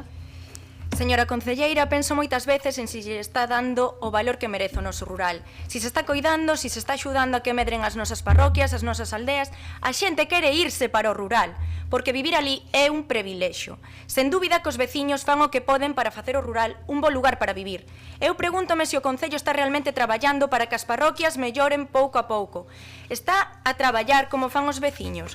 Está traballando o Concello naqueles aspectos que non precisan grandes traballos e custos, pero que axudan a mellorar o día a día das persoas que viven no rural. Estamos a falar de marquesiñas, de limpezas, de dotar parques, de mellorar, en definitiva, a vida dos cidadáns, que recórdolle que tamén pagan impostos. Vou aproveitar, para pedirlle transparencia a este goberno local, sobre todo nos desbroces. Quedou vostede en remitir o calendario e informe de xestión dos desbroces e nada de nada. En breve, seguro que o temos, porque xa o fixemos por rexistro e de acordo ao regulamento. Así que agora seguro que nos vai a chegar. Por certo, o luns xa se cumpre o prazo para que nos dé eses documentos. Transparencia, señora Lueiro, transparencia. Pídolle transparencia e non minta. Moitas gracias. Grazas. Ten a palabra o señor Muiños. Sí, moi breve. Por sorte, pois Santiago de Compostela ten un rural pois cunha extensión enorme, non? Aí sí que coincido a compañeira do Partido Popular que hai veciños pois que queren que ir para o rural. E tamén decir pois que as veciñas e veciños do rural son moi agradecidos. Os pequenos xestos pois que se poidan facer realmente o agradecen moitísimo. Estamos a falar pois de cousas menores como pode ser desbroces, unhas marquesinas que se atopan en mal estado, un cambio de ubicación dunha parada de autobús. Hai cousas en sí pequenas que van no contido desta moción que se poden arranxar pois a maior brevidade. Eso que pedimos, non? Que se atendan pois as demandas das veciñas e veciños do Eixo e todas estas pequenas cousas que se poden arranxar cunha simple chamada de teléfono que se fagan, non? Porque é o que digo, os veciños do rural son dos máis agradecidos que hai cando se atendan parte das súas demandas. Nada máis, grazas. Grazas, señor Muiños. Ten a palabra a señora Lueiro. Ben, por contestar a cuestións que formulaba Nerea e máis Gonzalo do contrato dos desbroces. Estáse cumplindo o contrato. Nós onte mesmo tivemos unha reunión, mañán temos outra, porque queremos, como xa dixen no día do Consello Municipal do Rural, queremos incrementar as brigadas que fagan os desbroces polas zonas rurais. Queremos mellorar. Traballar estamos traballando. Podo asegurar que traballamos máis horas das que nos recomendan os médicos. Eso podo asegurar. Traballar, traballamos. Vale. O que me falta a mí é coller a desbrozadora. Por favor, non interrompa. Vale. Estáse cumplindo o contrato, repasamos o prego. Nós o que non facemos é mandarlle whatsapps incendiarios ás asociacións de veciños como fan outros. Vostede terá a súa resposta en prazo. Ben, pasamos a votación. Perdón, abstención. Pasamos á votación. Moción presentada polo Partido Popular para realizar melloras na parroquia do Eixo. Votos a favor, grupos municipais do Partido Popular e Socialista. Votos en contra, non hai. Abstencións, grupos municipais, Compostela Aberta e BNG. Apróbase a moción. Pasamos ao segunda das mocións, presentada tamén polo Partido Popular para o condicionamento das pistas deportivas da avenida Rodríguez de Biguri. Quen a vai defender, señor de la Fuente? Espere que poño o tema. Sí, no cambio final queda así, non queren facer esta, facemos outra, pero na proposta final que me manda o secretario, unha vez que se fixera, esta era o que quedaba. Perdón, que comente o secretario. Sí, efectivamente, cando se mandou a convocatoria enviouse xusto antes da xunta de voceiros, na que se acordou ese cambio de mocións. Posteriormente enviouse aos grupos un correo electrónico explicándolles o que se acordara na xunta de voceiros. Entón, como se comunicou desde o Grupo Popular que se recuperaba esa moción e tendo en conta que se debaterán por orden de entrada, pois tocaríalle a esta agora mesmo. Ahora, se prefiren deixala para tarde, seguimos, imos agora con ela, entón. Vale, pois cando queira, señor de la Fuente, unha vez feitas estas explicacións. Vamos. Bueno, pois bos días a todos. Segundo o informe de xaneiro de 2023 do Servicio de Proxectos e Obras do Concello, o firme das pistas deportivas de tenis da avenida Rodríguez de Biguri presentan un mal estado de conservación, teñen unha planimetría deficiente, as redes e peches están en mal estado, a iluminación é insuficiente e é necesario mellorar a accesibilidade. En xuño de 2024, ou sexa, ahora mismo, as cousas seguen prácticamente igual. En base a ese informe, en 2023, a Concellería de Deportes tramitou varios contratos menores por valor de máis de 50.000 euros para arranxar unha soa das 3 pistas das que forma parte a instalación. Máis dun ano desde que se acordou a intervención para arranxar as pistas. A día de hoxe non se pode usar ningunha das 3, na que se interviu tampouco. Nin siquera tiveron tempo para licitar o acondicionamento das outras 2 pistas, e iso que lles deixaron feito o proxecto e que se trata dun procedimento de adxudicación simplificado. Está claro que non hai vontade política, entendemos nós, de arranxar esa instalación. Se non se hubiera intervido con ela, houve tempo de sobra. Máis de 50.000 euros, decíamos, gastados polo Concello nas obras dunha única pista e a día de hoxe non está en condicións de ser usada. En contra do que contempla o proxecto, realizouse a instalación da soleira en riba da existente, provocando que a pista estea agora elevada respecto do chan da instalación, polo que tal como está agora mismo non é apta para a práctica de deporte por perigosa pola existencia de distintos planos. Está incluso sin retirar o encofrado armado durante as obras para facer a soleira.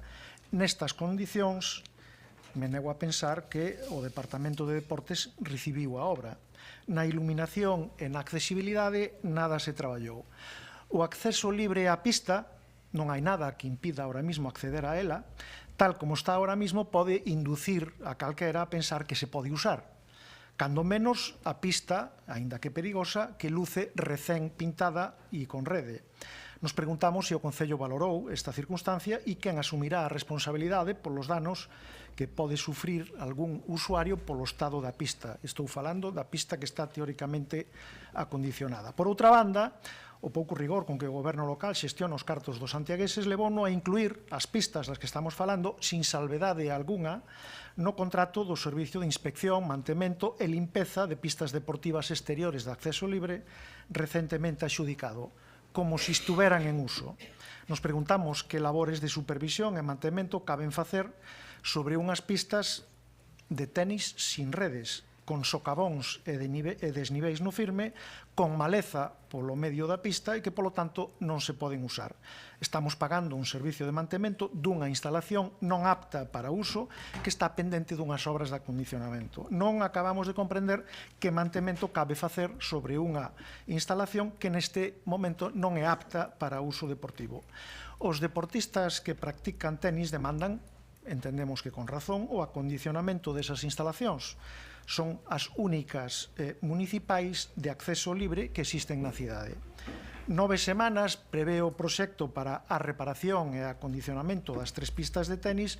64 semanas pasaron xa desde que a Xunta de Goberno acordou a intervención e as instalacións seguen a estar realmente non disponibles para os cidadáns. A reparación da pista na que se interveu e a licitación das que faltan creemos que pode e debe ejecutarse de forma inmediata. Creemos que a mala execución da denominada fase 1 compre exixirlle á empresa contratista a inmediata reparación da defectuosa execución e compre que a Consellería de Deportes axilice canto antes a licitación das obras da denominada fase 2 para subsanar as deficiencias detectadas polos propios servicios municipales e poña esas instalacións a funcionar. Nese sentido, ou con ese motivo, a moción que presentamos para a inmediata reparación e execución das obras para que as pistas estean en funcionamento. Nada máis e moitas gracias. De acordo, descontareille 30 segundos que xa non o parei na réplica polo Partido Socialista. Señor Muiños, cando queira. Sí, posicionar o voto favorable e agardar pois a resposta pois da concelleira pois responsable, non? Saber o porqué esa pista pois non quedou totalmente ben axeitada e que se poida pois recuperar un espazo deportivo que realmente pois estaba a dar moito uso e son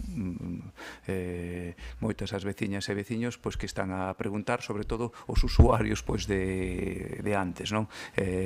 Algo importante que tamén que se poda, si realmente se saca a licitación, é o tema da luz, non? Por sorte en verán si que se pode pois empregar, porque temos máis horas de luz, pero son tamén deportistas pois que lles apetece ir a xogar pois o tenis de noite. Era unha reclamación pois que tamén nos chegou, non? Que realmente pois haxa boa iluminación para que se poida empregar pois nos meses pois de outono e inverno. Grazas. Grazas, ten a palabra a señora Lueiro. Ben, pois alégrome de que presenten esta moción, sobre todo esta moción sobre o acondicionamento das pistas deportivas de Rodríguez de Biguri, xa que a entendo como unha oportunidade para explicar a liña na que vimos traballando desde o Departamento de Deportes e para esclarecer tamén algunha das cuestións que afirman no texto da súa moción e que non son correctas. Imos comezar pola execución da primeira fase desta obra, a que vostedes fan referencia no texto da moción. A actuación de acondicionamento das pistas deportivas de Rodríguez de Biguri foi concibida desde o Departamento de Deportes como unha intervención integral, xa antes da miña etapa á fronte da Concellería, cando decidiu dividirse en 2 fases para ter acondicionada unha das pistas o antes posible, mentres non se dispuña de orzamento para realizar o acondicionamento completo que ascendía a preto de 300.000 euros. Esta obra, como ben saben, desenvolveuse para acondicionar unha das pistas, sen reservas de orzamento para acometer a totalidade do proxecto de acondicionamento integral que inclúe non só a actuación no cambio de pavimento, tamén nos peches, na instalación da iluminación das pistas e no acondicionamento da contorna. Por outra banda, e para chegar a un dato máis concreto que o que vostedes din na súa moción, o Departamento de Deportes ten un contrato para inspección, mantemento, limpeza e traballos auxiliares das pistas deportivas exteriores do noso concello, que ascende a uns 275.000 euros. Dito isto, gustaríame sinalar que o que indica no texto da súa moción respecto da posibilidade de empregar o contrato de mantemento para cubrir o custo da obra de acondicionamento integral destas pistas deportivas é imposible de materializar, como debería saber por 2 motivos fundamentalmente. O primeiro, porque un contrato de mantemento para a totalidade das pistas deportivas exteriores inclúe, como corresponde, accións de mantemento ordinario, actuacións puntuais de mellora de pavimento, reposición ou arranxo de material deportivo e actuacións de mantemento específico para alongar a vida destas instalacións. En segundo lugar, e dando cifras globais aproximadas, de novo, o contrato de mantemento que fan referencia ascende a uns 275.000 euros, mentres que o desenvolvemento da fase 2 da obra de acondicionamento integral cos valores actualizados que solicitamos no mes de maio, este mes de maio que acabamos de rematar, que ven de rematar, ascende a uns 297.000 euros. Dou estas cifras porque vostedes parecen querer insinuar na súa moción que un contrato de mantemento que engloba a totalidade das pistas deportivas exteriores do noso Concello se podería dedicar a desenvolver esta obra integral, o cal non é nin realizable nin serio, xa que a obra é un proxecto de investimento importante para a miña Concellaría, e a partida que destinamos ao mantemento é fundamental para garantir o bo estado das pistas de todo Santiago. Como xa dix adiantei, para nós é un compromiso claro a condicionar as pistas deportivas de Rodríguez de Biguri, que desexamos sexan utilizadas por moitísimas persoas o antes posible. O proxecto que me referín necesitaba unha actualización en relación aos prezos que realizamos, como xa dixen no mes de maio. O resultado desta actualización é que esta segunda fase ascende, como veño de dicir, a eses case 300.000 euros, e, por iso, non nos podemos comprometer o seu acondicionamento inmediato, xa que vimos de actualizar o proxecto desde o punto de vista orzamentario e agora tocará traballar no financiamento. Viríanos moi ben contar con colaboracións generosas que permitisen afrontar a multitude de necesidades que constatamos. Temos, por certo, solicitada unha xuntanza coa Consellería encargada desta materia para falar da súa contribución aos proxectos deportivos, mas a axenda do Conselleiro non ten oco por agora. Ímonos a abster nesta moción, tanto pola imprecisión do que afirman nela, como porque non nos podemos comprometer a esa inmediatez que demandan, dada a magnitude da actuación. Grazas. Ten tempo para réplica. O señor de la Fuente, a ver se vai este... Non vai... Bueno, vamos a poñer aquí. Serían 30 segundos menos, pero cando queira. Bueno, quen lle preparou a intervención efectivamente non entendeu ben o sentido da nosa moción, porque precisamente falamos dese contrato de mantemento. O que estamos poñendo en dúbida é que ese contrato de mantemento este dando cobertura á inspección e mantemento desas pistas cando todavía non están acondicionadas. Sabemos que ese contrato de mantemento non é para acondicionar as pistas. Pistas, por outro lado, que cuya fase 2, según o informe do Servicio de Proxectos e Obras, fala de 200.000 euros, non de 300 e pico mil, como fala vostede. Por outra banda, eu non sei se a concelleira visitou a instalación. Se pudera establecerse un diálogo, lle preguntaría se lle parece que isto está en condicións de estar usado. Ve como están? Vostede cree que isto está en condicións de que 4 personas se poñan a xogar ao tenis ali? Evidentemente non. Isto debería de estar pechado para que nadie pudera acceder.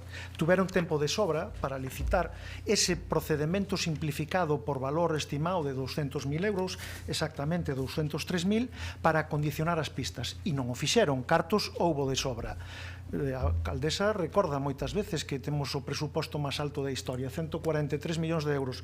Non hai 200.000 para licitar este procedimento, como comentou a miña compañeira Baleato, un procedimento simplificado que lles leva 2 meses en tramitalo desde acordo de apertura de expediente e licitación. Botarlle a culpa a que o conselleiro do ramo da Xunta non o recibe para intentar arranxar esta cuestión. Pensei que se iba a limitar a deixar no ámbito da actuación Rematou o tempo. Un segundo. Sí, sí. De San Lázaro, ese para o que non ten os 9 millóns de presupuesto, pero botarlle a culpa a consellería de 200.000 euros para arreglar esta pista non parece razonable. Señor Muiños. Sí, eu pensei que iba a ser máis concreta porque debe ser horario, a calor, quedei un pouco mareado pois cas cifras, non? Falaba de 200 e pico mil euros de mantemento, outros 300.000 para que realmente penso que é moi concreta pois en sí pois a moción, non? Realmente vai arranxar a pista, esa pista que ahora non se pode empregar, vai licitar as outras pistas. Simple, sobre todo, ademais, que hai moitos usuarios e usuarias que están desexando poder empregalas. Estuvo ben esa rolda de prensa onde anunciou esa reforma que todos sabemos que é necesaria do estadio Verónica Boquete de 9 millóns de euros. Terá que explicarnos tamén en algún momento como vai conquerir pois esa financiación. Igual que nos terá que explicar como vai ter que conquerir pois esta financiación para poder sacar pois este pliego, polo que decía, de 300.000 euros que son os necesarios para condicionar estas pistas de Rodríguez de Biguri. Grazas. Grazas, señora Lueiro, a súa quenda. En primeiro lugar, aclararlle ao concelleiro do PP que as intervencións preparo as seus e dixen que traballaba. Vale. deixarme tantas veces que me puxera a traballar que non fai falta que me digan, pero traballar, traballo. Por outra parte, sí que visitei varias veces esas pistas, sí detectamos algúns problemas na superficie de xogo e demos parte á empresa. Nos, dentro do Departamento de Deportes, consideramos en algún momento se era máis oportuno permitir o uso da pista que se acondicionou para causar o menor prexuízo posible ás persoas que desexen utilizala. Non nos consta que sexa inviable para a práctica deportiva do tenis, de feito a xente está xogando, algún día que fun ali a xente estaba usándoa, como vostedes afirman. De feito, reuníme con algunhas persoas que ali o practican, sí, me trasladaron algúns problemas, pero non que non se poida utilizar para a súa práctica. Iso xo vin eu ali, que xa fun varias veces. Por eso, pero non nos consta que sexa inviable a súa práctica, vale? Que podía estar a mellores condicións? Posiblemente. É obvio que a nós nos gustaría que estivesen operativas nas mellores condicións posibles as 3 pistas, pero xa expuxen que é unha cuestión na que estamos traballando e que temos identificada como unha das nosas prioridades de cara ao futuro máis próximo. Cando vostede di 200.000, dígolle, non minto, porque se eu cando minto saenme subtítulos na cara, entón por eso non minto. O proxecto está actualizado do mes de maio e son 297.000 euros, 108.000 son de iluminación. Entón, máis nada pola miña parte. Que se é unha das nosas prioridades? Sí. Que non temos cartos neste momento para facelo? Tamén. Ben, pasamos entón daquela a votación cando queira, señor secretario. Moción presentada polo Partido Popular para o acondicionamento das pistas deportivas da Avenida Rodríguez de Biguri. Votos a favor. Grupos municipais do Partido Popular e Socialista. Votos en contra. Non hai. Abstencións. Grupos municipais do BNG e Compostela Aberta. Apróbase a moción. Ben, se lles parece, facemos logo agora unha parada até as 5 da tarde, quedaríannos alrededor de 2 horas e cuarto de pleno, digo, para máis ou menos. Sobre 2 horas e cuarto de pleno, ximos aos máximos de... volvemos ás 5, se lles parece, a non ser que queiran volver antes. Si queren, vamos, se lles parece, volvemos ás 5, quedarían 2 horas e cuarto indo ao máximo, vale?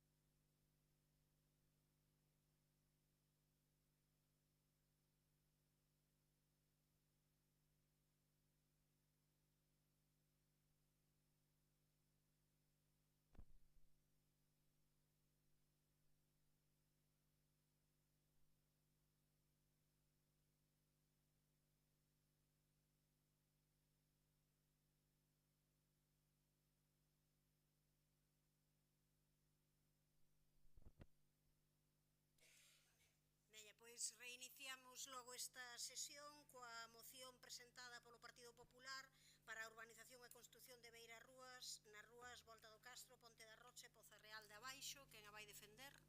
Señor de la Fuente, cando queira. Bueno, pois boas tardes a todos de novo. As rúas Volta do Castro, Ponte da Rocha e Poza Real de Abaixo adoecen en gran parte do seu percorrido beirarrúas polas que os peóns poidan transitar sen correr o risco de ser atropelados por algún automóvil. En moitos tramos teñen que utilizar a propia calzada de tránsito de vehículos para moverse por elas e acceder aos seus domicilios. Os viandantes fan o tránsito a través dunha sorte de xincana polos tramos existentes que parecen feitos de modo caprichoso, sin uniformidade e sin sentido algún, polo menos sin unha mínima planificación urbanística nin lógica de mobilidade. Algún veciño sae da porta da súa casa directamente á propia calzada pola que transitan os vehículos.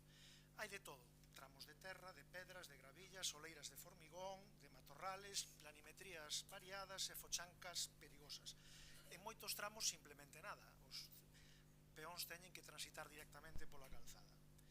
Non é posible, por exemplo, chegar ás marquesiñas do autobús nas rúas Volta do Castro e Poza Real de Abaixo sin transitar perigosamente pola calzada de automóviles e, lamentablemente, son inaccesibles para persoas con mobilidade reducida. Non hai tramo que respete ningún tipo de normativa de accesibilidade, facendo para calquera veciño con mobilidade reducida o acceso aos seus domicilios polos seus propios medios unha tarefa prácticamente imposible.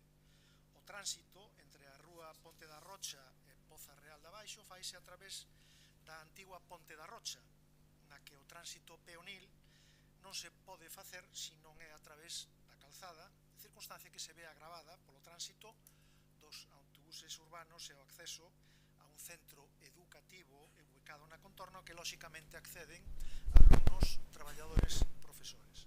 A recente instalación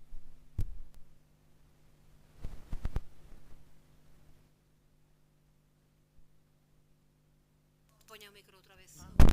Teño que empezar de novo outra vez. Non teño problema en empezar, se me recuperan o tempo, claro. No, foi agora os últimos segundos. Vale, pois eu non lle toquei, Foi todo, pois volvemos, non hai problema. Se queres... Entendo que non foi todo porque deixei de escoitar hai 30 segundos, non foi todo, pero vamos, non hai problema ningún por volver a repetir, pero non foi todo. Eso está clarísimo. No, repite se quere, non hai problema. A ver quen boicotea. Boa tarde a todos de novo. As rúas de Volta do Castro, Ponte da Rocha e Poza Real de Abaixo, que como saben teñen unha continuidade, unhas están a continuación das outras, adolecen, decía, en gran parte do seu percorrido de beirarrúas polas que os peóns poidan transitar sen correr o perigo de ser atropelados por algún automóvil. En moitos tramos teñen que utilizar a propia calzada de tránsito de vehículos para moverse e acceder aos seus domicilios. Os viandantes fan o tránsito a través dunha sorte de xincana polos tramos existentes que parecen feitos de modo caprichoso sin ningún tipo de uniformidade e polo que parece sin ningún sentido, polo menos sin unha mínima planificación urbanística nin lógica de mobilidade. Algún veciño sae da porta da súa casa directamente á calzada pola que transitan os vehículos. Hai de todo, tramos de terra, decíamos, gravillas, soleiras de formigón, planimetrías variadas, fochancas perigosas. Non é posible chegar ás marquesiñas do autobús, tanto de Volta do Castro como Poza Real de Abaixo, sin transitar perigosamente pola calzada de automóviles e, lamentablemente, son inaccesibles para persoas con mobilidade reducida. Non hai tramo que respecte ningún tipo de normativa de accesibilidade, facendo para calquera veciño con mobilidade reducida o acceso ao seu domicilio nunha tarefa prácticamente imposible.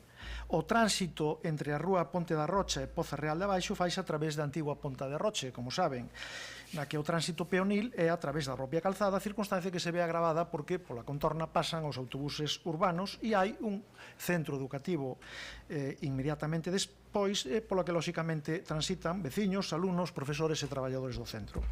A recente instalación, estaba dicindo, tan recente que se fixo o pasado xoves, 2 días despois de ser registrada esta moción, no que parece ser unha actitude habitual do goberno, como denunciaban os compañeiros do PSOE esta mesma mañán, ás veces ven a imaginación aos 8 concelleiros do grupo de goberno como os mecánicos de Fórmula 1 en boxes esperando a que chegue o coche para facer o cambio de neumáticos, eles esperando a facer a ver as nosas iniciativas para poñerse a traballar. Dicía, a instalación de bandas rugosas nese punto concreto non resolven o problema, axudan a que os coches limiten a súa velocidade, é certo, pero non impiden que os transeúntes, veciños e alumnos teñan que compartir e circular a calzada cos vehículos, xenderando, polo tanto, unhas circunstancias que non garanten a seguridade de viandantes. Os veciños fixeron no seu momento unha cesión de espacios necesarios para que xa fai tempo iba a ser unha intervención inmediata que solucionara este estado lamentable de beirarrúas,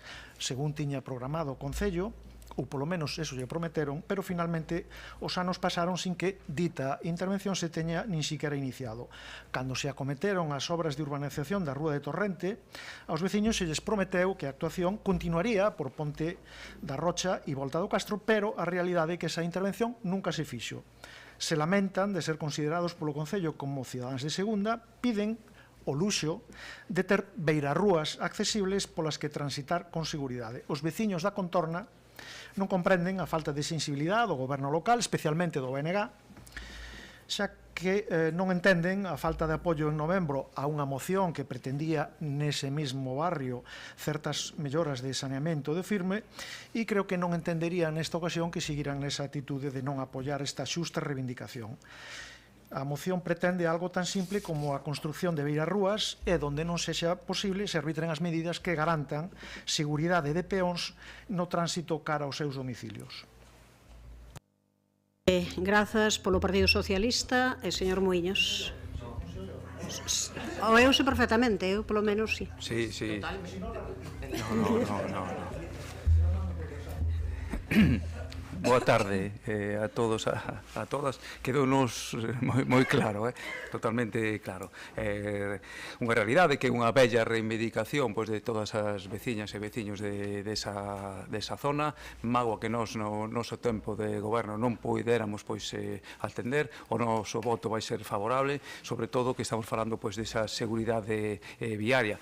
Tamén estamos falando dun ámbito que vai ser tamén moi complexo de poder facer as beirarrúas, compartir ese espazo de vehículos e de transeúntes, non? Entonces, de aí que por parte do Departamento de Mobilidade que fagan ese estudio, que se faga por parte do Departamento de Obras ese proxecto para que se poda acometer e que nos vindeiros orzamentos municipais esas bellas demandas dos veciños dese ámbito se poidan ver dunha vez por todas atendidas. Por lo menos que se valoren, saber o custo que se teñan para no momento de que ter que aprobar uns orzamentos teñamos os números claros e poda levarse adiante esta toda serie de actuacións. Falaba antes de a instalación de bandas rugosas que non arranxa, algo sí que arranxa, non?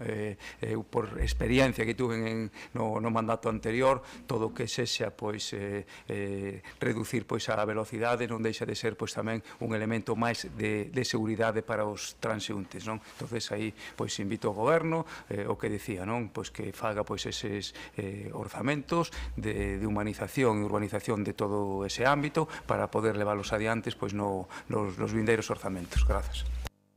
Grazas. Ten a palabra o señor Domínguez, cando queira. Boa tarde, a ver se non teño que repetir, se escoita ben. Nada, este goberno coñece de primeira man a situación das rúas Volta do Castro, Ponte da Rocha, Poza Real de Abaixo. A diario pasamos por aí, pero os problemas desta rúa non son só únicamente os mencionados nesta moción.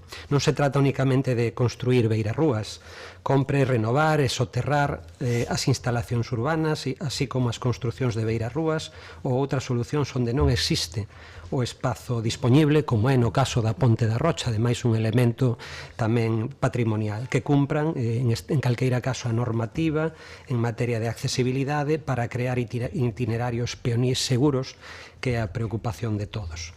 Gustaríanos solucionar estes problemas urbanos de xeito inmediato, mas compre facer unha correcta diagnose e planificación. Por iso, desde o Servicio de Proxectos e Obras, analizouse a situación para encargar a redacción dun anteproxecto que defina a solución a todas as deficiencias do ámbito de xeito integral. Elaborarase unha estrategia de actuación que poderá ser orzamentada e que se executará cando exista a disponibilidade orzamentaria, como non pode ser de outro xeito. Se ben é certo que as persoas propietarias das parcelas adyacentes á rúa foron cedendo terreos ao Concello coa obtención das licenzas de obra que se foron solicitando, compre realizar as xestións urbanísticas previas para garantir un trazado continuo dos percorridos pianís e de outro tipo e asegurar a total disponibilidade dos terreos. Estas cesións, por certo, non son nin de fai 10, nin de fai 20 anos. Xa levan décadas cedidas e recordo que tuveron unha maioría absoluta durante 4 anos e non se lles ocorreu a inmediata necesidade de facer nada en ese barrio, non? En calqueira caso, mentre non se executa esta actuación completa, realizaránse as obras de mantemento e reparación necesarias para garantir as condicións de seguridade da vía. Con respecto a outra zona do barrio onde decían que votáramos en contra, creo que foron moitas as iniciativas e moitas as melloras que fomos facendo no barrio, inda que unha persoa próxima decía que non había seguridade, que non había beirarrúas, que non había iluminación, que non había moitas cousas, e resulta que si estaban. Eu non sei se é que viven en outros barrios paralelos ao mellor, non? En calqueira caso, pois vamos a seguir traballando, planificando e orzamentando previamente. Grazas. Imos a votar a favor da moción. Tempo para réplica, señor de la Fuente. Sí, bueno, pois nada, agradecer aos dous grupos que manifestan a súa posición, que voten a favor desta moción, que creemos interesante. Non deixe de chamarme a atención a perenne apelación a esa legislatura onde o PP tuvo maioría absoluta. Antes desa legislatura, o BNG estuvo gobernando, que recorde de memoria, 2 ou 3, sin que tampouco se acordara de facer ningunha intervención, ni planificara ningún proxecto nesa mesma zona, que tamén coñece. Nada máis, moitas gracias. Grazas. Non sei se o señor Muiños quere intervir. No. Señor Domínguez, tampouco. Pois pasamos a votación. Moción presentada polo Partido Popular para a urbanización e construción de beirarrúas nas rúas Volta do Castro, Ponte da Rocha e Poza Real de Abaixo. Votos a favor. Unanimidade. Apróbase. Pasamos daquela a seguinte moción presentada polo Bloque Nacionalista Galego e Compostela Aberta para o rexeitamento do proxecto da fábrica de celulosa de Altri. Comezaría en primeiro lugar o compañeiro Xanduro por orde de intervención, logo o señor Domínguez. Cando queira, xa, neste caso vai haber as dúas intervencións. Grazas, alcaldesa. 4 concellos do Barbanza: Padrón, Arzúa, Melide, o Colexio Oficial de Arquitectos de Galicia, a Plataforma Ulloa Viva, organizacións ecoloxistas como Verdegalla, Dega, Federación Ecoloxista Galega, Sociedade Galega de Historia Natural, Hábitat, a PDR, Ecoloxistas en Acción, Greenpeace, SEO BirdLife, Amigas da Terra e WWF, Asociación Galega pola Custodia do Territorio, Consello Regulador de Denominación de Orixen Arzúa Ulloa, Sindicato Labrego Galego, Unións Agrarias, etc. E podría seguir ata chegar as máis de 20.000 alegacións que se presentaron contra o proxecto da planta de Altri. Eu de verdade que non teño constancia de ningún outro proxecto industrial en Galicia que tivera acumulado este número de alegacións. Creo que o rexeitamento é máis que evidente. E a verdade é que non fixo máis que aumentar que a tramitación, vamos a deixalo en nada transparente, do proxecto que presentou a Xunta de Galicia. En 2020, a planta de Altri era un proxecto de economía circular para a produción de 200.000 toneladas ano de fibras textiles. Unha vez publicado o proxecto, descúbrese que sí, existían 200.000 toneladas ano de fibras textiles, máis tamén outras 400.000 de pasta de celulosa e derivados. Ou sexa, que o proxecto circular sostible derivou nunha megaplanta de produción de pasta de celulosa do tipo das que temos amplia experiencia no noso país. Chama a atención, por exemplo, que pretendan instalar un equipamento industrial xusto ao carón, é dicir, ao carón é a 0 metros, dun espazo protegido como CEC Serra do Careón, con hábitats prioritarios, e que consideren, o que considere o informe de impacto ambiental, que iso é compatible. Outra, que en ninguna parte do estudio de impacto ambiental se menciona o feito que os torreos a ocupar polas supostas infraestructuras de Altri fan parte da proposta de ampliación da rede Natura galega, presentada pola propia Xunta de Galicia. O propio Colexio Oficial de Arquitectos de Galicia chama a atención sobre ese punto, denunciando que é unha estrategia bastante absurda de ordenación do territorio no que por un lado se construen polígonos industriais que quedan sen uso e por outro destruímos paisaxe rural para albergar institucións fabrís. E as cifras son verdadeiramente mareantes. Estamos a falar da ocupación de 366 hectáreas de territorio. Para que se faga unha idea, Ence ocupa 38. No que se producirán 600.000 toneladas ano de derivados de celulosa. En Ence se producen 550.000, que requerirían 2,4 millóns de toneladas de eucalipto, un tercio de todo o que se tala en Galicia nun ano. Precisaría unha potencia de consumo eléctrico de 110 megavatios, un tercio da potencia que hoxe en día usa Alcoa, e que precisa tamén a captación de 46.000 metros cúbicos día de agua, tanto como consume toda a provincia de Lugo. É un permiso, evidentemente, de vertedura industrial ao río Ulla de 30.000 metros cúbicos de aguas residuais, vertedura que se faría a máis temperatura da natural do río. Por certo, outro detalle chamativo. A PDR denuncia que a mesma consultora ambiental que no ano 2019 desbotaba un posible traslado da Ence de Lourizón a calquera outro río galego a gas o miño polas súas necesidades hídricas, agora fai que no estudio de impacto ambiental considere positivo localizar unha macrocelulosa no río Ulla. Deixémolo en curioso. En definitiva, eu creo que a posta en marcha, e falo por min, evidentemente, e falo polo grupo de goberno, de semellante industria tería un impacto enorme na comarca da Ulloa, con emisións de xofre, óxidos de nitróxeno, monóxido de carbono e material particulado, pero non só ali, senón tamén en toda a conca do Ulla e no río de Arousa, no que desemboca. Trasladolle esa cabeza a manifestación que hubo hai uns días dos mariñeiros ao longo da ría. Estamos falando dun tecido socioeconómico na comarca do Ulloa eminentemente rural, agrogandeiro e paso obrigado do Camiño de Santiago. Tamén da Ría de Arousa. Acabou o tempo. Podo usar parte do seguinte, gracias. Os seus bancos marisqueros e a súa pesca tradicional. E tamén supón redobrar a aposta pola eucaliptización do territorio para manter esta industria, co que supón, evidentemente, en perda de biodiversidade, deficiente integridade ecolóxica e un aumento exponencial do risco de incendio. E non todo se vai explicar, como dixo nunhas afortunadas declaracións, polo ADN galego na cuestión dos incendios. Deixo para a segunda intervención agora. De acordo, ten a palabra o señor Domínguez. Boa tarde de novo. O proxecto que promove Green Fiber Altri Greenalia para a implantación dunha gran industria de fibra téxtil a base de celulosa na Ulloa supón un motivo de enorme preocupación social. Comezamos a escoitar falar deste proxecto alá polo ano 2022, sendo o Liocel a súa carta de presentación, unha fibra téxtil elaborada a base de restos vegetais que a empresa pretendía obter do eucalipto.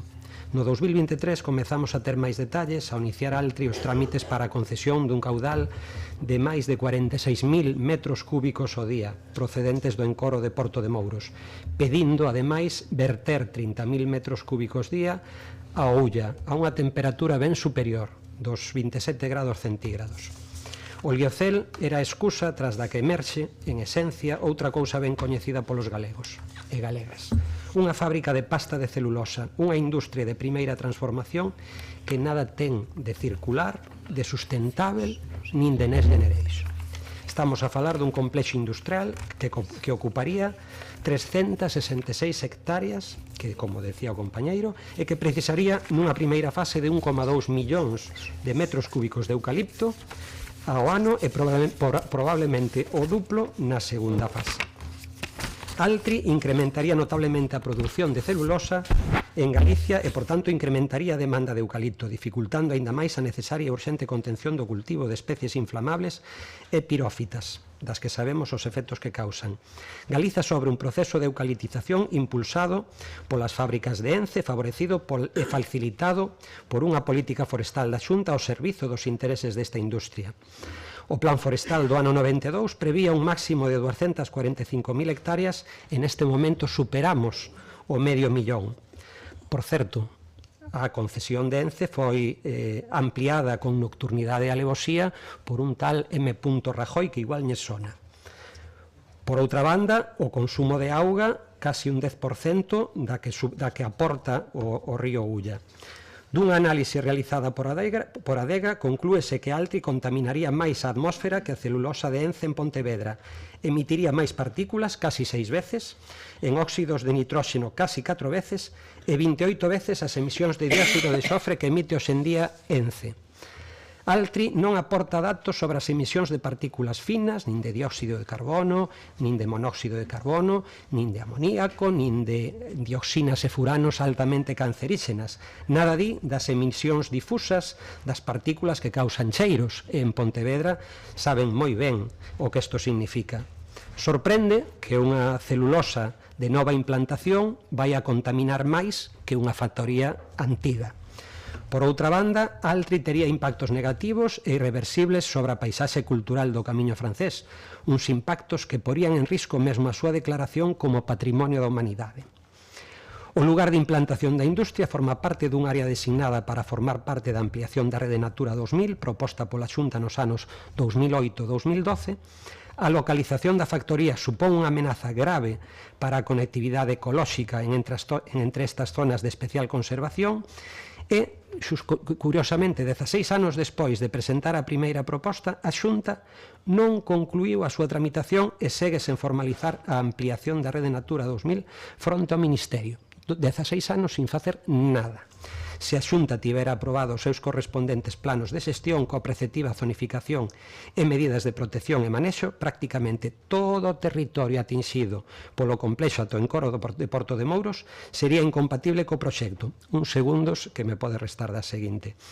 Por todo o exposto, cos datos que xa temos, quedan máis que justificados o rexeitamento ao proxecto de Altri na Ulloa e ao seu financiamento con fondos Next Generation. Instamos tamén a Xunta e ao Estado a paralización deste proxecto dentro das súas competencias. Non imos aceptar a emenda proposta polo Grupo Socialista, posto que pedimos un posicionamento claro e contundente en contra deste proxecto. Ante esta ameaza medioambiental non serven ambigüedades. Altri non. Entendo que a señora Castro, cando queira. Sí, moitas grazas, señora alcaldesa, e boa tarde a todas e a todos. Bueno, pois hoxe volve a vir a este salón de plenos para este debate a moción do proxecto de Altri, porque temos que recordar que hai 2 meses, no mes de abril, logo de retirar aquel desafortunado punto de acordo que dixemos, porque se solicitaba un informe negativo dun proxecto sin ter en conta o que dixeran os técnicos e o cumprimento ou non da legislación, nos advertimos, e creo recordar que o Partido Popular tamén, pois que nos achegábamos perigosamente a bordear a ilegalidade. Polo tanto, hoxe volvemos a debatir sobre isto. Eu teño que dicir que o proxecto de Altri en Galicia as socialistas e os socialistas non nos gusta nada, pero tamén teño que decir que levamos defendendo dende hai meses que a cidadanía galega precisa claridade respecto a este proxecto. Por iso a nosa tarefa é ir moito máis lonxe de expresar únicamente se nos gusta ou non nos gusta. Creo que debemos coñecer o proxecto, creo que debemos fiscalizar o procedimento e ter toda a información. Débese xustificar se este é un proxecto realmente estratégico, por iso nos urximos que a Xunta de Galicia explique de xeito claro e conciso o proxecto de Altri en Palas de Rei, porque efectivamente foi o Partido Popular quen converteu este debate en público porque fixo deste proxecto un buque insignia da súa actuación. De aí que nos expresamos o que expresamos na emenda que presentamos e que xa vexo que nos rexeitan. E é o que precisamos para ter información, precisamente, o que se expresa nesa emenda. As galegas e os galegos deben dispoñer da información certa sobre a súa viabilidade medioambiental, son as normativas medioambientales as que deben marcar o que é permitido ou o que non está permitido neste momento. Tamén queremos que se teña información clara e que se precise sobre ese impacto social que eu tamén falaba hai 2 meses. Foron moitos os cambios que se produciron. Primeiro anunciouse no ano 2022, que ian ser 2.500 empregos directos. Claro, pasou que no ano 2024 xa hai apenas 500 empregos. O que ia a ser unha factoría ecolóxica, pois pasou a ser unha celulosa. A isto temos que engadir que resulta imprescindible saber se o proxecto vai ser realmente viable con ou sin financiamento público. E cal será a medida deste financiamento? Entonces, como é posible establecer como estratégico un proxecto sin ter toda esta información da que precisa o Partido Socialista e, en concreto, hoxe toca o Grupo Municipal Socialista? Apoiar un proxecto sen coñecelo con claridade e sen ter as avaliacións que o poidan validar a nos parecenos irresponsable. Seguimos pedindo que precisamos claridade, explicacións, máxima exixencia, desde logo, de cumprimento da normativa, sobre todo desa normativa medioambiental, e se non se acepta a nosa enmenda, pois claro, as dudas e as indefinicións fan que o Grupo Municipal Socialista pois non poda resolver ningún apoio inflexible a isto, ningún rexeitamento indiscutido a este proxecto. Polo tanto, non podemos apoiar nin rexeitar un proxecto que aínda ten que ser avaliado, nos creemos, conforme a normativa, e por eso o noso sentido do voto nesta moción será a abstención. Moitas grazas. Grazas, señora Castro, polo Partido Popular. Señor Ben, cando queira.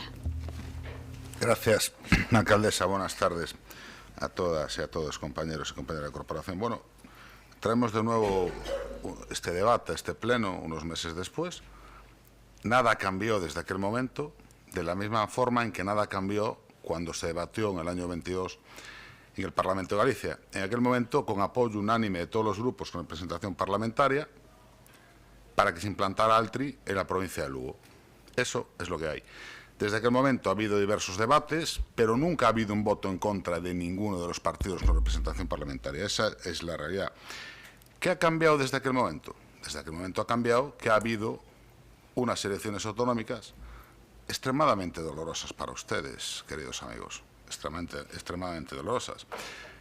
El Partido Socialista en aquel momento, el señor Besteiro, actual dirigente, líder del PSOE en Galicia, se ofreció como interlocutor válido, siendo delegado del Gobierno, para ser quien fuera el interlocutor con el Gobierno del Estado para conseguir el apoyo y la financiación para este proyecto. El BNG en aquel momento también hacía suyo este proyecto. Luego ha habido un cambio por una cuestión de estrategia electoral y hemos vuelto a Alcoarón, a Navalla de Galicia P9, Cinsa no, Inditex no, etcétera, etcétera. Bueno, en la postura pancartista habitual del BNG. Nosotros, el Partido Popular, estamos hoy exactamente en el mismo sitio en el que estábamos hace 2 años y hace 2 meses. Estamos para apoyar las iniciativas que generen empleo, riqueza y ayuden a fijar población en el rural, siempre y cuando cumplan escrupulosamente y estrictamente los informes preceptivos de obligado cumplimiento. ¿De verdad que alguien se cree que el Partido Popular, con lo que ha representado, con la representatividad y gobiernos locales que tiene en toda Galicia, a lo largo y ancho, va a poner en riesgo al sector primario, tanto de interior como de la costa? Eso es una mentira que nadie se cree. Y la verdad, empezamos a estar un poco cansados de las mentiras del BNG. Empezamos a estar cansados un poco de las mentiras del BNG, porque efectivamente ahora hay un cambio de estrategia electoral y ustedes pues dicen que el agua de Luya, que va a volver, que vamos a prácticamente dejar seco el río, cuando realmente lo máximo que se va a captar es un 3% del caudal absoluto de Luya en esa zona, y gran parte de ese agua debidamente tratada y en las condiciones como tiene que ser, volverá la mayor parte al caudal del río. Eso es así. Dicen ustedes que va a afectar al Camino de Santiago, cuando el punto más cercano de la factoría con respecto al camino está a 3 kilómetros de distancia. Dicen ustedes que esto va a suponer una eucaliptización de Galicia, cuando la mitad de la producción de eucalipto de Galicia se exporta fuera de Galicia. Lo dijo el señor Duro, 1/3 de la producción, en su máxima producción, llevaría, aún así, seguiría exportando un 25% del eucalipto que a día de hoy se tala en Galicia, con lo cual no habría mayor demanda de eucalipto. Simplemente lo que habría, mejores condiciones de venta para los pequeños propietarios del eucalipto en Galicia. Eso simplemente es lo que habría. A mayor de todo esto, repito, fundamental, hay que esperar los informes perceptivos de medio ambiente, de aguas, patrimonio cultural, etcétera, etcétera. Sin esos informes estamos poniendo, como din os nosos maiores, o carro diante dos bois. Y le voy a decir una cosa, a mí hay cosas que me llaman la atención. Ustedes juegan un juego de un poco del trilero, permítanme y no se ofendan, engañando a la gente. Engañaron a la gente con una foto de los peles de un pez con la boca llena de peles, un pez pescado en Asia, diciendo que los pellets eran el nuevo Prestige de Galicia. Hay que tener mucho rostro para decir eso y aún no haber pedido perdón a día de hoy. Pero lo vuelven a hacer ahora mismo cuando tienen ustedes un díptico, en sus convocatorias, que tiene esta foto. Esta es la foto que tiene su díptico en las convocatorias. Quiero que la vean bien, luego se lo facilito. Esto es lo que dicen cuando hubo la visita a Altri de los dirigentes y alcaldes de la zona.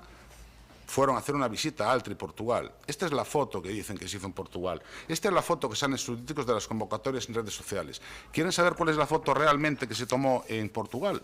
Esta es la foto que se tomó en Portugal. Esta es la foto que se tomó en Portugal. La verdadera foto de Portugal. Y ustedes han vuelto a engañar a todos los gallegos con este montaje burdo y absurdo y siguen sin pedir perdón por ello. Esta es la realidad. Estos son ustedes, señores del BNG. Estos son ustedes. Pero mire, la gente ha hablado alto y claro en las últimas elecciones autonómicas. Esto oye descontando, supongo que se da por supuesto. Y ha vuelto a hablar alto y claro en las últimas elecciones europeas. Palas de Rei, Melide, Boimorto, Santiso, Toques, Opino, Touro, Boqueixón, Teo, Dodro, Padrón y todos los municipios de la Illa de Arousa votaron mayoritariamente al Partido Popular. O muy tonta es la gente o muy tontos los quieren hacer ustedes. Yo creo que más bien es lo segundo y no lo primero. Nada más y muchas gracias. Por favor, vamos a votar en contra. Nada más y muchas gracias. Grazas. Ten a palabra o señor Duro. Vamos a poñer... ten 30 segundos menos. Ao chegar a 30 segundos ten que parar. Vale. Gracias, alcaldesa. Podemos estar votándonos cifras a cara toda a tarde, vostede ten as súas, eu teño as miñas, pero o que vostede queira. Acabo de escoitar esta semana pasada, por exemplo, que a mina de Toura volve a ser un proxecto estratégico e dun mínimo impacto ambiental, por recuperar proxectos que vostedes volven poñer sobre a mesa, co cal as súas cifras teñenme a mesma fiabilidade que as de Touro. Pero non vou falar de cifras, vamos a darlle unha volta, porque eu cada vez que escoito falar dun proxecto estratégico, me dá igual que sea a mina de Touro, que sea Altri, sempre penso que hai máis estratégico para a nosa sociedade que alimentármonos. Que hai? Por que nunca hai un proxecto estratégico de verdade que sirva para desenvolver unha produción alimentar baixada en parámetros de soberanía alimentar e de xustiza social? E a planta de Altri é todo o contrario. Ten afección directa sobre unha das comarcas máis productivas do noso sector agroalimentar, como é a comarca da Ulloa.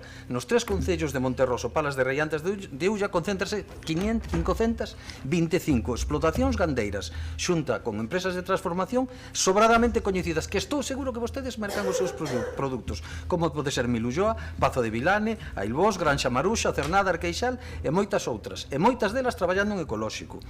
Pero ampliemos o foco.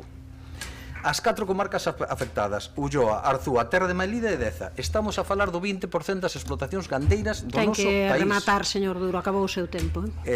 Bueno, en definitiva, proxectos estratégicos, primeiro pensemos en alimentarnos e logo pensemos en regalar o país para beneficios dunhos poucos e que quede todo estragado para o conxunto que vivimos aquí. Gracias.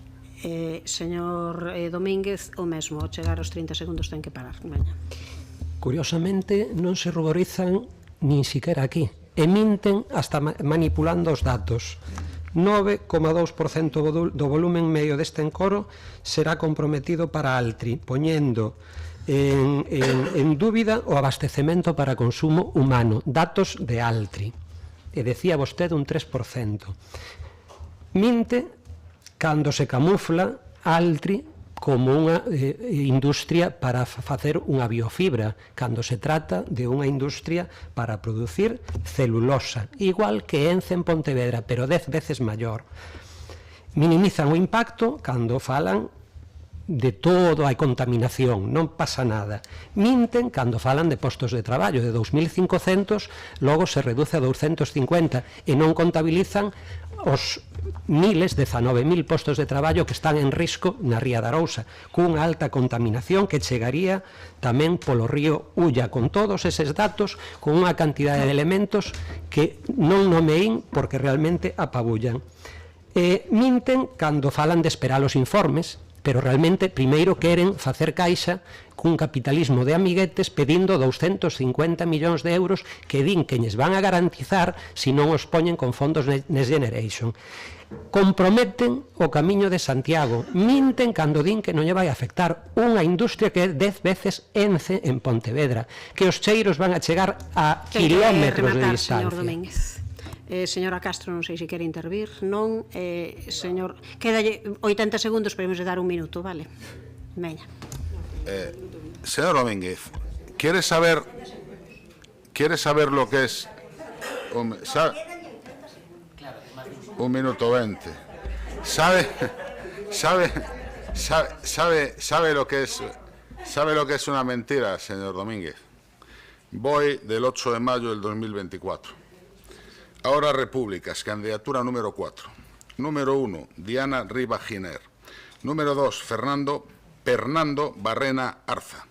Número 3, Ana Miranda Paz. Faltó poner aquí a tiempo parcial, o sea, la mitad del tiempo. Número 4, Tomás Molina y Vos. Número 5, Ollana Echevarrieta Legrán. Número 6, Vieito Lobeiro Domínguez. Bueno, está aquí. Número 7, Gel Kerner Hoiber. Número 8, Óscar Matute García de Jalón. Número 9, Oriol Cases Vilá. Número 10, María Domar Fernández Fra. Esto es la candidatura suya real que presentaron a las elecciones europeas. Esta es la candidatura que ustedes presentaron a las elecciones europeas.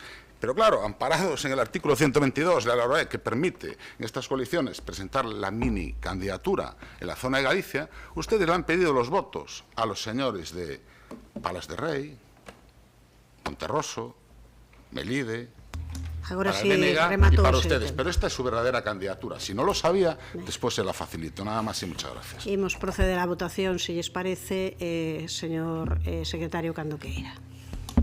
Moción presentada polo BNG e Compostela Aberta para o rexeitamento do proxecto da fábrica de celulosa Altri. Votos a favor. Grupos municipais do BNG e Compostela Aberta. Votos en contra. Grupo Municipal do Partido Popular, abstencións. Grupo Municipal Socialista, rexéitase a moción. Pasamos daquela seguinte moción, unha moción conxunta de Compostela Aberta e o BNG para instar a Consellería de Sanidade a adoptar as medidas necesarias para garantir a correcta atención e seguimento dos e das pacientes oncolóxicas da área sanitaria de Santiago. Ten a palabra a señora Rozas. Boa tarde a todas e a todos. O Instituto Nacional de Estadística daba a coñecer onte mesmo que o cancro xa é a primeira causa de morte en España por diante das enfermidades cardiovasculares. Das 433.000 defuncións que se registraron ano pasado no conxunto do Estado, o 26% estiveron relacionadas con algún tipo de tumor. Galicia, ademais, é a terceira comunidade de España do Estado con máis casos de cancro por cada 100.000 habitantes.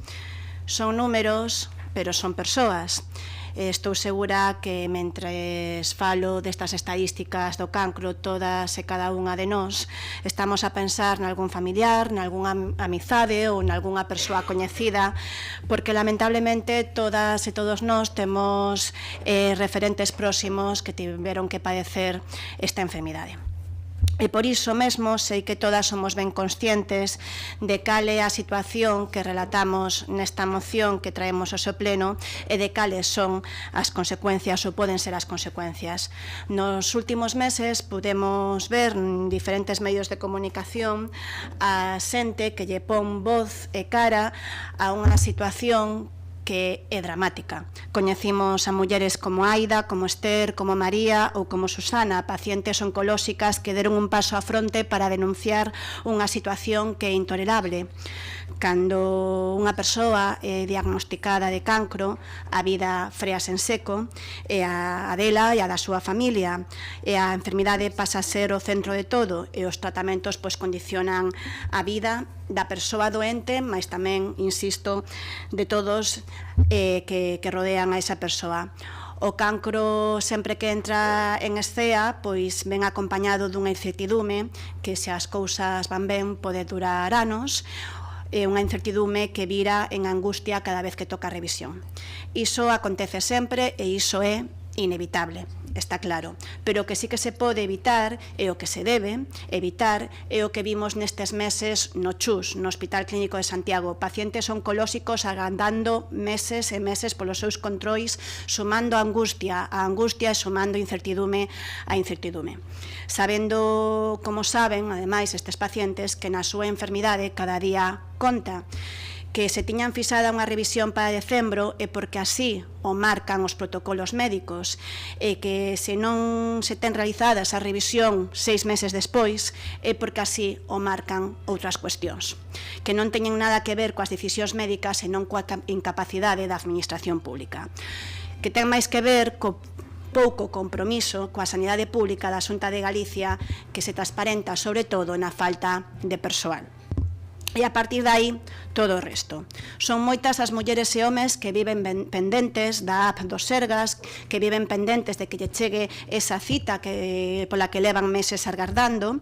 É inaceptable esa incertidume, é inaceptable tamén pois toda esa ansiedade que se lle engade ás persoas doentes. E por iso esta moción, e vou rematando xa, que presentamos hoxe aquí no pleno e que recolle as demandas das doentes oncolóxicas e da Asociación de Pacientes e Usuarias do Complexo Hospitalario Universitario de Santiago, cuestións e demandas no que non só ten que ver cos atrasos nas revisións, que tamén, pero tamén outras cuestións que recolle a moción, como o mal funcionamento do sistema do buzón, polo que as pacientes saen das consultas sen ter unha data fixada para a revisión, nin figurar en ningunha lista de agarda, a saturación do hospital oncolóxico de día, onde as pacientes agardan ata 12 horas para recibir os seus tratamentos, a falta de persoal de enfermería, a falta de especialistas como poden ser fisioterapeutas ou psicólogos e psicólogas para atender a estas persoas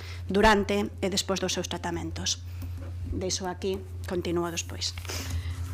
Ben, señor Alueiro, a continuación, cando queira. Ben, boa tarde.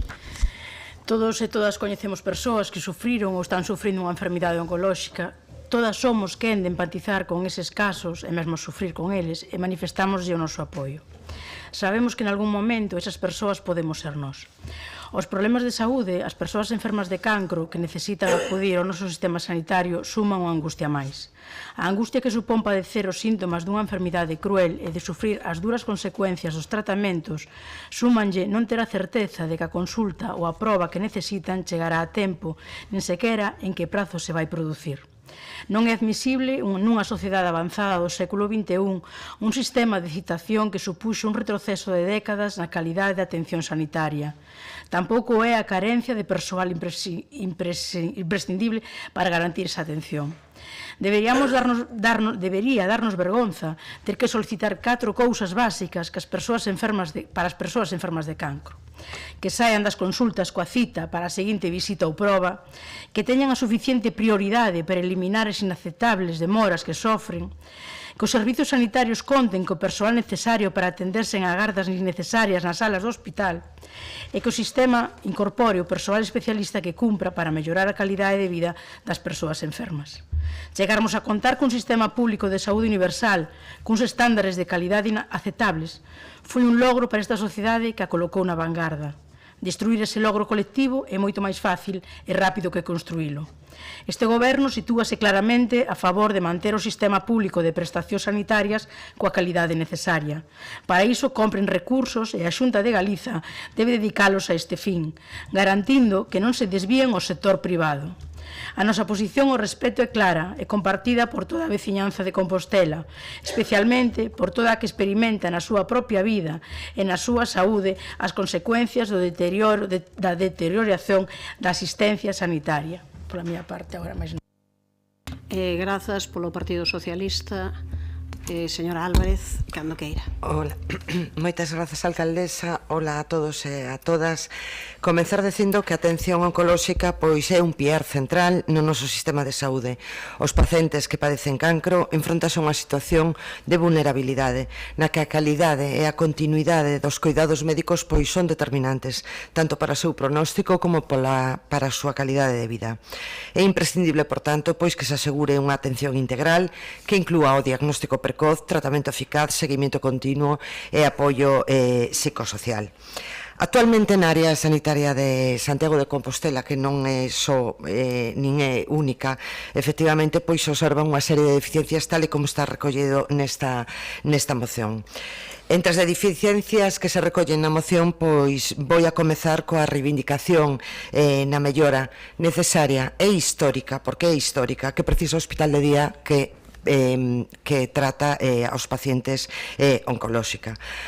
A realidade é tozuda, efectivamente, o número de pacientes pois se vai incrementando, pois porque vivimos máis, con lo cual pois temos máis tumores. O aumento das ratios van engordando. A ratio farmacéutico, oncólogo, enfermera, paciente cada vez é maior porque cada vez hai un maior número de pacientes que hai que atender. Ademais, os pacientes non son números, son persoas, reciben o tratamento, hai que parar o tratamento porque teñen unha reacción adversa por 1000 causas, con lo cual se prolonga a atención a ese paciente e hai que seguir atendendo na axenda ao mesmo número de pacientes. Seguindo cos puntos que recolle esta moción, pois decir que en oncoloxía eu nunca había conocido ata agora ou ata hace pouco lista de espera, porque por definición oncoloxía non tiña lista de espera, nin tanto para as probas que completen o diagnóstico, ni como para o inicio do tratamento.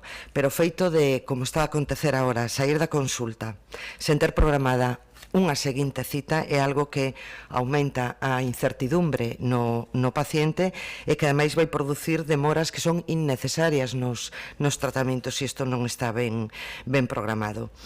Ademais, pois tamén esta moción recolle adoptar as medidas necesarias para garantir esta revisión de pacientes oncolóxicos que se realicen de acordo a un plan estratégico que está establecido, que é o de xestión do cancro en Galicia 2022-2028. Pero que concretamente, dentro deste plan estratégico e dentro das intervencións priorizadas no 2022-2024, está asegurando tamén o seguimento e acompañamento para os pacientes con cáncer en Galicia.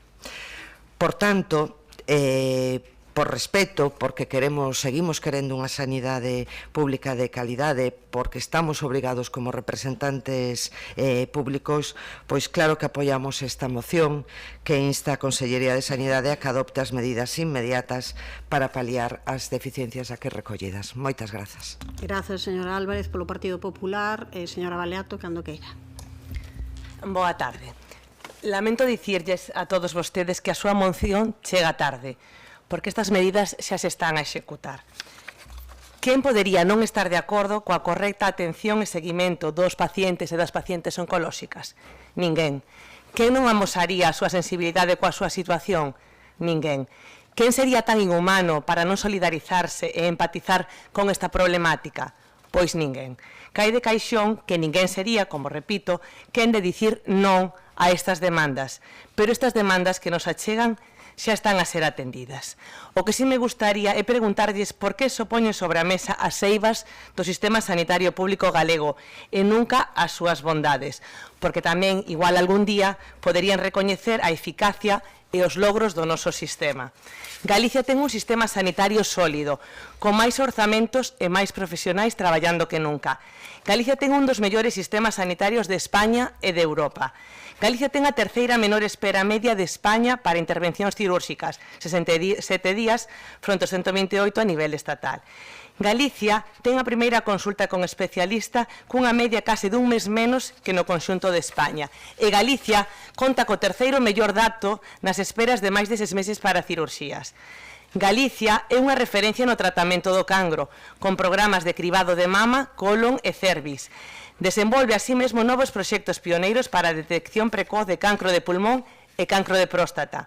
Dispoñemos así mesmo dun sistema de garantías que aseguran a atención nos prazos mínimos das patoloxías que así o requiren. E Santiago de Compostela vai ser a primeira cidade de España cun centro de tratamento con protonterapia na sanidade pública. O tempo que desenvolvemos o Centro de Terapias Avanzadas, investimos en tratamentos avanzados de oncoloxía de precisión e desenvolvemos o Rexistro Galego de Tumores. Ademais, respetamos, por suposto, a normativa. Vostedes fan referencia á orde da Consellería do ano 2004, que deriva do Real Decreto 605/2003, e este está a ser cumprido, como non podería ser doutro xeito. Esa orde prevé medidas excepcionais para situacións puntuais e excepcionais como o vivido no Servicio de Oncoloxía do Hospital Clínico de Santiago. A situación no CHUS viuse afectada nos primeiros meses do ano pola confluencia de diferentes ausencias motivadas no mesmo período e a imposibilidade de darlles atención pola falta de oncólogos para facer sustitucións. A Xunta de Galicia non pode evitar que os traballadores pidan permisos, lóxicamente, ou causen baixas. Malia isto, a boa xestión que se executou fixo que se amortiguase o impacto desta situación. Estableceronse criterios de priorización, atendendo en primeiro lugar os pacientes de recente diagnóstico que precisan iniciar ou manter un tratamento activo. Isto quere dicir que os pacientes con maior urxencia non tiveron demora. Ademais, desde principios de abril deste ano, o servizo iniciou un programa de consultas de tarde reforzado, o que permitiu un incremento importante da actividade diaria. E iso supuxo tanto reducir as demoras nas revisións dos doentes menos urxentes que xa realizaron o seu tratamento. En todo caso, como lles dicía, esta moción chega tarde, porque despois de que o Conselleiro de Sanidade e o novo xerente da Área Sanitaria de Santiago se reunisen coa Asociación de Pacientes, xa se puxeron en marcha as medidas necesarias de reforzo e reorganización do servicio para mellorar o funcionamento en xeral do servicio de oncoloxía, coa incorporación de 2 novos oncólogos ao servicio, coa programación de actividade complementaria para dar resposta ao conxunto da demanda, fora da xornada ordinaria, coa adquisición de ferramentas informáticas para apoiar os circuitos de doentes e os traballos asistenciais, coa valoración de adaptacións dos espacios, coa humanización e ampliación da sala de agarda dos doentes, coa revisión dos circuitos con outros servicios e apoio da enfermería e coa adquisición, instalación e posta en marcha de 5 cabinas de elaboración de medicamentos. Creo que por todo exposto queda acreditado que a súa moción chega tarde. Igual hai un mes, como sempre di a alcaldesa que os tempos son importantes en política, tiña a súa razón de ser, pero agora, en realidade, esta moción é extemporánea. Grazas, señora Baleato. Ten a palabra a señora Rozas. Señora Baleato, vou comezar pola súa última parte, o gallá. O gallá chegue tarde. O gallá dentro dun mes, dentro de 2, dentro de 3, non teñamos a situación vivida non nos últimos meses, non dende xaneiro deste ano, porque a situación ven de moito atrás, ven de antes de xaneiro deste ano, non é unha situación derivada polas baixas de determinado persoal sanitario, como vostede quiso decir na súa intervención. Ten aí na hemeroteca, nos medios de comunicación, as queixas dos usuarios de fai bastantes meses antes de xaneiro do 2024. Señora Baleato, non é que poñamos sobre a mesa as eivas que ten o hospital e que ten a nosa sanidade pública por unha teima, por un capricho persoal, e que llo dixeron non nós, non o Compostela Aberta, a BNG, o Partido Socialista, llo dixeron as doentes oncolóxicas, as que o viven no seu día a día, llo dixeron a Asociación de Pacientes e Usuarias do Hospital Clínico Universitario. Non é que nós teñamos unha sesión en contra do Partido Popular e en contra do desmantelamento que se está a facer da nosa sanidade pública, é que llo están a decir as que o viven no seu día a día. Así que eu creo que, como mínimo, un pouquiño de empatía. A nós constanos que o novo Conselleiro de Sanidade abriuse a escoitar esas demandas e que se comprometeu a procurar solucións, que as solucións estean feitas, como vostede dixo, permíteme que o dubide, non? Porque entre as cuestións que pedimos son que as revisións se fagan en tempo e forma, que non teñan que esperar 6 10 meses para unha revisión que estaba prevista. E iso non se resolve con peonadas, non se resolve metendo consultas de tarde, porque iso, como vostede ben sabe, é un parche. Na moción pedimos tamén resolver cuestións como o mal funcionamento do sistema de buzón, que eu saiba continúa funcionando igual, e vou rematando, señora alcaldesa. Na moción pedimos fisioterapeutas, psicólogos, continúa igual. Entendendo que hai que darlle un marxe ao novo conselleiro, eu tamén lle teño que recoñecer que as súas declaracións públicas e as súas primeiras propostas que fixo mediáticamente como a mudanza de protocolos de revisión non será ningunha tranquilidade, senón todo o contrario. Ten que rematar, porque non debe ser un cargo político que enmarque cando se deben de facer as revisións médicas, senón os médicos. Mais nada. Señora Lueiro, que ando queira. Sí, a ver, eu non tiña pensado falar, pero que agora mesmo non sei se estou entre emocionada ou enfadada, porque, primeiro, hai que aquí escoitase o que se quere escoitar. Eu, cando na miña intervención, si falei dos logros da sanidade pública, si falei, e máis, literalmente dixen, chegamos a contar con un sistema público de saúde universal cuns estándares de calidade aceptables. Foi un logro para esta sociedade que a colocou na vanguarda. Si falei dos logros, e si creo que temos unha sanidade pública que ten moitísimas vantaxes respecto a outras sociedades. De todos os xeitos, vostede fala tamén de que o conselleiro falou, non sei que. Pero vai haber moita xente que lle vai a chegar tarde. Santiago vai ser o futuro. Hai xente que non lle chega. Entón, esta moción chega tarde. Que hai xente que non lle vai a chegar. E non chega tarde porque hai moita xente esperando unha chamada. Mire, digolle que a mí isto non sei se me enfada, se me emociona, porque eu, do ano pasado, alumnos meus do ano pasado, solamente do bacharelato, teño 4 alumnos con cancro. 4. O venres pasado, cando viña para o Concello, vin a 3 deles, un deles dos enfermos, que estaban buscando piso. E dixenlle, cando che toca a revisión a próxima vez? E dixo, aínda non me chamaron. Nin sei cando me van a chamar. Por lo tanto, hai xente que necesita esta moción, e necesita que se aproben estas cousas, e que se traballe para axilizar as axendas. Entón, por iso, non chega tarde. E hai moita xente que segue esperando. Vale. Grazas, señora Lueiro. Ten a palabra a señora Álvarez. Hola de novo. Co conselleiro haxa escoitado, pois claro que é de agradecer, é o seu deber por outra banda, pero non demos cousas por feitas, porque hai cousas que hai que seguir pelexando sempre. Claro que estou orgullosa da miña sanidade, claro que todos estamos moi orgullosos da nosa sanidade. Tamén en innovación somos líderes. Estamos coordinando proxectos europeos que en innovación, xa non a nivel de España, sino a nivel de Europa, axuda muchísimo. Pero precisamente por querer mantener unha sanidade pública é obligatorio por parte de nós seguir pelexando por ela. E as palabras o que aquí se dixo hoxe non o des por resolto, porque non está resolto. Que hai intención, bravo. Hai que tela. E efectivamente o conselleiro preocupouse, estou segura de que enseguida se establecerán protocolos ou fluxos de activación rápida pero sí que é unha realidade que hai espera xa non para seguimento de enfermedade, sino para diagnóstico de enfermedade de 6 meses. Eso é así. Grazas. Nada, grazas, señora Álvarez. Ten a palabra a señora Baleato, aínda que tiña uns segundos menos, como tamén non hai problema, usos 2 minutos. Nada, simplemente dicirlles pois que todos os aquí presentes vexo que queremos un servicio sanitario de calidade e unha atención digna e efectiva para todos os galegos e as galegas. Creo que todos coincidimos iso. E nomeadamente para os doentes do cancro. Nada máis, nos nesta moción ímonos a abster. Grazas, señora Baleato. Pasamos á votación, señor secretario. Moción presentada polo BNG e Compostela Aberta para instar á Consellería de Sanidade a adoptar as medidas necesarias para garantir a correcta atención e seguimento dos e das pacientes oncolóxicas da área de Santiago de Compostela. Votos a favor, grupos municipais, BNG, Compostela Aberta e Socialista. Votos en contra, non hai. Abstencións, Grupo Municipal do Partido Popular. Apróbase a moción.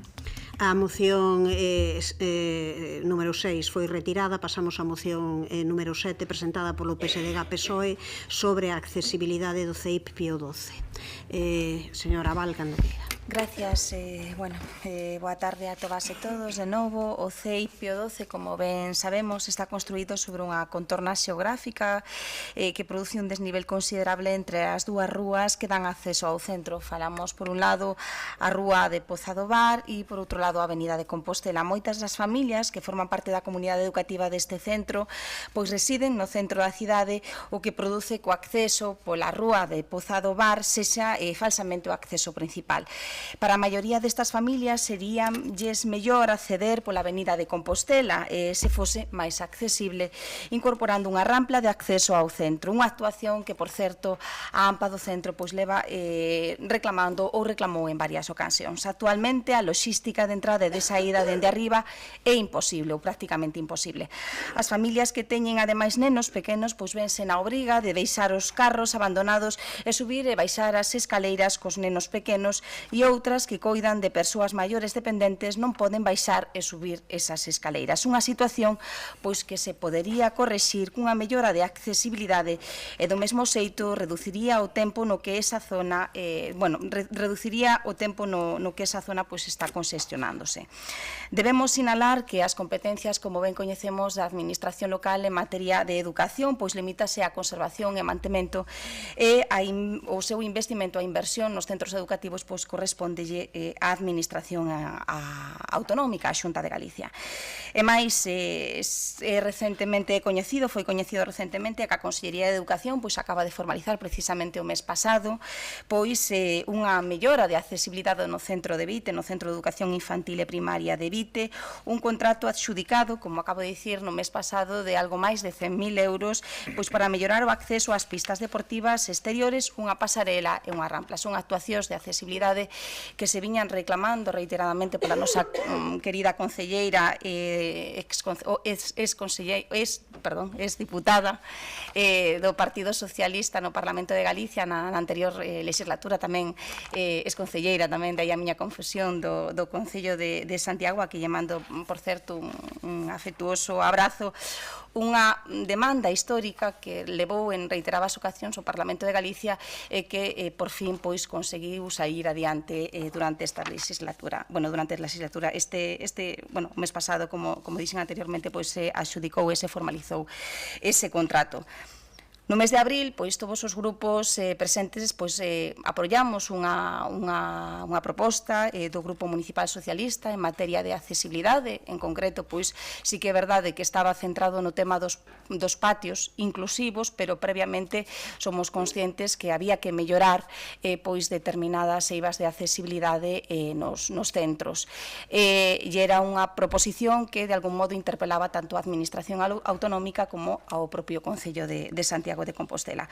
Por todos estes motivos e porque a accesibilidade é unha asignatura que nos toca atender a todas as forzas políticas e todas as administracións públicas aquí presentes, pois é polo que o Grupo Municipal Socialista solicita ao Pleno da Corporación a adopción do seguinte acordo: instar a Consellería de Educación da Xunta de Galicia a realizar as obras de mellora de accesibilidade do CEIP Pío XII para dotar ao centro dunha rampa que garanta a accesibilidade das familias usuarias pola avenida de Compostela. Gracias. Grazas. Ten a palabra a señora Louzao. Moi boa tarde a todos e a todas. Na Concellería de Educación somos plenamente conscientes do complicado da accesibilidade a este centro educativo pola zona superior, desde a avenida de Compostela. Por iso fixémonos eco desta demanda histórica do centro e da AMPA na última xuntanza que tivemos co director territorial de Educación o pasado 3 de maio, xa que esta actuación, como ben sinalan na súa moción, é competencia da Xunta de Galicia. Nós, como dicía, pedimoslle á Consellería que alo menos estudase esta cuestión para ver se era técnicamente posible salvar esta pendente. Desafortunadamente, a pesar de ser unha demanda que xera consenso na comunidade educativa do Pío XII, nesa xuntanza do 3 de maio pois xa se nos comunicou que non se contemplaba realizar, nin sequera estudar neste momento, esta actuación por parte da Administración Educativa, xa que o edificio, certo é accesible desde a rúa Poza de Bar. Con todo, nos seguiremos levando esta ou outras demandas a futuras reunións coa Dirección Territorial. Temos moitos temas en riba da mesa respecto da mellora na situación dos centros educativos do noso Concello e entendemos que a nosa obriga a actuar como canle de transmisión dos temas relevantes para a comunidade educativa no que non atinxe as nosas competencias. De feito, na xuntanza de Constitución do Consello Municipal de Educación que tivemos aí hoxe xusto 2 semanas, esta foi unha das cuestións que nos solicitaron que actuemos tamén de canle para trasladar as demandas e necesidades diante da Consellería e é compromiso desta concelleira cumprir con esta petición. De feito, tamén lle trasladamos a preocupación pola situación da cornixa do CEIP do Pío XII, cuestión que consideramos máis urxente que a de accesibilidade pola zona superior. En relación a este tema, estamos en comunicación permanente coa directora e esperamos que se fagan as obras este verán. Bueno, por todo dito ata agora, nos votaremos a favor desta moción e trasladaremos yo, se así sai aprobada, pois a Consellería de Educación. Moitas grazas. Grazas polo Partido Popular, señor Rubio, cando queira. A verdade é que iba a comezar nos estiven a punto de presentar unha emenda para engadir un punto, pero como era un plan, tiña medo de que non pasara o filtro, non? Por certo, plan é unha palabra que se repite 102 veces no programa de Compostela Aberta. É dicir, non somos os únicos que prometemos ou queremos facer plans, non? Tanto é así que, sendo certo que sería unha mellora considerable para a accesibilidade o CEIP do Pío XII, esta obra nos entendemos que xa existe pois unha entrada accesible por Pozo de Bar, como decía agora a concelleira, como di na súa exposición de motivos, e por iso non entendemos que sexa prioritario. Sí, desexable, sí que é certo que se solicita dende a AMPA, dende fai varios anos, como tamén é certo que a dirección do centro nestes momentos prioriza o arranxo e posta a punto da fachada e da parte de tellado que sexa necesario neste verán, non? Ou próximamente. En canto ás inversións da Xunta de Galicia no Concello de Santiago de Compostela en centros educativos, 20 millóns de euros, máis de 20 millóns de euros nos últimos 10 anos. Coido que non é pouca cantidade. Falamos nos últimos anos pois da reforma da cuberta e cambio de caldeira no CEIP de Vite, rehabilitación integral do IES Lamas de Abade, a construción fai anos da nova parte do CEIP Lamas de Abade. En este ano en concreto pois teremos esa accesibilidade para o CEIP de Vite que non é comparable ao caso que trae hoxe o Grupo Socialista a este pleno, porque era unha necesidade imperiosa no colexio de Vite, a obra que se licitou, por certo, por 118.500 euros. Está en marcha xa cos permisos do Concello, non de todos, e isto tamén teño que decilo, porque unha demanda histórica da comunidade educativa do López Ferreiro era poder ter esa cuberta para a zona que non ten agora mesmo e non se poderá levar a cabo. É certo que houve problemas a hora do muro cortina, que tamén teño que decir que non se tería que cambiar o millor se o Concello en anos anteriores houbera feito unha labor de mantemento como tiña que ter feito. O millor, o orzamento do muro cortina que se vai a sustituir porque estaba nunhas condicións deplorables e por unha deixadez no mantemento das instalacións educativas por parte deste Concello. E así outras actuacións como pode ser a ampliación próxima do IES Eduardo Pondal, onde hai unha inversión pois que vai máis alá do millón de euros. Nos estamos de acordo en que sería unha mellora sustancial para a comunidade educativa do Pío XII, pero entendemos que se debe priorizar, pois neste caso, esa outra acción como é o arranxo da fachada e da parte do tellado que ten esa necesidade. O noso voto será de abstención. Grazas. Ten a palabra a señora Abal, cando queira. A ver, nadie pretende comparar a necesidade de accesibilidade de Vite co de Pío XII. Realmente son situacións diferentes, problemas diferentes, pero non hai, non sei se me pode entender, accesibilidade primeira e accesibilidade segunda. É dicir, o certo é que no Pío XII hai un problema de accesibilidade para poder acceder por arriba. É unha entrada realmente pouco utilizada e ao mellor me arriscaría a decir que a meirande parte dos usuarios do Pío XII viven en esa zona, deberían de entrar por aí, con lo cual é unha demanda que hai que atender á cidadanía e debería a Consellería de Educación realmente tomarse en serio ou polo menos valoralo e valorar se é posible facer ese proxecto e cuantificalo e polo menos decir, pois vamos a planificar nun corto ou medio plazo.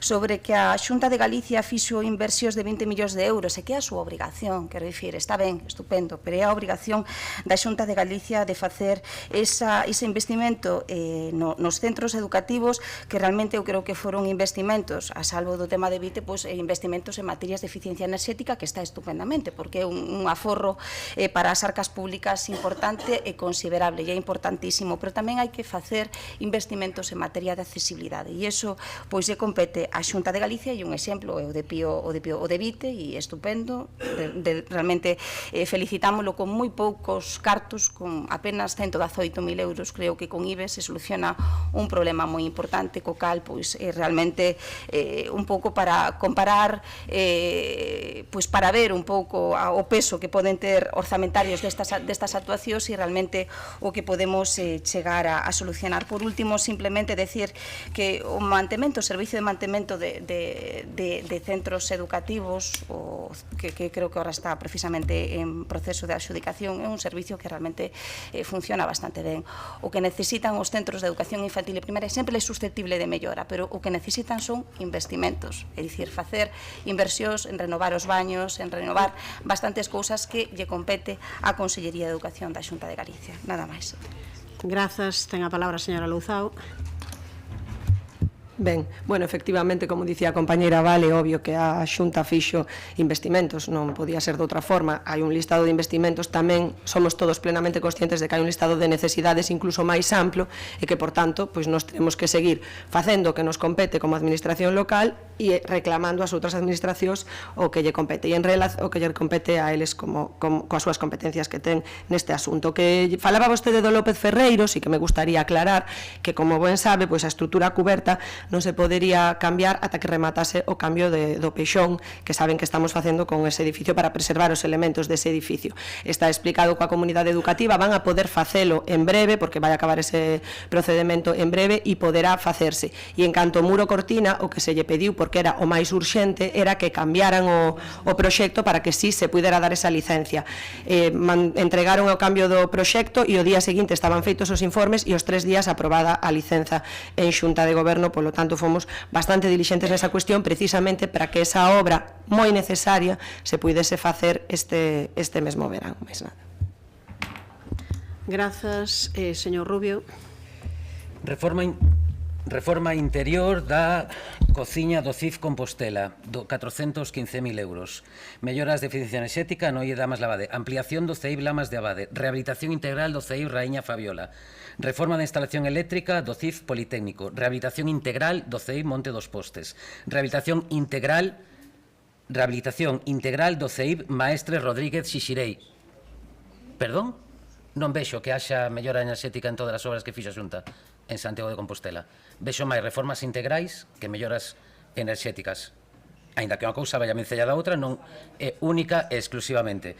No Monte dos Postes exactamente invertíronse 639.049 euros no ano 2020. Si non teño mal os datos. Sexa como sexa, señora Louzao, simplemente a min o que eu teño entendido por parte do Concello de Urbanismo deste Concello é que xa se verá si se pode facer ou non a cuberta no López Ferreiro.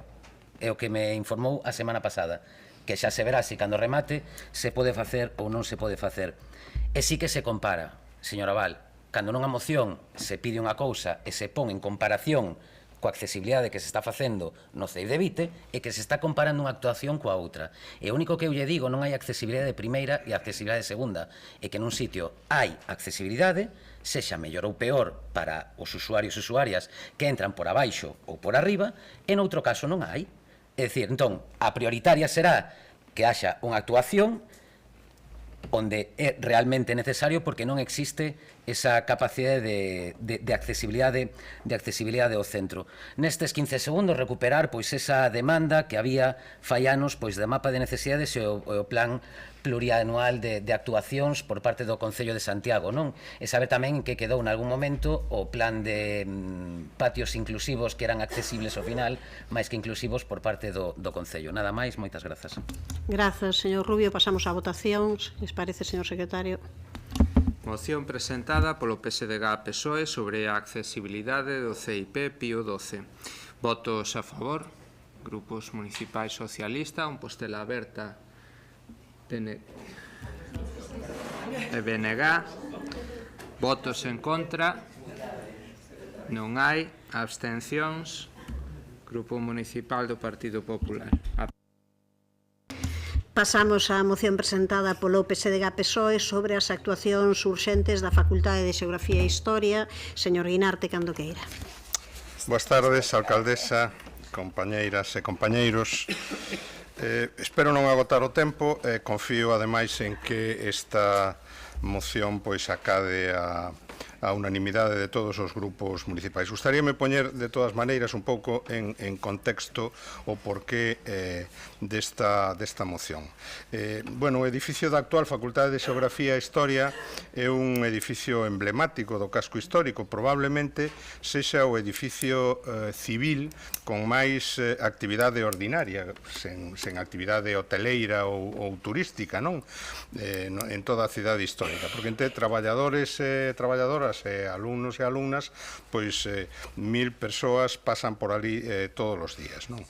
E xunto cos colexios de San Xerome e de Fonseca, pois, en fin, un dos 3 edificios máis emblemáticos da nosa universidade. E, ademais, hai que decir que nel deixaron a súa pegada persoas con moita significación en Santiago, composteláns, ademais, nacidos en Compostela, como Miguel Ferro Cabeiro ou Melchor de Prado, que foron autores dos planos da conversión do antigo edificio da compañía na actual facultade, e Montero Ríos, que impulsou, en fin, o crecemento hacia arriba do edificio co engadido da planta superior, non? O edificio ten, ademais, algún dos espazos máis significativos, civis, académicos neste caso, pero civis, dos edificios históricos da cidade, non? Refírome ao Paraninfo e a biblioteca, non?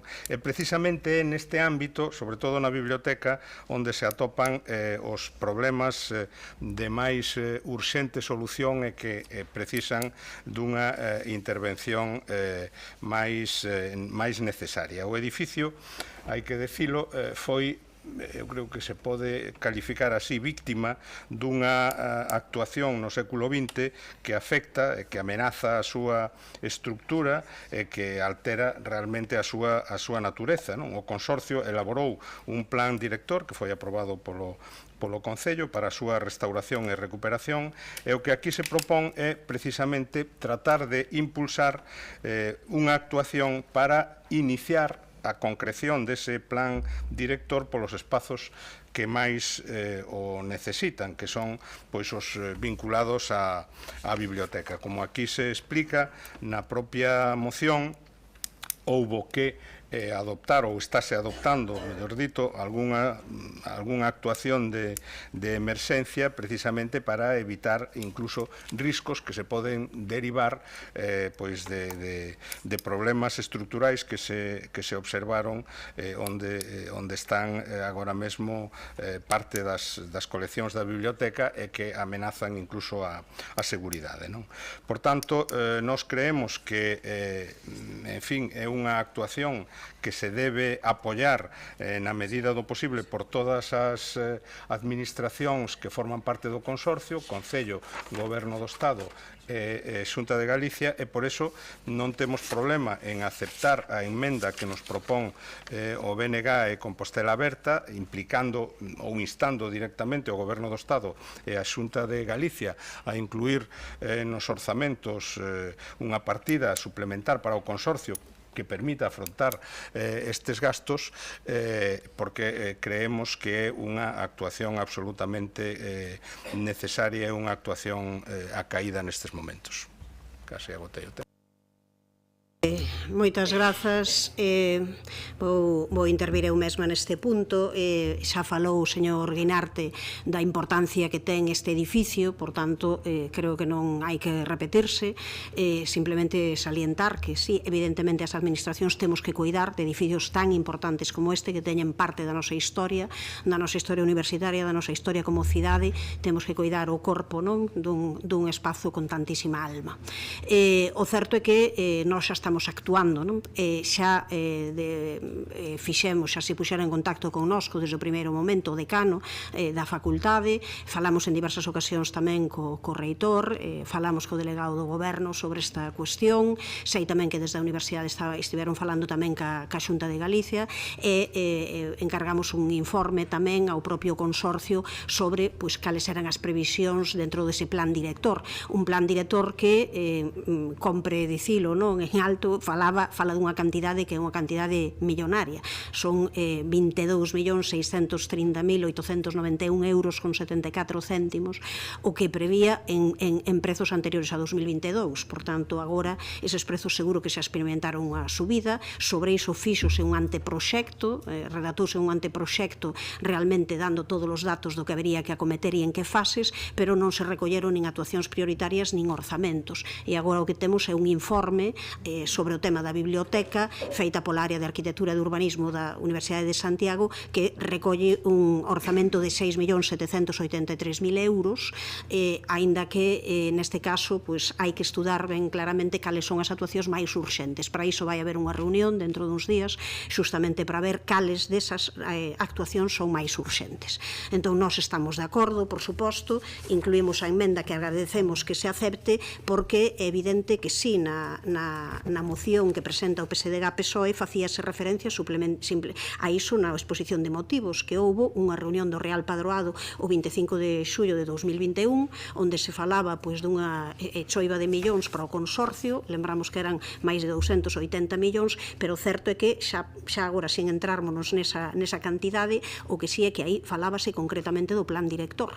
Este plan director é un dos elementos que entraba e, polo tanto, parecíanos que, independentemente de que se lidere desde o Concello, como xa se está facendo con estas reunións, con estes informes, para xustamente ver cal é a maneira posible de axudar e de comprometer a que o consorcio invista aquí unha cantidade, é fundamental que, a comezar polo Estado, logo a Xunta de Galiza e poñendo a súa parte o Concello, que haxa, desde logo, un suplemento importante, porque estamos falando de cantidades moi grandes, tanto o que son necesidades urxentes, necesidades en primeira instancia, como se queremos ir acometendo un plan director, aínda que sexa por fases. Entón, con esta aceptación da emenda que nos propoñemos e o que sabemos, que entendemos que vai ser compromiso das tres administracións, o noso voto vai ser favorable a esta moción.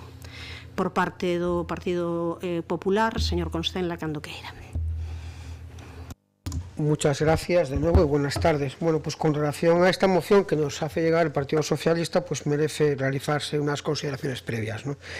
La Universidad de Santiago es un referente académico tanto nacional como internacional, avalada por una trayectoria de más de 500 años de experiencia docente, lo que la convierte en una institución con vocación de futuro y, desde luego, con una nueva capacidad de proyección de nuestra ciudad y los 5 continentes. Desde sus orígenes, la USF ha contribuido a lo largo de los siglos al crecimiento y dinamismo de la ciudad, siendo un elemento clave en la configuración de lo que somos como proyecto social. Esa importancia cualitativa se acompaña también de una importante dimensión cuantitativa, y algunos cifran hasta un 20% del PIB de la ciudad, pues que se obtiene a través de ingresos que de un modo u otro provienen de la Universidad de Santiago. Por tanto, nada de lo que le suceda a la USF ni puede ni debe resultarnos ajeno. Es más, debe contar con la total y leal colaboración del Concello. Volviendo al caso que nos ocupa, el estado de la Facultad de Geografía e Historia, no podemos por menos que manifestar, por una parte, nuestra preocupación por las noticias que nos llegan del mal estado, como se decía ahora, de esos forjados del bajo cubierta en la zona del depósito de libros, y por otra, urgir a las administraciones implicadas a garantizar cuanto antes la seguridad del edificio. Centrándonos en el texto de la moción, yo no quiero dejar de hacer una referencia que es, se viene a decir que el Concello de Santiago, de la mano de la Universidad de Santiago de Compostela, liderará e impulsará un acuerdo con otras administraciones públicas. Creo que lo primero que habría que decir en todo caso es que los esfuerzos de liderazgo deberían corresponder a la Universidad de Santiago de Compostela y en todo caso ser decididamente acompañados y apoyados por el Concello, pero no al revés. La función de liderazgo debe corresponder a la Universidad de Santiago de Compostela. En segundo lugar, he de manifestar cierta sorpresa a la apelación genérica de que se impulse un acuerdo con las administraciones que conforman el Consorcio de Santiago para asumir esas urgentes intervenciones, toda vez que, como también reconocía ahora la propia alcaldesa, en la reunión del Real Patronato del 25 de julio del 2021, pues se recogían un conjunto de actuaciones prioritarias para las que se destinaban unos 282, por redondear, millones de euros a razón de 30 millones anuales, y esta inversión ya se incluía dentro de ese catálogo de inversiones, como digo, ¿no?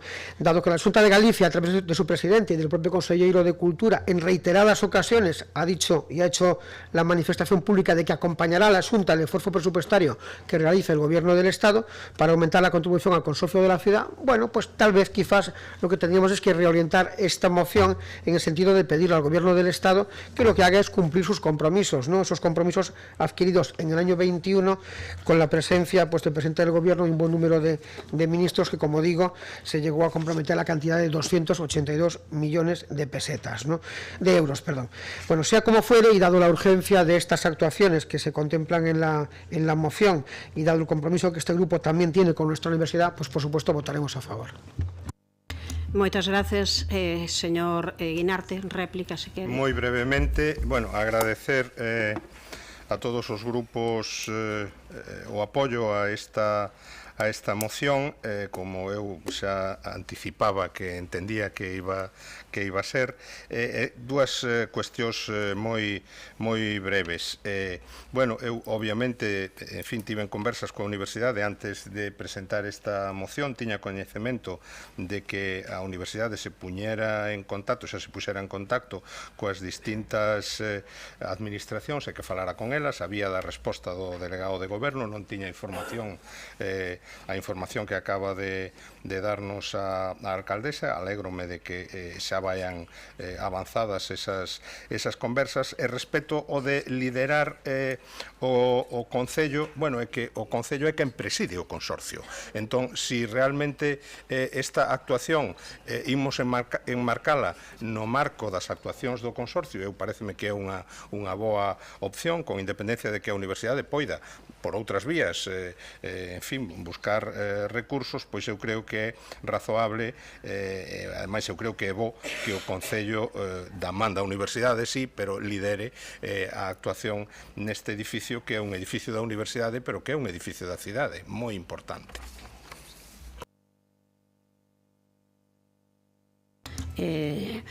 Ben, pois, moitas grazas. Realmente eu creo que é indiferente o Concello da man da Universidade. Evidentemente é a Universidade como institución a que máis se debe de preocupar e que máis debe de impulsar, pero entendo que a Universidade, como falou co Concello, neste caso, en canto que temos a presidencia do consorcio e entende que ese é un ámbito de actuación que no seu día foi comprometido, perdón, que non puxen o tempo, pero non o vou utilizar todo, entendo que é lógico que diga que se impulse nese sentido, non no sentido de presidencia do consorcio, e intentar, e por iso tamén nos metemos ese punto segundo, instar o Goberno do Estado. Xa sabemos, é certo, que a Xunta de Galicia ten dito, manifestado en reiteradas ocasións, que se o Estado pon a súa parte, a Xunta de Galicia fará o propio.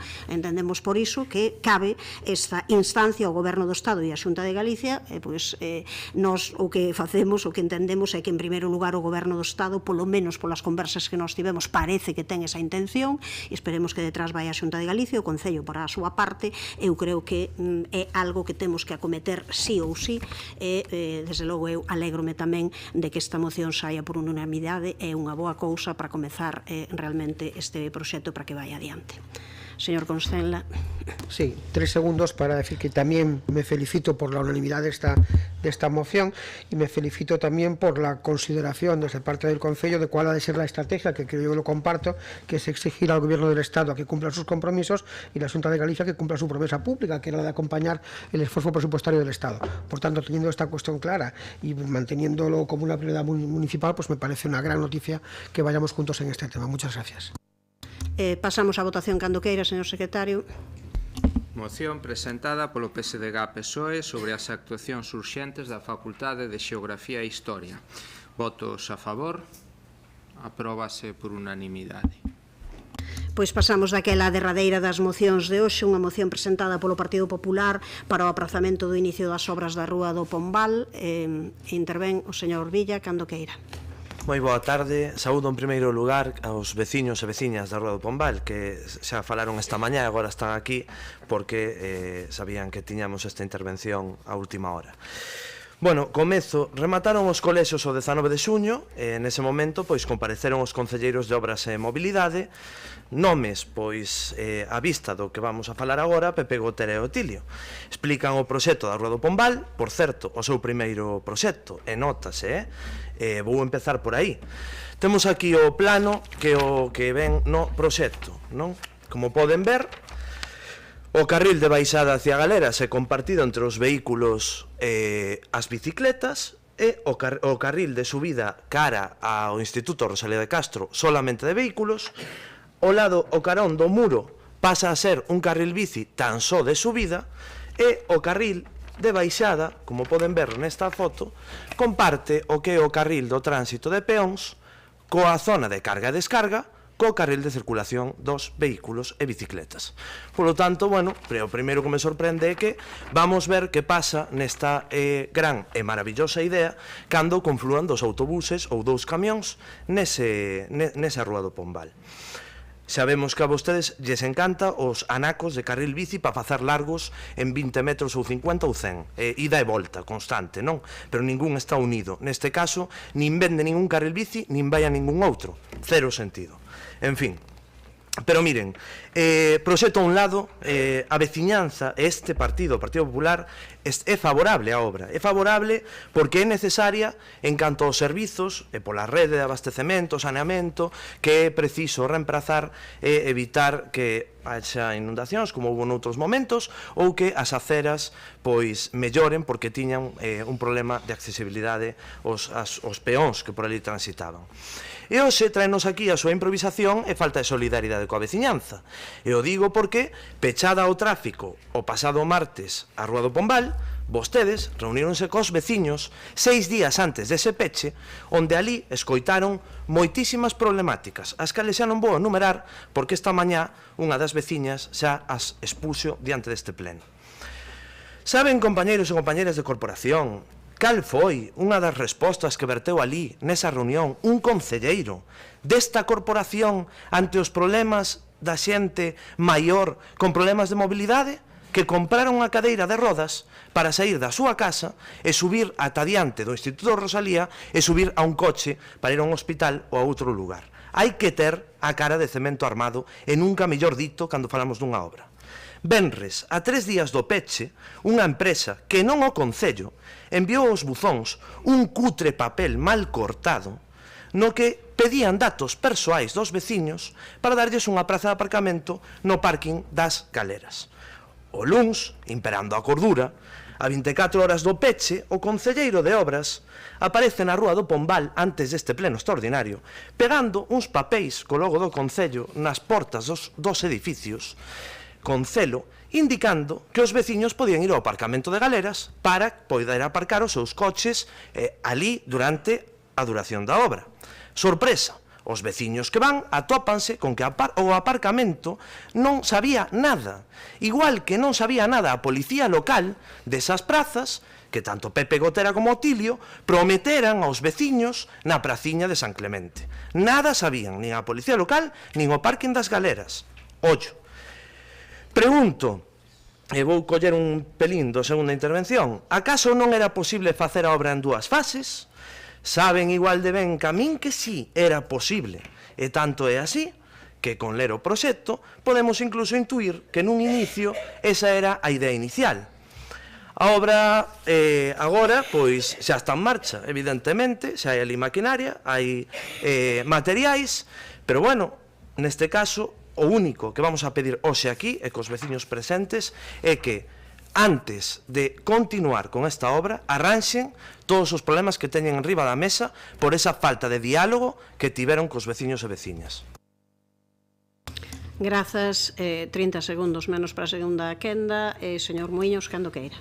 Sí, boa tarde, alcaldesa, compañeiros, compañeiros, veciños da Rúa do Pombal. É unha mágoa, non? É unha mágoa que realmente este inicio das obras, dunhas obras tan esperadas, tan agardadas por todos os veciños e veciñas do Pombal, porque así non lo habían manifestado no mandato anterior, que se inicien deste xeito é mal. É unha mágoa porque tamén, así hai que dicilo, dende o 9 de abril, que é cando se asina ese contrato ca dirección de obra, houbo tempo, coidamos que houbo tempo máis que suficiente para arranxar todos estes problemas, pois que, como ben decía o compañeiro Adrián Villa, 3 días antes do inicio das obras, ou 6 días antes, nunha xuntanza no Instituto Rosalía de Castro, empezaron a surgir toda esa serie de problemas, non?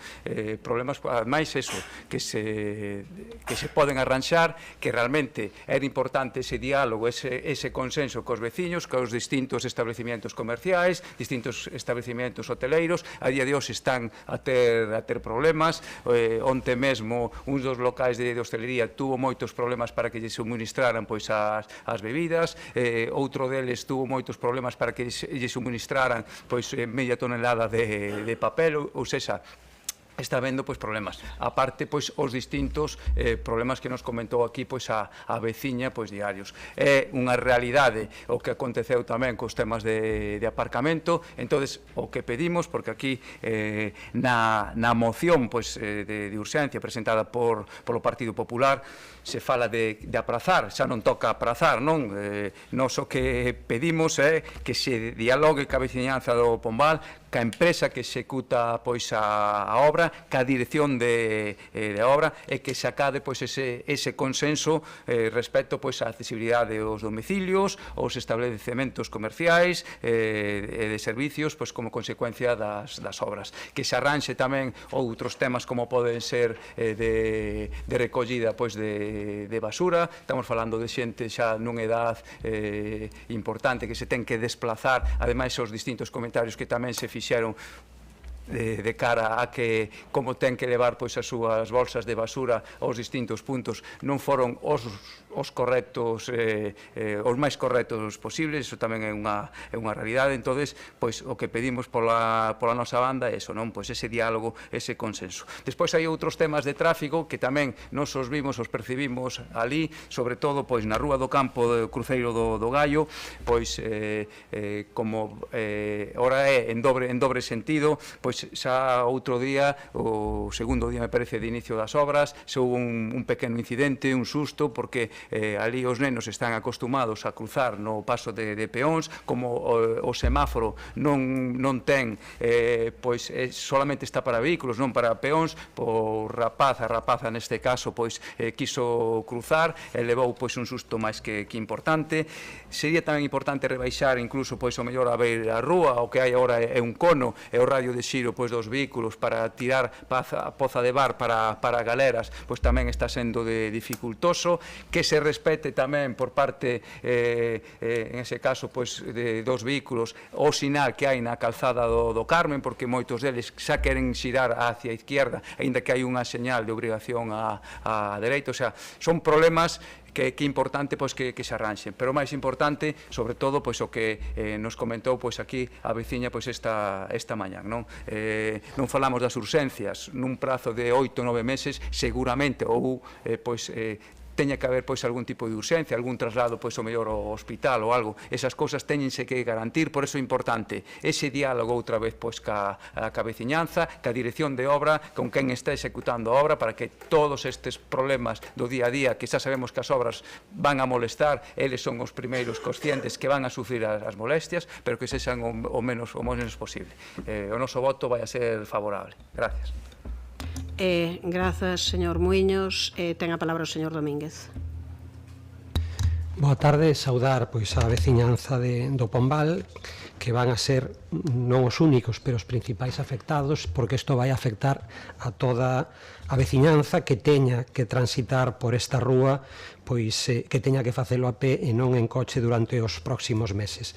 Abertos ao diálogo, ao respecto pola accesibilidade de todos os veciños, comerciantes e servizos, e coa man tendida para resolver todos e cada un dos problemas que se poidan presentar durante estas obras demandadas históricamente para a veciñanza, que dan continuación pois a reparación dese muro que xa supuxo unha mellora de habitabilidade na rúa. Os traballos, como ben se dixo, comezaron o martes, hai 2 días. Non parece moi responsable pedir agora que se paralicen as obras, evidentemente. Solo xerarían máis problemas e prolongarían no tempo as obras. Mantivemos xuntanzas coas persoas representantes das asociacións de veciños, coas direccións, coa comunidade educativa, con todas e cada uns, cos comerciantes e coa veciñanza en xeral. E vou resumir brevemente pois que é o que vamos a facer na execución das obras, non? Que pretenden, ademais de mellorar a superficie da rúa, da beira rúa, que presentaba graves deficiencias polo enlousado que tiña, solucionar os problemas estructurais que hai, que non se ven, que están debaixo, como son a sustitución de canalizacións de fibrocemento en mal estado, como reventaron fai escasos 2 meses e tivemos que sustituir de urxencia, a rede de saneamento por 2 novas separativas, pluviais e residuais, como obriga o plan especial, renovar as acometidas dos edificios da rede de gas, executar novas instalacións das redes de telecomunicacións e alumeado. Os traballos irán avanzando en sentido ascendente, coa execución das canalizacións que discorren polo carril esquerdo das acometidas, pegado ás vivendas, e para a execución destas canalizacións é necesario excavar parte da plataforma para os vehículos. A sección da vía é a que son 10 metros de ancho e flanqueada polo muro á man dereita. Impide deste xeito que sexa compatible a execución desas excavacións, e voñes a mostrar tamén un planiño para que vexan como van as canalizacións en paralelo, invadindo o carril de baixada e outra canalización de pluviais polo lado do muro, co cal hai que actuar ao mesmo tempo nas dúas, e é necesario executalas facendo impide que sexa compatible a execución desas excavacións co tráfico de vehículos. Impídeo. Compre dispor de outro carril para desplazamentos internos da obra, minimizando a afección sobre a beira rúa, que permitirá o acceso ás vivendas, e repito, permitirá o acceso ás vivendas en todo momento, como en calqueira outra obra. O criterio técnico indubidable a este respecto. O proxecto foi redactado por un recoñecido estudo de arquitectura, supervisado polo persoal técnico do Concello, pola actual dirección facultativa e dirección de execución da obra. Non é serio, a estas alturas, organizar a obra a base de criterios personais, un veciño dixo e unha veciña, ou a ocurrencia do concelleiro de turno. O ámbito de actuación é de 250 metros, terá contenedores a menos de 125 metros en calqueira dos casos, e a accesibilidade en vehículo tamén a 125 metros. Os vehículos de emerxencia, como os sanitarios ou de protección de incendios, terán garantido acceso en todo momento, e, tal e como se lle dixo a veciñanza, as situacións puntuais e concretas coordinaránse xunto coa dirección facultativa da obra, os accesos puntuais que sexan necesarios, sempre cando o transcurso da obra o permitan, e atenderánse todas as peticións neste sentido. Rematou o tempo.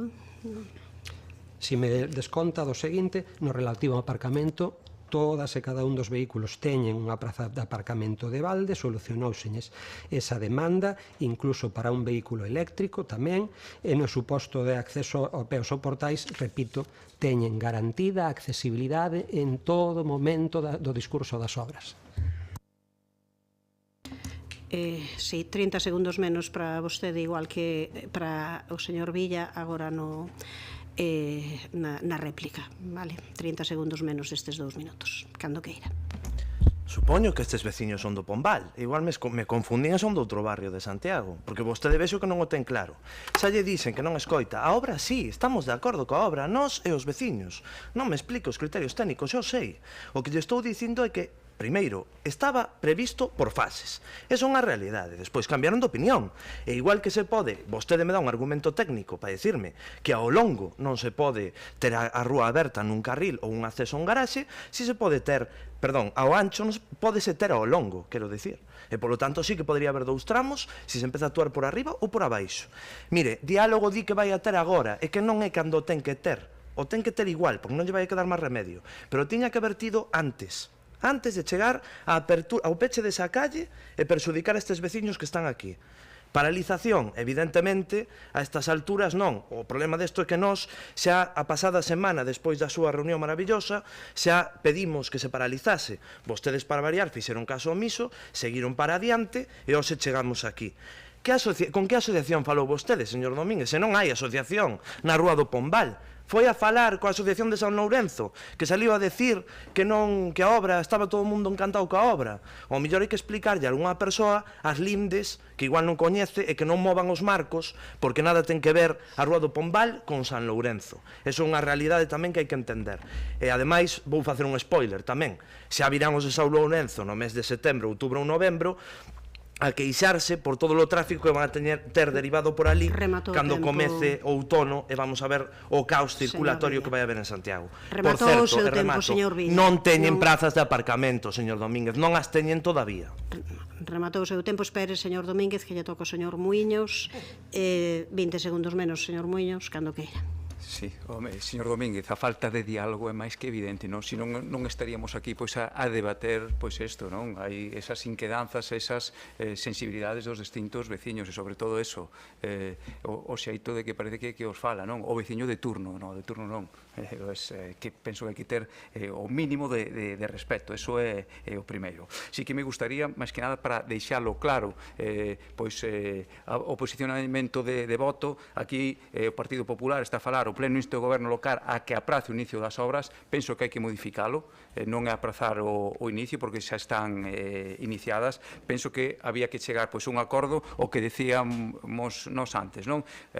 Instar o goberno local a dialogar ca veciñanza do Pombal coa empresa que executa e a dirección de obra para acadar o consenso respecto á accesibilidade de domicilios, establecementos comerciales e de servicio como consecuencia das obras. Coido que sería o máis correcto poder facer esa emenda en boche para que saia adiante, xa que estamos a falar de que xa se iniciaron. Non sei se por parte do Partido Popular estaría de acordo e sobre todo que hace ese compromiso firme e logo non nos veña aquí a enganar, non? Eu incluso agora me estou lembrando de outro establecemento hosteleiro que vísperas de que iban a iniciarse a obra, que se iban a cortar as rúas, estaba a piques de facer un ERTE cos seus empregados porque non sabía se realmente lle iban a fresar, se iban a levantar as rúas ou non. Eso é unha realidade. Entonces, eu son veciño da zona, como todos ben sabedes, vivo ali nas Hortas e son coñecedor